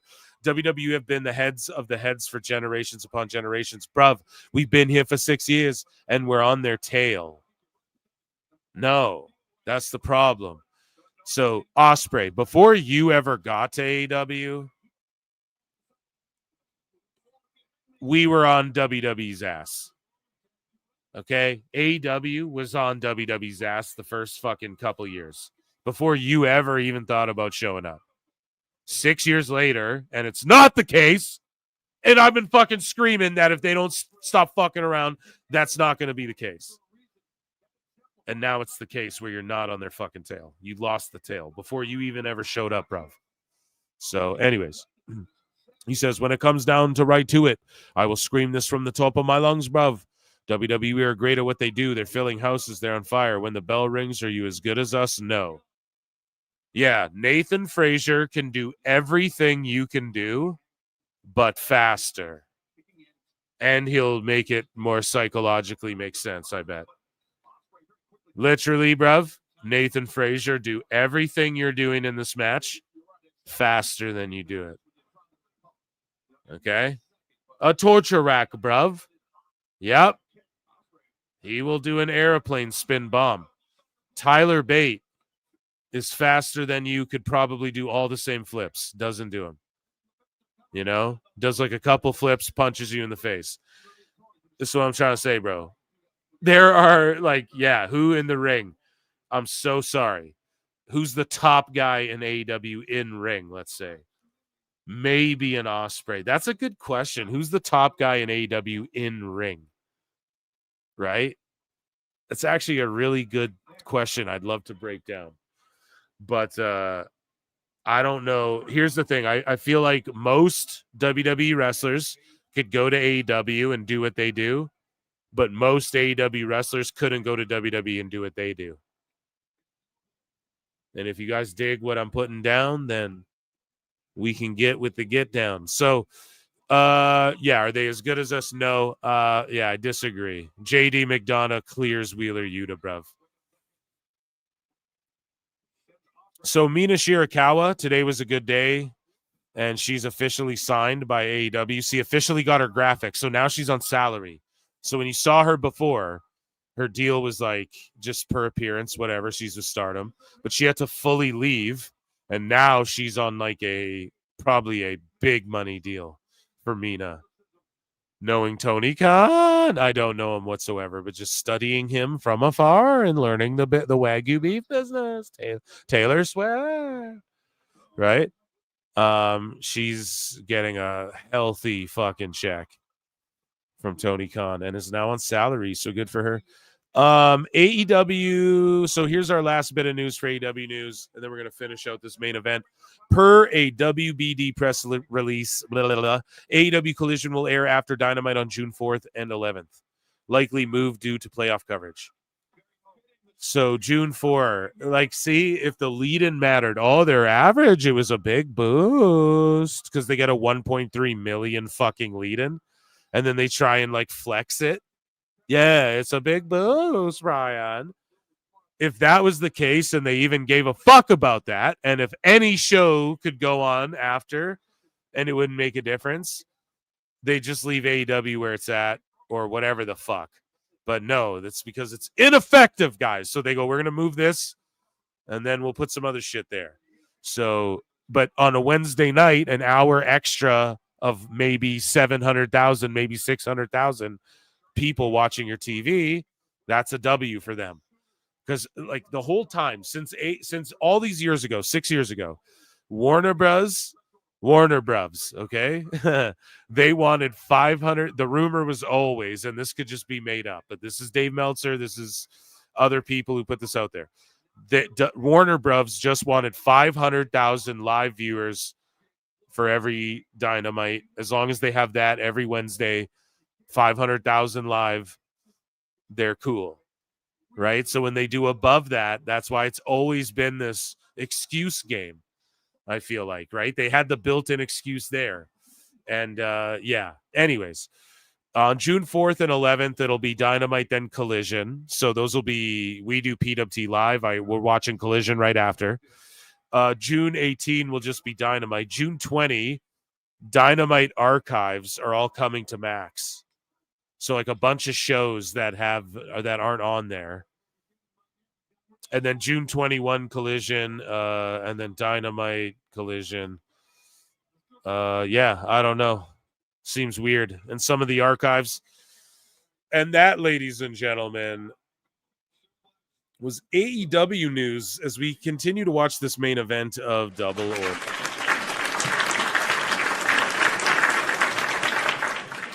Who is still with me? Chat, I need to check in. Fall down, get up, bruv. No grind, bruv. Good night, everyone. Have to sleep. Take it easy, bruv. You're an AEW, Mark. I am. LaDonna, you should go lay in. No, don't say that. Mina Shirakawa's ghetto. Okay. I don't think she's ghetto. No, y'all wasn't, because Will Ospreay was still in New Japan. By the way, Ospreay's better than Frazier. He not faster than him. No, he is. Nathan Frazier's faster than Ospreay,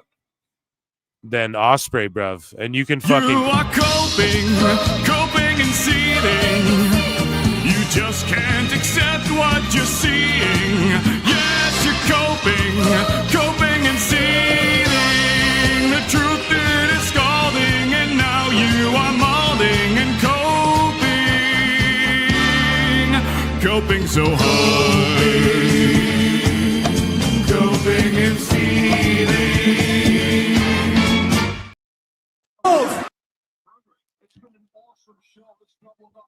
Yeah, there you go, man. You just coping about that shit. You hate that drop? I fucking love it, dude. We're having a good time. No, this match has been very solid. I just feel like the crowd isn't that hype, and like 4 of these matches should have been on Collision, and just don't do them on the fucking pay-per-view. Why? I don't know why Tony doesn't care about his investments and his wrestlers.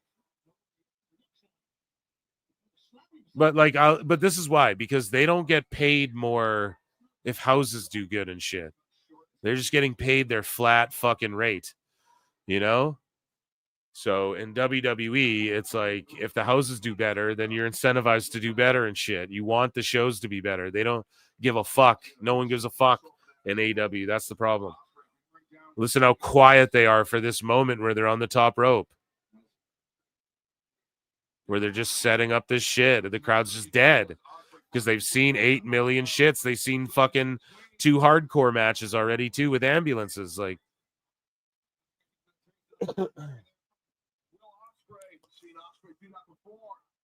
still here. You're more entertaining than AEW. Thank you. No, thank you. Oh, the horror with a 3 because you're cool. What a fucking cool guy. Mina needs to stop being a hoe. Okay, stop calling her a hoe. But you know what they say. Sometimes in life, you got to be a hoe. So, okay, whatever. Yeah. Hate that drop. Okay, I checked in with chat. Okay, we're watching this match, bruvs. And we're going to deal with Dave Meltzer talking to Grok fucking tomorrow, Monday, PWT, Netflix and Phil. We're watching Raw. Double or Nothing Fallout, of course, will be hilarious. Dave Meltzer We'll have an epic Dave Meltzer dumb moment of the week before Raw's on, and it will be a jam-packed, loaded show filled with lots of fun. I assure you. Shooting star off the rope. Remsburg's the worst ref ever. Ever.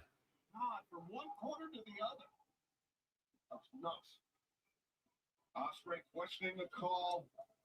But that's, I think, more wishful. Whoop that trick. Yeah, we're with you, Frankie. TNA World Champion. Why try? Still here. It's 5 a.m. and I'm struggling to stay awake. Damn, bro. Don't let me keep you up. Rope Rick Knox. Nope, Rick Knox. Worse than Aubrey. Honestly, dude. Honestly, Chris RD44. I'll fucking make the argument that he's worse than Aubrey.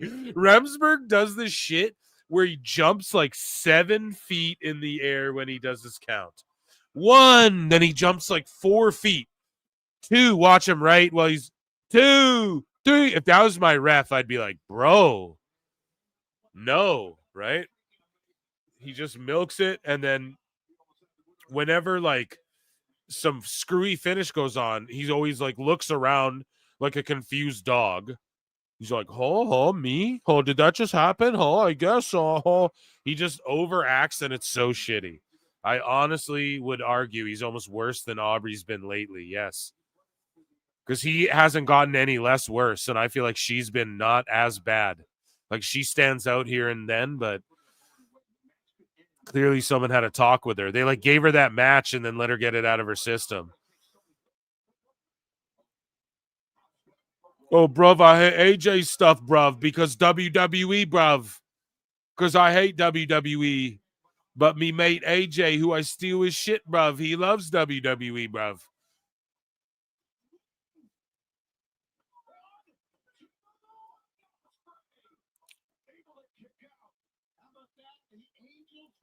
LaDonna, y'all some hoes for real, from real.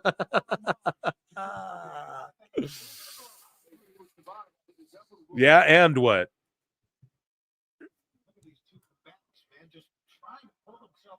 Don't be mad. Listen, we're just having a fucking laugh. You know what I'm saying, LaDonna? LaDonna sounds like a fucking fake prostitute name, by the way. Like a prostitute's code name.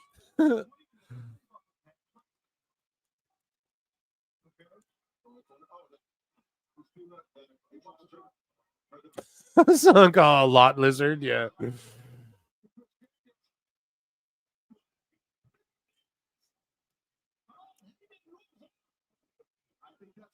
Mistake Handmade made in this match, except for the smart part about getting out of bounds on that apron. I don't think you should. When rent is due. M Styles Clash.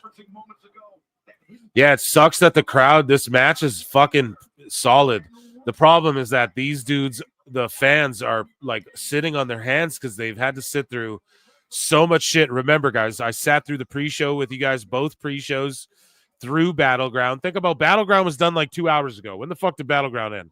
And that shit was so good. And then you have fucking the pre-show. And I was telling you guys, yo, Anna Jay and Harley and their women's tag match was actually good.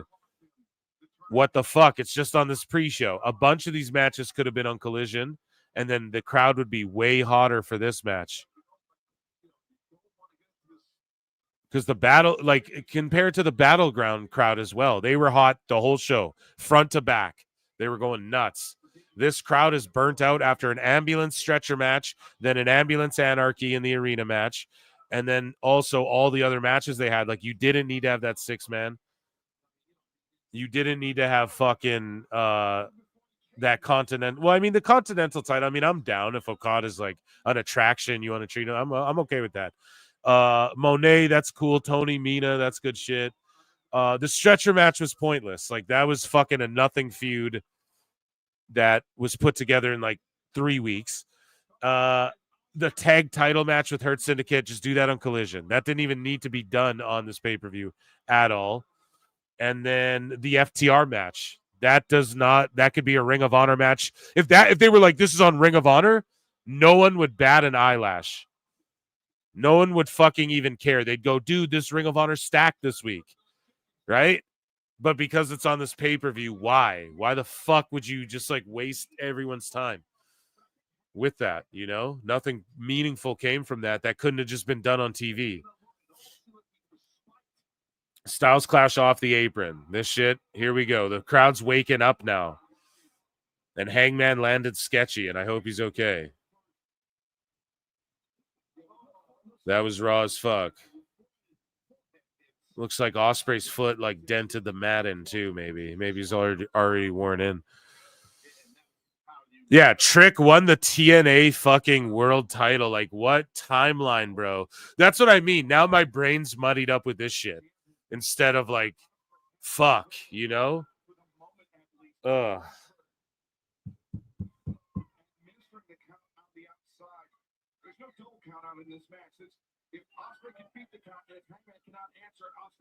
Fall down, get back up. Fall down, get back up. You don't like Mina. You really don't, LaDonna. Tell me, LaDonna Gillespie, why don't you like Mina? Is it because she like makes out with people and shakes her titties and stuff?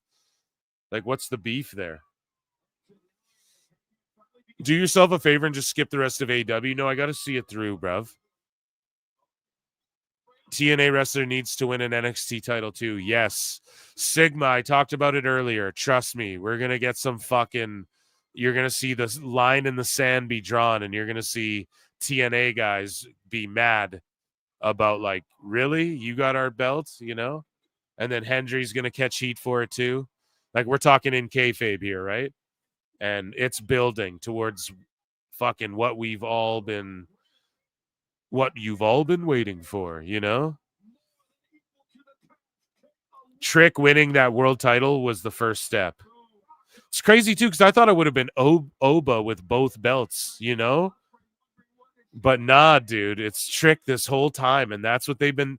That's the thing too with Trick, is a lot of people are like, what are they doing with him? Well, this is clearly a long-term plan playing out, right? Like, and Trick is, they knew this whole time he's gonna win that fucking TNA belt, boys. You're gonna see. And it's been a slow, because again, you can't just turn people heel all at once and do shit with them all at once. So Trick fucking the slow build to this, and it's like, fuck, it's so perfect, because it doesn't hurt Hendry any. Hendry's like an LA Knight, you guys. He doesn't need a fucking belt, you know? He's just a guy that people just want to do his turn, his wink. They want to get the t-shirt. They want the music. They want to wave their hands. They want to see the entrance. It's just he fucked around and got real over, like gimmick over, to where he don't got to do nothing now. And it's fucking, that's so good for him, man. A dude who grinded for so long, and like that song's been around for so long. You know, like this gimmick's been around forever, and it's just catching on. Showing you like perseverance, man.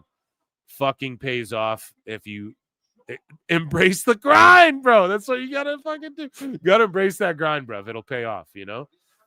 And yeah, Hendry's just embodying that, and he doesn't need a fucking belt. Now he'll get that belt back. I have full fit. You know what I think? I think Hendry will get the NXT title. That's what I personally think. Hendry will get the NXT one, and then we see them go. You guys know it, because Oba's main roster bound. He's running out of opponents. He's decimating everyone.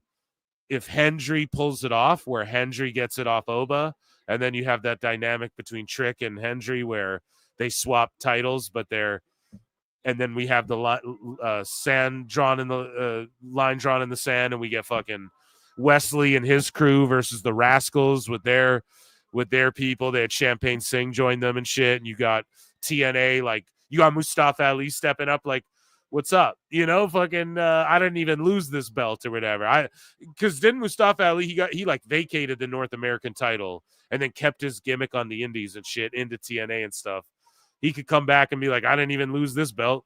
What's up with this? And we're going to start to really see now that Trick, he's going to walk in behind enemy lines on Thursday in TNA. Look how hyped we are talking about TNA more than AEW right now, too. Fuck, Tony Khan. What did you do? And that fucking announce table just collapsed, and Ospreay got dropped on his head.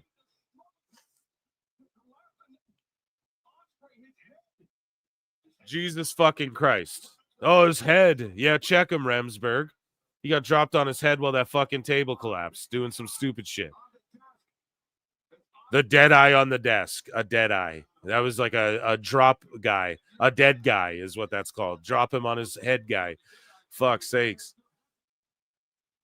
Drop him on his head eye.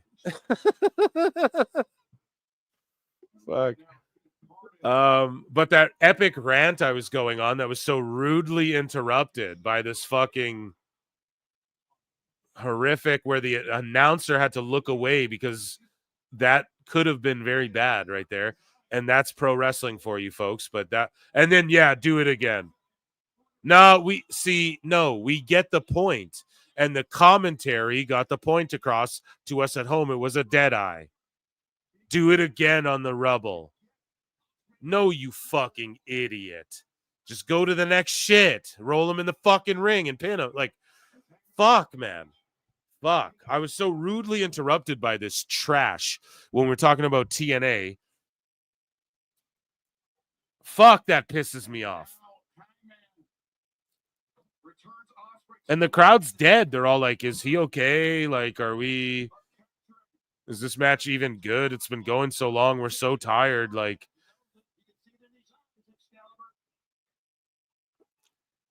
so he hits the dead eye again? Like, why, man? And then he stumbles, can't hit the fucking whatever. Anyways, though, TNA, the line's been drawn. Trick is walking into enemy territory on Thursday, and then a bunch of people are going to be upset about that. And challengers are going to come out the woodworks.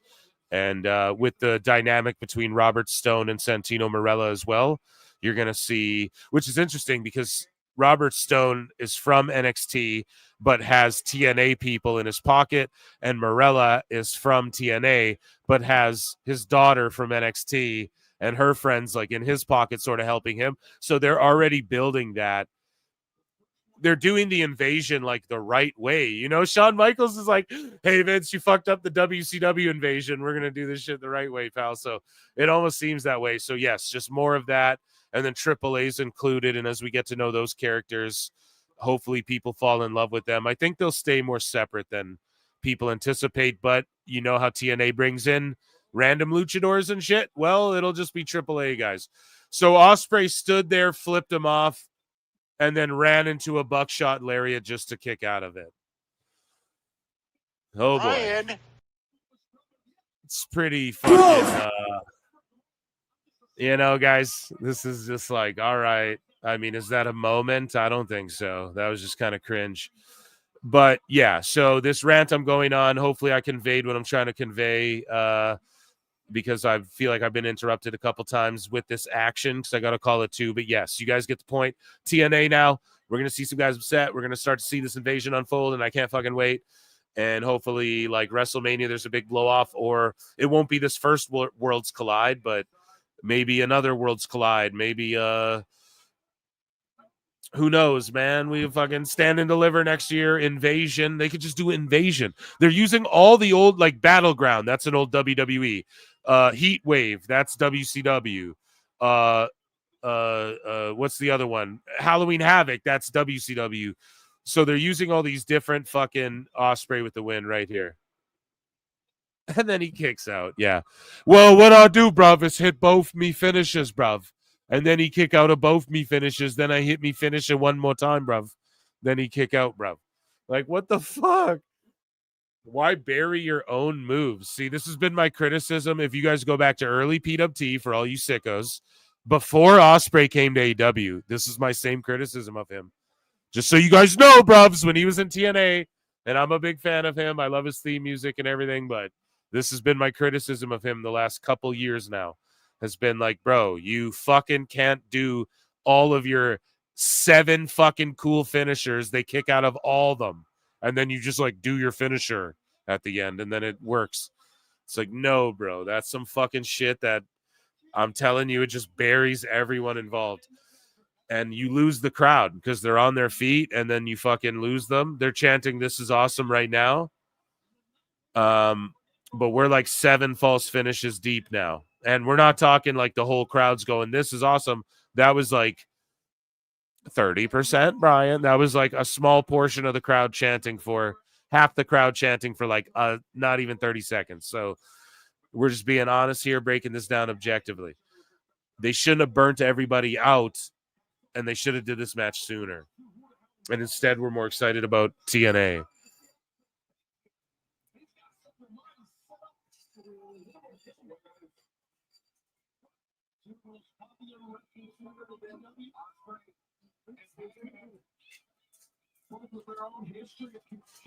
Okay, so now he's going to do Omega shit. So now Ospreay's going to do Omega shit. Because me own shit don't work, bruv.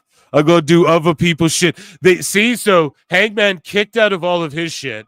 So now he's got to do other people's shit to beat Hangman. If you're an AEW fan in my chat, come and explain to me why that's not a fair criticism. Like, what are you doing? And that's an analogy for AEW in and of itself. Like, Ring of Honor shouldn't feel neck and neck with your company. New Japan shouldn't, when Moxley wins the New Japan title, he shouldn't get the red carpet rolled out and fucking streamers, and then you parade Swerve out there who just won the AEW title on fucking Collision or Rampage after a basketball game with a late start time or whatever. Like, that's not how you fucking do that, man. They treat other companies like it's fucking even, and that's what Ospreay does. It's like you have to rely to do you have to do other people's shit to win this match. Not even your own moves. You just hit him with 3 of your own moves he kicked out. So all your shit's buried. You're a bum. And now it's, again, just like it's always about WWE with you, it's about Styles clashes and Kenny Omega's moves in your fucking matches.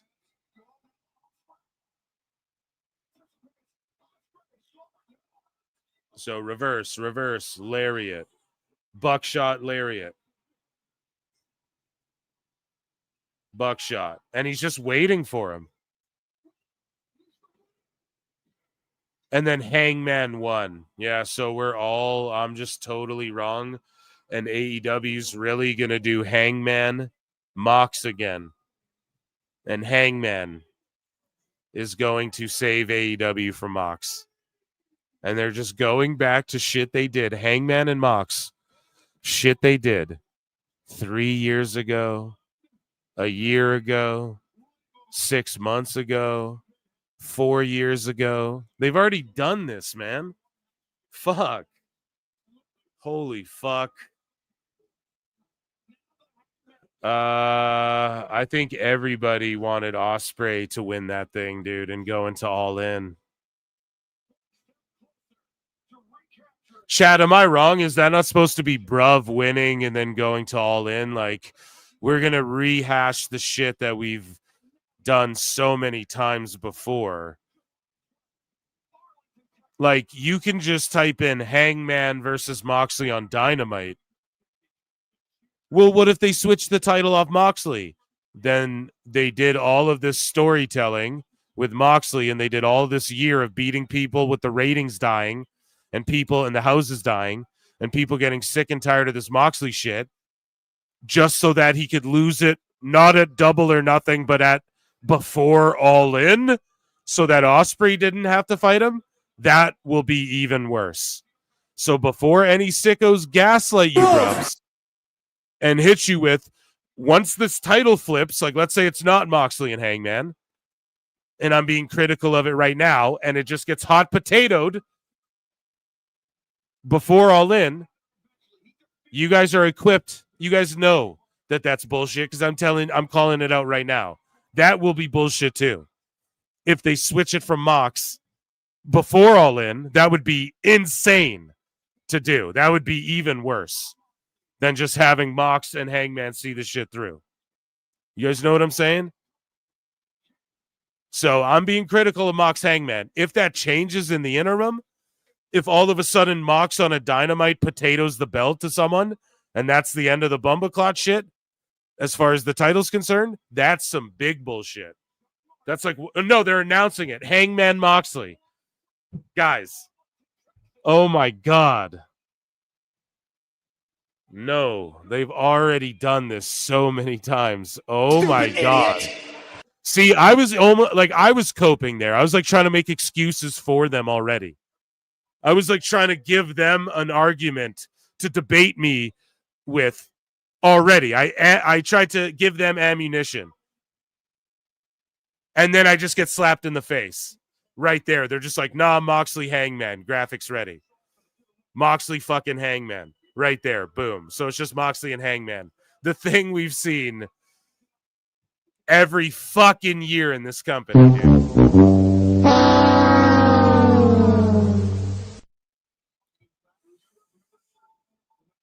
Oh my God.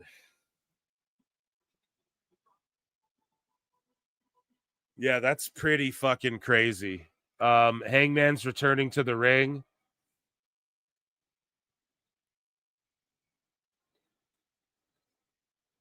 Secret champ this whole time. I think they're honestly going to kiss. What else are you guys saying?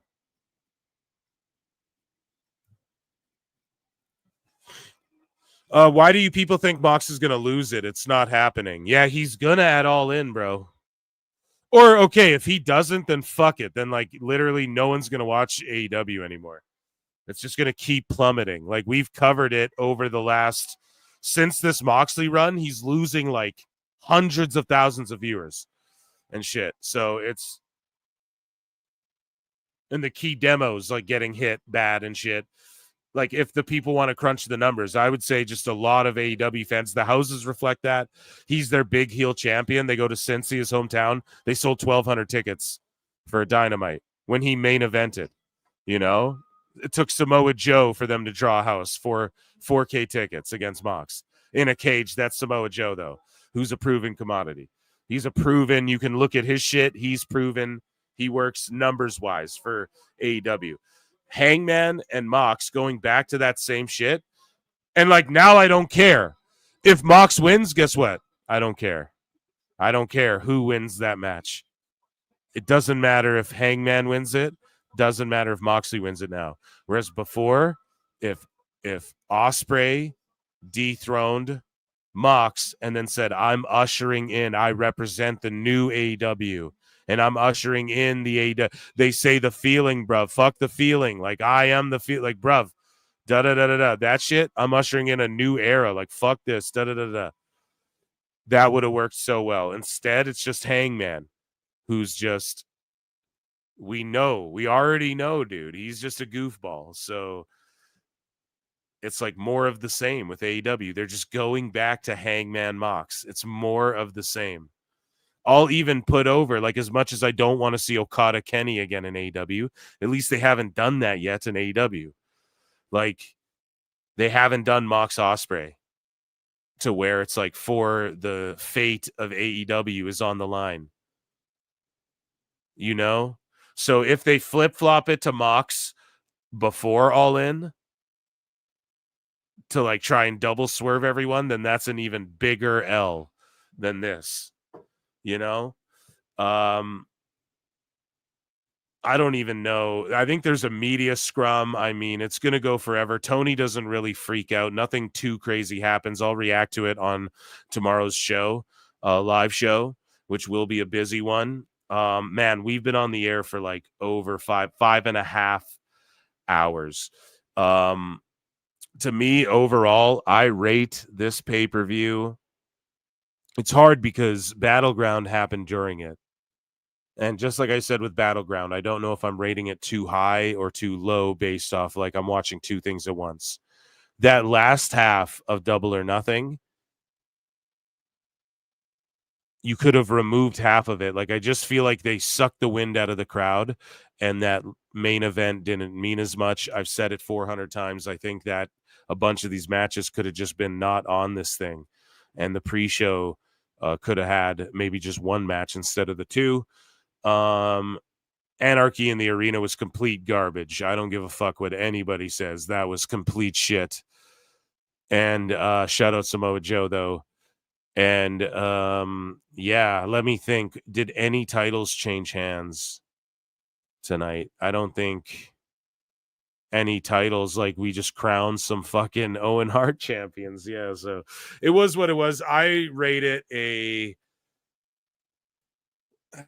I'm so generous. I'll give it a C plus because there's some good in there, man. But there's so much fucking shit and nonsensical and like storyline shit that doesn't add up to where it just like fucking ruins it. And they sucked the wind out of me. You guys heard how hyped I was during Battleground, and then for this, it was just like, what the fuck? You know, I couldn't have been any less hype for the ending of that. And it's not me just being an AEW hater. I mean, I do believe that last match would have been way better off if you removed like 3 or 4 of the other matches. It would have been way better off. Like, it wouldn't have done, I don't know, they'd have been more interesting, you know, and the fans would have been able to cheer. For instance, Battleground, the fans were hot throughout the whole fucking thing, front to end. They were hot the entire time, and there was a lot of storytelling done, and there was a lot of shock and awe. There was no shock and awe with this, besides Anarchy in the arena, but it's not shock and awe because we've already seen exploding tables, exploding boots, spike boots with exploding spikes. We've seen all that shit in AEW. So there was no shock and awe value there. Whereas in the WWE show, the Battleground show, NXT, whatever the fuck, there was like that shock factor with like Trick Williams and I mean, let me think. What else? I guess Miles, but I mean, you kind of knew he was gonna fucking. I would say maybe the NXT show was a little more predictable, but maybe that's not even a fair criticism. I'm trying to think. I gave one like an A. This one I give like a C plus. Okay, so that, ladies and gentlemen, was AEW Double or Fucking Nothing. There's like 450 of you watching on X and YouTube. Please hit that like, hit that subscribe, hit that follow, hit retweet, hit the heart, share the show around, tell a friend, tell a girlfriend, tell a boyfriend, tell a dog friend. Guys, thank you. I'll be live again tomorrow for Netflix and Phil Monday night, and we're going to do a shitload of fucking news, okay? Of like side news, not WWE and AEW, but everything else. And a little bit of like obviously some fallout from these events, right? And yeah, I appreciate you all for being here. I really, really fucking do. This has been a long couple of days streaming for me. 5.5 hours. I appreciate you. The replay will be up on youtube.com/@prowrestletimes. Follow me at youtube.com/@prowrestleclips is my main channel. And yeah, @PhilMarksOut also is my pop culture channel. And thank you all for being here. Yeah, I can't wait to see the meltdowns, the sickos, the reactions to all of this. Everyone saying TNA's buried. I appreciate you all. And yeah, I'll see you tomorrow, okay? I'm tired. Until next time, I'll see you in the Upside Down. Take care of each other. Peace.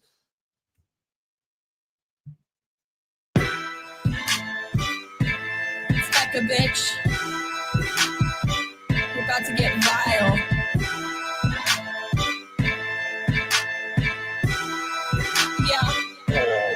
I'm a prom queen, but I keep to myself, stacking high green.